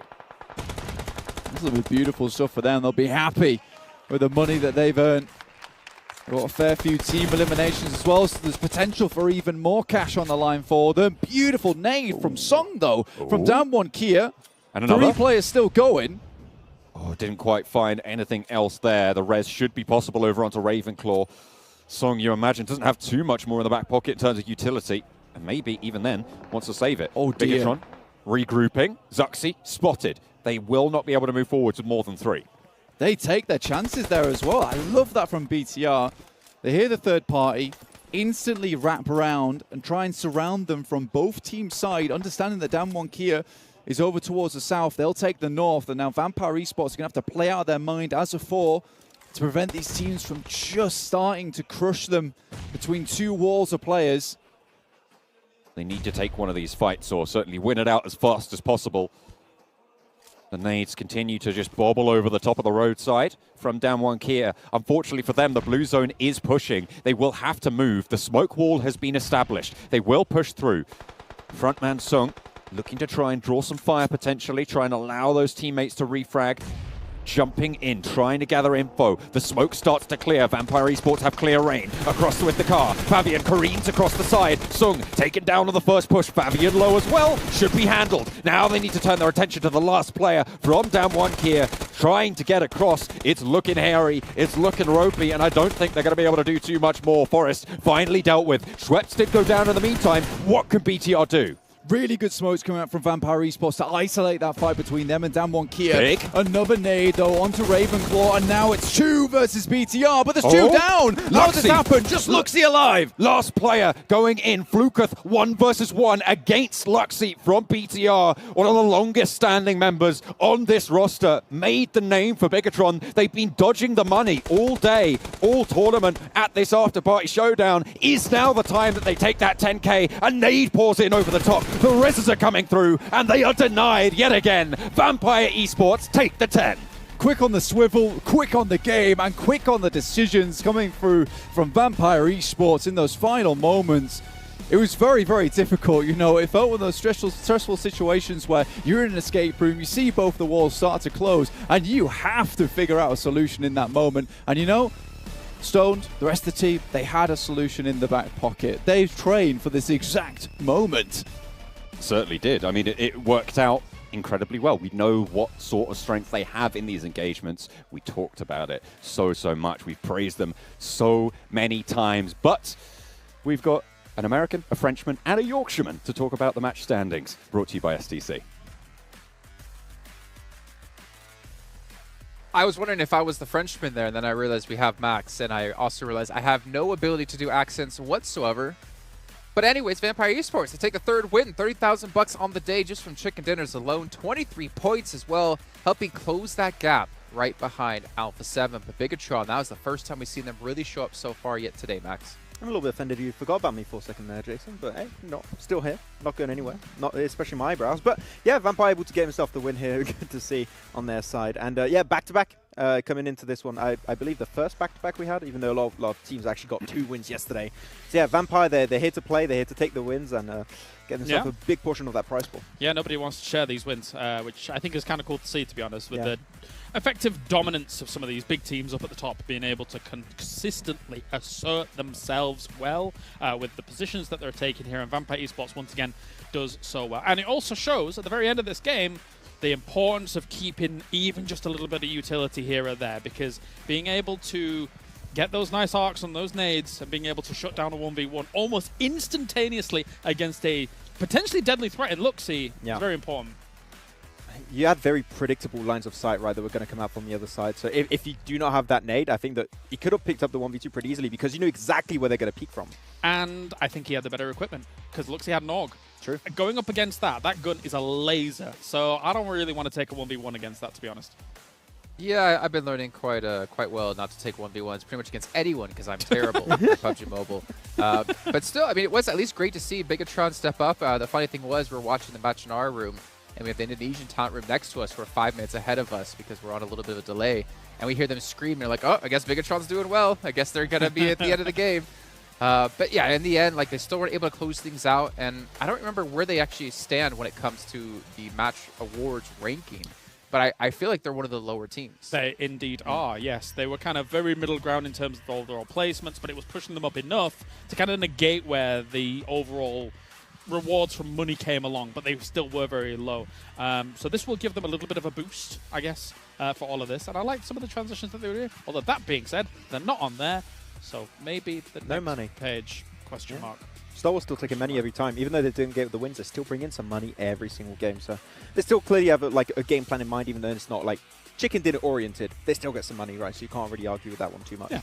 But I feel like that domination we saw in the first week out of Star Wars has just completely disappeared. Yeah, Where have they gone? We were expecting like some pretty major changes, right? Because main tournament compared to the after party show now, everything is different, right? So not too surprised. But one thing that has remained consistent, though, is the fact that Vampire dominate not only the rankings, but also these extra prizes, the game awards and eliminations. Teams eliminated too. I mean, yeah. I mean, 500k was not enough for them. Yeah, and you know what? They might come out winning this event as well. I mean, you think about PMGC down the line, Vampire Esports are definitely putting a bullseye on their back for all the teams to come for. Especially since we saw Alpha 7 put their head above the parapet so far here when it comes to the lead as a whole. But yeah, Vampire is really bringing the fight back to them with another 23 points on the board. I'm looking forward to the overalls. I mean, they were looking at buying a house potentially. I think you can buy way more than a house is how much they want here. Like, they're going to get a whole mansion. Okay? They could buy us a house. I'll accept it. Thank you. I'll take it. Thank you very much. Yeah. Well, James, you have a house. Yeah, true. But that's a big catch-up. I'm more of a Mustard fan myself, to be honest, but 27 points. Vampire Esports are behind Alpha 7. We're only down by 12,000 bucks. So we did have S2G up quite heavily when it came to money. They're actually in second place still when it comes to just the earnings alone. But obviously the prize pool at the very end, determined by your ranking or placing, still is quite a big factor. Yeah, S2G really struggling to convert chicken dinners, mostly due to the fact that they're taking a lot of early mid-game fights, right? They lose a player here and there, and then late game, if you don't have the full squad, then you're going to struggle because you've got Alpha 7, you've got Vampire still there as a 4-man squad. Damn1, if you're one of the games where they're popping off, they're still alive. So S2G need to maybe rework the early stage to make sure they can get a chance for those wins. Damn1's still alive in a lot of these end circles, but because they're not getting the chicken dinner conversion off the back of it, and they're not really being flashy up towards it as well, they're not getting first eliminations, they're not getting most team eliminations, etc., and things like that. They're really not moving in terms of much money whatsoever. So actually, for Damn1, it's been quite a little bit of a fall off here throughout the day, considering they were nicely in second place. I feel like we kind of expected that, at least when it comes to earnings, right? Damn1 don't really have a playstyle that allows them to get up these big rewards. They're not usually getting the first eliminations or the most amount of squad wipes. Exactly. They're a team more about winning and getting to those late zones. So it's kind of reflected in that. I would also say like there's been a major change of like aggressiveness in general from yesterday to today. I think teams like, you know, you're looking at Rad, you're looking at R8, 7C, the Dice guys a little bit too at some time. Like they see, okay, we're not getting a lot of money, right? That is the goal of this tournament. It's not like the main tournament, you're going to get 500k. No, that's not the case. Here, you want to be extra aggressive. And I think that is hurting the side of Damon a little bit more. There's like very positional focus, right? Sure. And teams are willing to contest a lot more, so they use players and then chicken dinners. They don't really come your way as often. Yeah, or you catch circle, and you've got a nice spot to play with. But it's not happened here throughout the day, really, for them, to be honest, so it's difficult. Okay, well, we do have a minute and 20 left. Remember, that was our last when it comes to squads. We're going to be heading over to duos in our show match here. That's right. Yeah, I'm excited for it. Obviously, we saw Stalwart not have the best of starts in the duos today, but yesterday was great for them. Keen to see what's going to happen here. It's Livik, right? It is. It is. Thank you very much for reminding us all at home. Livik with duos would be extremely exciting, but we can't get to that until I tell you about STC, about Spotify, and of course about Razer, who are all sponsors here of PMWI, but also not just PMWI, G8, which has been an event that's been going on for 5 weeks with multiple different titles, but we know they save the best for last. And speaking of saving the best for last, that's why we got John and Blank here to bring you all the action here in our final match of the day. 2 players per team, 1 map, 1 more to play today. Thank you very much, Jason. We're going to be throwing it back to the best for last later on after this game, as we do head back to the desk afterwards. So very well said. Thank you very much. What about Jason comes in here all hype, having a great time, and then you pick up with the most chillest little throw to the game, which is fair play, because we're heading over to Livik. It's duos. You want these teams and these players to be chilled out. You know, they've got to have their wits about them. They've got to be cool, collected coming into Livik, because this is a map where you really, really do have to be on a swivel. You have to be swinging on a dime if you want to make sure that you want to live to the end and earn that dime of the match rewards for the duos. The best duo. But all we hear is Radio Livik. Radio Crabgrass. All right. I like that a lot. I thought of that. I needed to say it. I've said it now. We can move on. Well, let's kill the radio star and get right back to the video because we're here in game. Keep your eyes peeled on this screen because you're about to watch it pop off here on Livic. Revo's out. He sent it. Look how fast this guy is in the parachute. I swear this guy's got rocket-propelled boots on at the same time, which is going to take off when he hits land. You know, it's not quite the same as ice skates on Karakin. Doesn't help you as much, in my opinion. He's moving like Martin in the pool. I don't know if you saw Martin swim the other day. Yeah, it's like a seal. Like a seal? Yeah, cuts through the water. Nimble, agile. Yeah, he is like a motorboat. He's fast. He's speedy. No, that's 7. What, 7? Don't know what all the bubbles are behind him, but he goes quickly. He does. That is true. You know, I feel like he's cheating somehow, but we're not sure. I do see him eating a lot of that cabbage in the hotel dinner, though, so I might be having something to do with it, but I'm not too sure. Anyway, straight back over to Livic. We get our first circle, heads down towards power plant. Already got Damwon Kia over here with that big shotgun that we have seen them use before. The DBS comes in clutch for them. I think that, you know, they practically stuck around power plant for the majority of this time. R8, though, here over at this beautiful place in the map with a waterfall in the background. It's happy days overall, and it'll be even happier days if you participate in the PMWI Watch Together with us. We love that you are hanging out with us here on the English stream or any of the other streams as well. Just make sure you are watching together with us in-game over at that esports center with your friends if you want. You know, get as many people involved as possible, and you could win some of those coveted PMWI special sets. And if you want a gun skin or an outfit, then you know what? You're in luck, because PMWI packages are on sale for a limited time. And you can also win PMWI treasure crates if you play PUBG Mobile during PMWI. That's right, and only one more day to do that, so get cracking, get a move on, get in game, grab those chicken dinners, absolutely dominate the competition, or just play and get taken down early like this. It doesn't matter, just as long as you're in the game. Powerful already down to Revo. Alpha 7 not looking to lose their top spot in either of these things, either in the duos or over on the match reward and earnings in the main tournament of the After Party Showdown. Bad news bears for Team Falcons. Still one player to go though, Yusuf, trucking along. Will be solo from now on in. There's the M1014 on the back of Carrillo, the auto shotgun replacement. I mean, it's still the big shotgun, but it isn't quite the same. The long shotgun. That's the one. Sure. Flukuth with one of his own shotguns in hand, chasing R8 Escaton up the stairs, nade down the bottom of the staircase, drops down himself as well, tries to evade the damage, and maybe giving Vampire the old slip, but the spray with the UMP will give the game away. Ravenclaw around the side, Scar in hand. Player up the top as well, P90 as well there. Around the door frame, good for one. SK-Ton needs to be aware that there's a player dropped out, and he'll find the bullets hitting the back. Prestige in the meantime got dealt with. I don't know who by, but chased back up, and he's given them the old ropey dope. Ooh. It's R8. Okay then, SK-Ton, the grenade sails over the top of his head, but R8 will anchor the run here for Vampire Esports in the show match right at the beginning of the game. We're down to 11 teams already, but Stalwart, they picked up the scent. They smell the action over off in the distance, not the action on their team. They don't spend much time sniffing him, but he's definitely doing the work for them.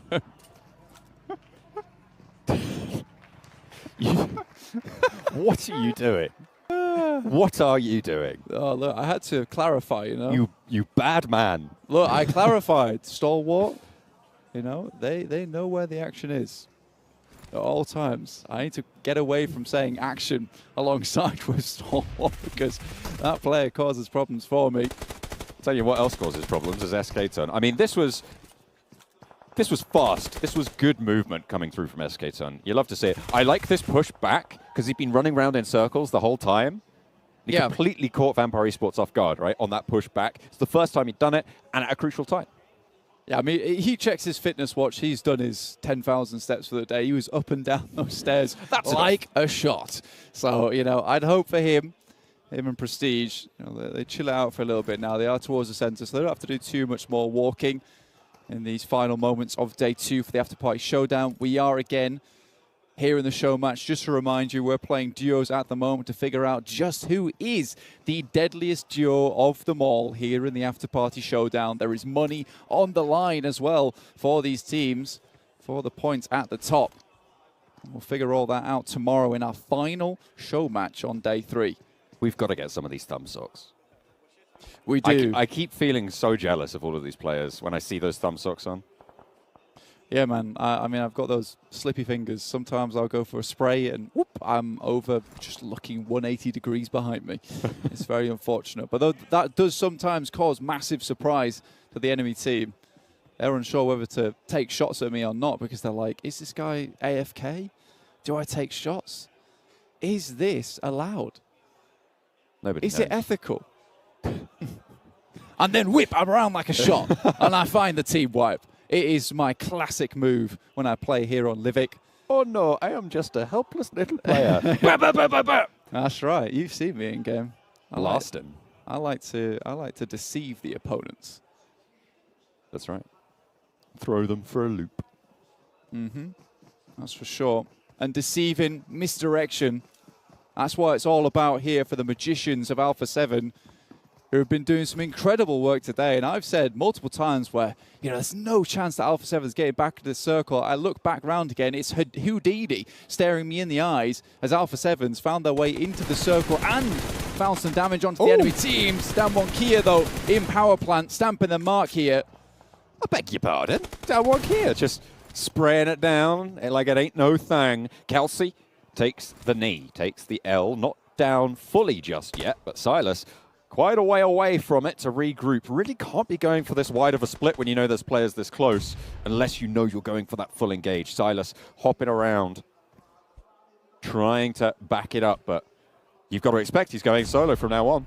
I think for Down1 Kia here in power plant, they really do have to bring the energy from the midst of the turbines, because honestly, you know, there are so many angles you can take around here. You have to full commit to this position. Silas has moved in here because he has no choice, really. He's got to hide. He's got to remain tucked away so no other teams can find him. I don't think Down1 Kia is even aware of his presence. Kelsey has gone down, though, so he is all on his lonesome. There's a Scar and a shotgun on the back. That long shotgun. Yeah, that's right. Yeah. That's right. That's right, man. That's right. Good in these close range engagements. I mean, you're looking at level 3 helmet, level 3 vest, so still a force to be reckoned with is our Silas here. We've seen him do so much work in general, S2G. Still a long way to go, though. Still with 11 teams in it. Vampire Esports, the only team to take both the Ls so far, going down to R8. I mean, Silas, you know, a veteran on a lot of these Turkish teams, going way back towards Class Digital Athletics and even before that as well. And even there, he was popping off all the time. It's nice to see him finding some good success here on S2G. And he's surrounded by pretty damn good teammates actually as well. So it's very fun for me to watch. And check back in with players that maybe I don't commentate all the time. BTR, on the other hand, you know, we definitely have a very, very fun relationship with this team, considering, you know, they were around right when we started. You're not Santa. What are you doing, Joker? Yeah, that's not okay. And I don't think you're going to be gifting anything out other than a nade in the mouth, which no one wants. And honestly, look, it's not okay to be in that chimney because I'm pretty sure you're now stuck. I've decided it. Well, you're certainly not allowed to get out of there. It's been decreed. And even if he is Santa, he hasn't given me any presents. Exactly. So what's going on? Maybe sort it out. Maybe that's why he's the Joker, you know. He comes in with a jest, says he's Santa, rips off the outfit, he's wearing a jester outfit underneath. You get a bag of coals, you go on your way. But Deadeye's guys, they want a few more points, honestly, here in the duos. I've been actually quite impressed with Deadeye's guys. I think Chari's had some good moments, and you know, it's nice to see on top coming through into Deadeye's guys. has done some fantastic work over in the South Asia region. Seems like 7C and Rada having quite a few clashes, quite a few conflicts in these last couple of matches, and that will continue as Scout takes down a player for himself, bags the point, pops it into the bank. Everyone was not happy with Scout, other than everyone at home, including us. Everyone disliked this. About that scouting play. Insane shots, though. You know, he made it happen. Took Stalwart completely by surprise. Now we're looking to do similar here, but it's Alpha 7 with the ghillie suit in the grass.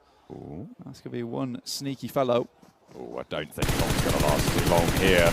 Last player for Stalwart. Bang, bang. He's out of it. Out of the park. Enigma Galaxy picking up the point. 2 eliminations for Enigma Galaxy. Hamodi and Lord will keep on going. Stalwart, not so lucky. Picks up the loot there instantly. That's a John type of play. What the hell, man? Slurping up the loot. Can't believe you do this to Not me. letting anyone else get involved. Look, I really need a 3x. That is fair play, honestly. Dude, you just don't understand. 3 elims here, though, for R8. Really, really well done. You know, they're still going. They've got a slight split going on at the moment, just looking out towards their south. Now they're going to have to start to pay some attention up towards this northwest side. BTR will also have to move. Down 1 Kia, they've not moved a muscle. Looking at their fitness watch, on the other hand, there are 0 steps. So, I mean, maybe they need to get a move on, just a touch. But honestly, for them, sitting here all day long works out. Certainly would, but how else are you going to burn off the chicken dinner, you know? Maybe they don't have to. You just enjoy that chicken dinner. That is true. I mean, I've got the metabolism that I've had for so far my whole life. Yeah, it's still going quite well for me. You have a metabolism of a raging furnace. I'm not sure. Like, good. The food goes in, and then it disappears. So I don't know how you make that happen for me. It's fueling this giga brain of mine. Fueling the giga brain. I will agree with that. That is fair play. I don't have the same luxuries, unfortunately, but I do enjoy myself a nice chicken dinner from time to time. Silas, though, drops around the side. The long shotgun working out fantastically. There is another big gun over that side for BTR, but Silas immediately disengage. Pulls it back, pops the nade. Luxy not going to be able to get teammate back up, and low HP there. You have to wonder, does he have the meds? Okay, yep, did manage to get that first aid off. M to 4-9 back in hand. Instead pops the nade in. Might be good if Silas stays where he is. It's one long barrel against the next. See who comes out on top. Next circle shift down towards power plant. Down 1 Kia. Absolutely laughing right now. This has worked out fantastically in their favor. Again, not really able to take too many shots up towards the little cliff sides that run around this area, the ridges. But for them, as long as teams keep coming towards them, they get the onus on these fights. BTR does go down, though. Unfortunate blank. You know what? I'm going to say it. There's no way that Alpha 7 get into this circle. You don't say it. They'll prove you wrong. They've done it before. They'll do it again. That's what I was hoping for. That's what I was hoping for. Right. Maybe that's the key. We have to doubt them. We must be the sad doubters here on the desk, so that A7 may succeed. Oh, you doubting Thomas, you. That's me. That's us. Doubting Thomases. Falcons are still going. Yusuf with the ghillie. Pretty good loadout as well. Unfortunately, just the adrenaline and the first aid. Molotov to his side. Just chilling. Doesn't even move. That's going to make him move. Ooh, okay. Oh, dear. Nade around the side. Don't those guys try and cross. They're like, oh, loot, loot, loot. Shut down immediately. Hamodi cuts it. A little bit short. Joker is out of the chimney into the frying pan. It's not something you get to say very often. Alpha 7, though, dropping the smokes, trying to make their way across the road. Start to make the long run. Carrillo moves across. Joker might have seen him here. It is Enigma Galaxy out inside the balloon. Carrillo drops some heavy shots towards him. Does make it in. Those guys finally going down outside the zone. Hamodi still alive. Alpha 7 are there. They have had a little bit of a truck from the blue. Hamodi with a broadside at the back if Silas wants to peek it. But no, it's down 1 Gaming. The Arbiter's a power plant. Down 1 Kia, though, will now have to start making a move here. Pull on the trainers. Start to walk just a little bit. Alpha 7. There's no way they make it. There's no way they make it. In fact, they're in a pretty good spot to make it. They will start to have to make the wrap, but it's SK Tom with a dinner plate, ready to serve up some fresh, hot eliminations over towards A7, if they can make their way round. Revo, the M4 though, very good for long-range sprays. SK Tom drops to the deck. Will go prone. Silas has been alive for a very long time. To be fair, the circles have allowed him to keep on going, but finally Damwon removed the thorn from side. And we'll keep it on going. Revo peeks out. SK Tom wants those shots. Immediately takes the drop, but Revo knocked out in the open, crawls across in cover. Carrillo is looking for the res, but in goes Prestige. They don't want to allow Alpha 7 to get in any further. The shotgun in hand, the res not there. Molotov around the side to potentially stop that push. Over the top, it will stop. And over the high ground, Carrillo tries to send it. Low HP, needs to find a knock. Prestige is low, but it will be enough. R8 stay in it, and it's 2 versus 2 now, Blank. The amount of stims in this man's body as well just kept him running for that last moment. Basically, the heart beating on adrenaline alone. Prestige, though, starts to move up, has hit himself with that first aid kit, but now Damwon Kia, they've been very leisurely, and they're looking for a leisurely win too. Both M4s here. SK Ton still with the DP. All right, looking to finish strong here on this map.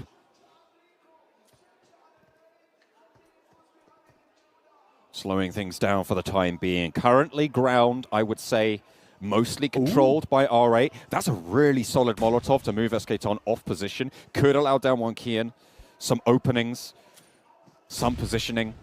The utility, though, that Damwon Kia still have, phenomenal. They've held inside power plant this whole time. This is the first time they've had to leave. And now they're pulling the pins. Forrest tries to shut Prestige down. Oh, no.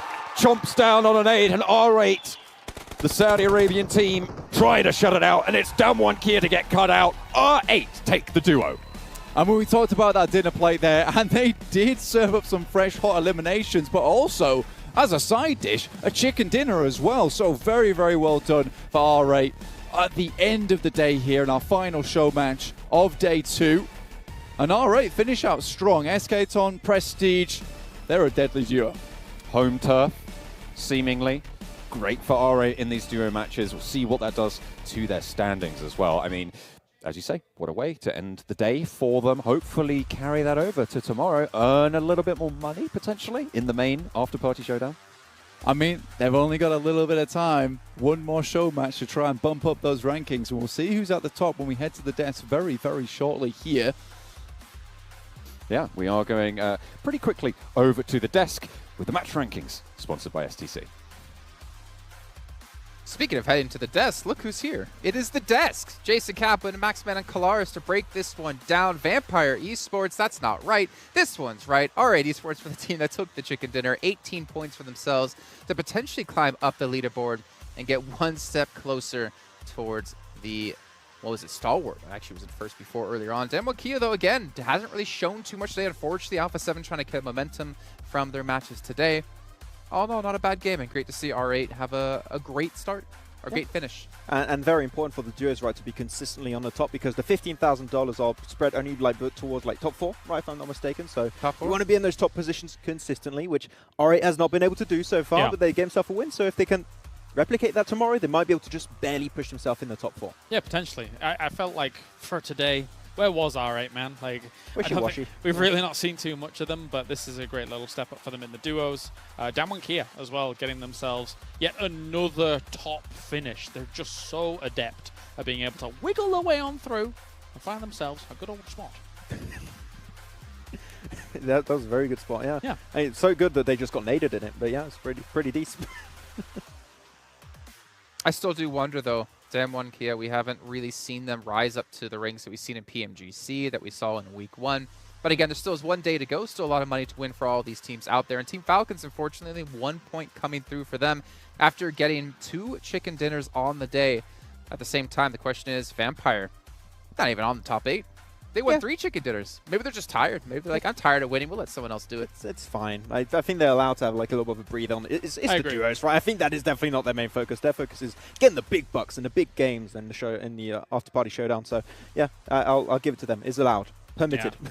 And of all the games that we had, once again, I mean, we're seeing a lot of hardships throughout the past couple of days, but this one was, we're going east, we're going west, we're going east. It was really rough to try and accommodate to the moving around for this one, but, you know, R8 playing it nicely. I think one of the most important moments for them really was kind of holding out Alpha 7 from the north, because if they don't hold that position, hold them out for that period of time, then they potentially get sandwiched by Alpha 7 as well as Down 1, and that's a death sentence. And as a point made earlier, right, it's very important to hold on to that utility until the very end. Yeah. That utility made it so much easier for R8 to not having to take the conflict versus Down 1. If so, Down 1, we know how good they can be in those closing moments. It could have been going a little bit all over the place. So holding on to utility, it seems like teams are learning that a little bit as we go on.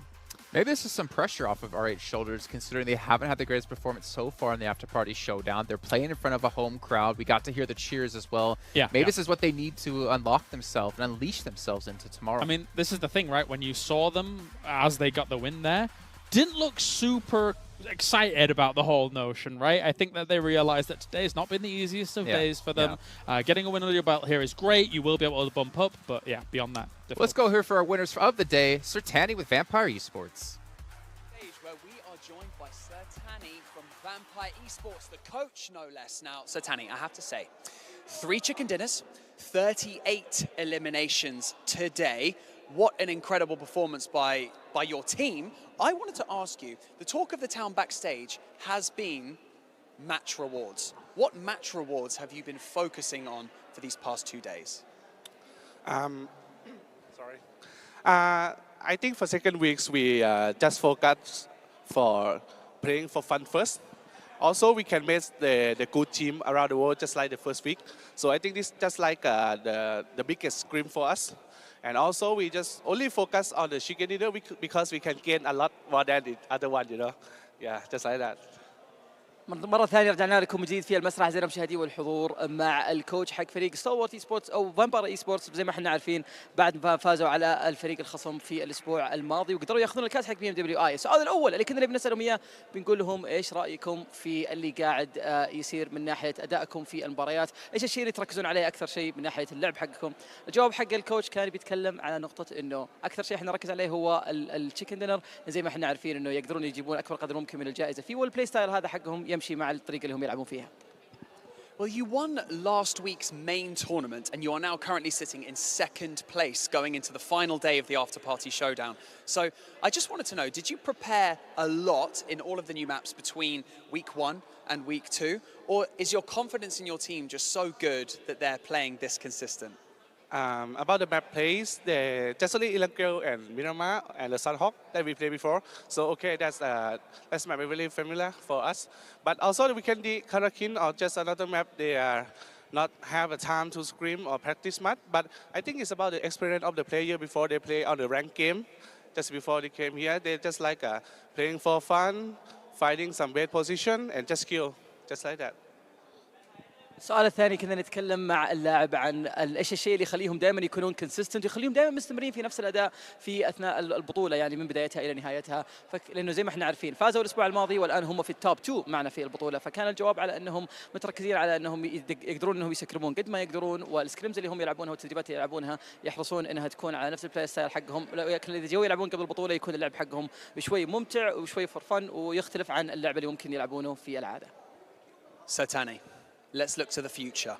Let's look to tomorrow, the final day, okay? What are you planning on changing to make sure that you get those chicken dinners and maybe even another PMWI trophy? For tomorrow, we just focus on playing on the same timing like this. Because for now, I think the player confidence and the momentum just came to us. You just see the circle just come to us today. So I think tomorrow we just focus on what we have to play, the confidential, aggressive style, just like that we do before. And also we want to win the second week again. Thank you. زي ما احنا عارفين غدا ان شاء الله بيكون هو اخر يوم معنا في بطوله الافتر بارتي شو داون. حبينا نسال الكوتش انه ايش الشيء اللي انتم تستمرون تسوونه عشان تقدرون تضمنون انكم تفوزون في البطوله. الجواب كان بكل بساطه انه احنا الان عندنا مومنتوم مره عالي وبنفس الوقت الثقه اللي موجوده عندنا جدا عاليه، فودنا اننا نستمر على نفس الطريقه عشان نقدر انه في نهايه الاسبوع هذا ايضا انه يكون هذا الثاني تروفي نقدر ناخذه من بطوله PMWI. So Tani, congratulations to you and your team for a very successful day 2. We wish you all the best of luck going into the final day of the PMWI, but also the after-party showdown. Please, everyone in the Gamers 8 arena, give it up one more time for Vampire Esports. Thank you. ขอบคุณครับ Okay, we're going to head back over to the desk to round out the day. See you in a bit, guys.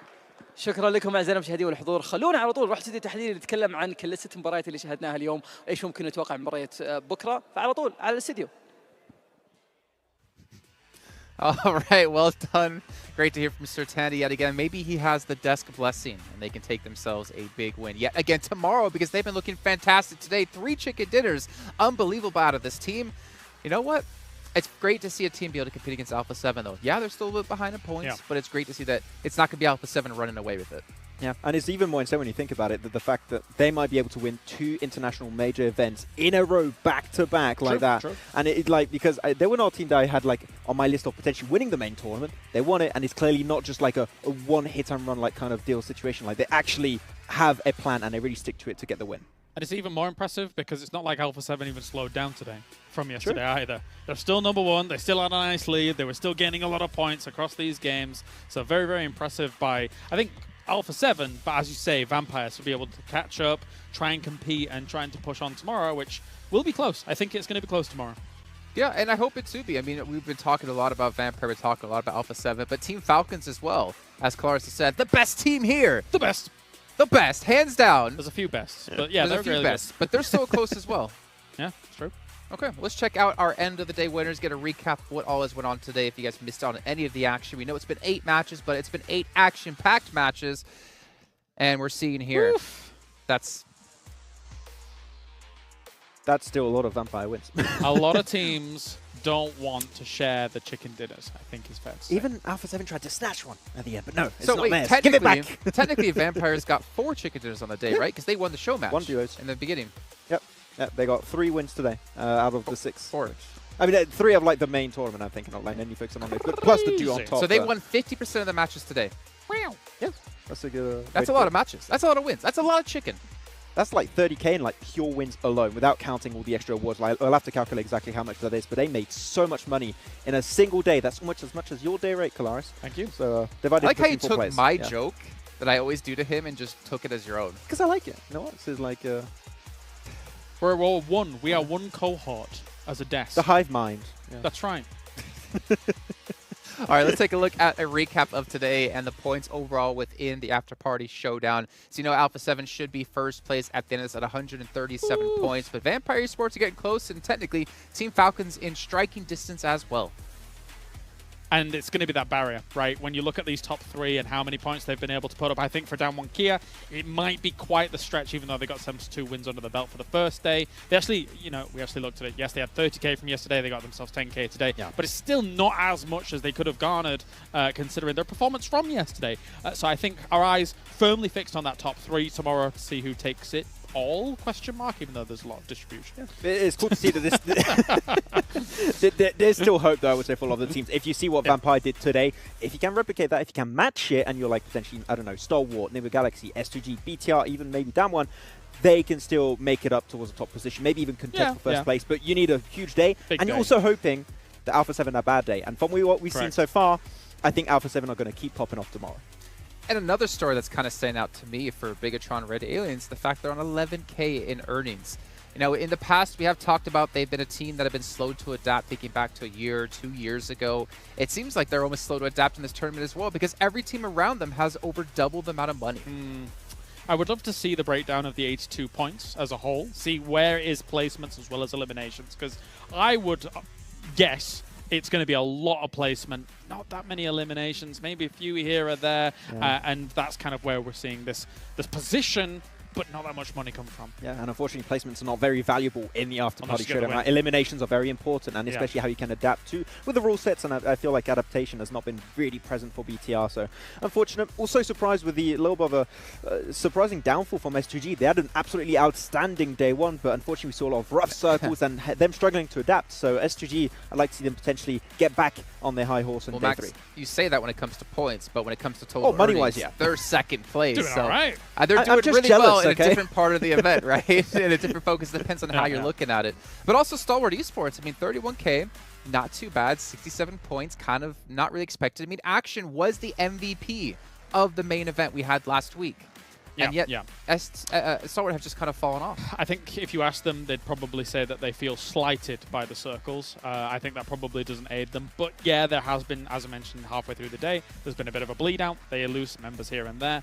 And then as it comes to rounding out the game, I don't know, it feels like there's a little hesitation there because we know them to be technically very powerful, but it's not working out. I think it's their team intro, man. It was just a lot of effort, a lot of physical effort, All of and it went strain on into their that. body. Now they like got cramps all of their arms and hands like that. That's right. I think that might be actually the issue. But no, it's fine. There's still some time for them to get up there, and it's still 31k. That's still a significant amount of money in like a single 2 days of play. Yeah, I mean, you think about it, that's like $15,500 per day. That's really not that bad. That's actually a lot of money, to be fair. As you said before, Max, this is the biggest event in terms of cash you can earn per match. That's wild. That's what he said. That is what you said. That's what I was going to remind you. I'm just surprised that I'm giving credit, for something I actually said. I mean, if you think about it, I've actually been extremely nice to you this entire event, but that all can change tomorrow, Kalaris. There is 1 day left, Max. And that 1 day will be coming up tomorrow at the exact same time. But before we do go, I want to give a shout out here to MasterCard and Saudi Investment Bank for being sponsors of GA and PMWI. Remember, this event has been going on for over 5 weeks across multiple different titles, but saving the best for last with PUBG Mobile. So, ladies and gentlemen, that's going to round out the day. We know exactly what's at stake going into the final day tomorrow. We'll be back at the exact same time to see you more for some more PUBG Mobile action.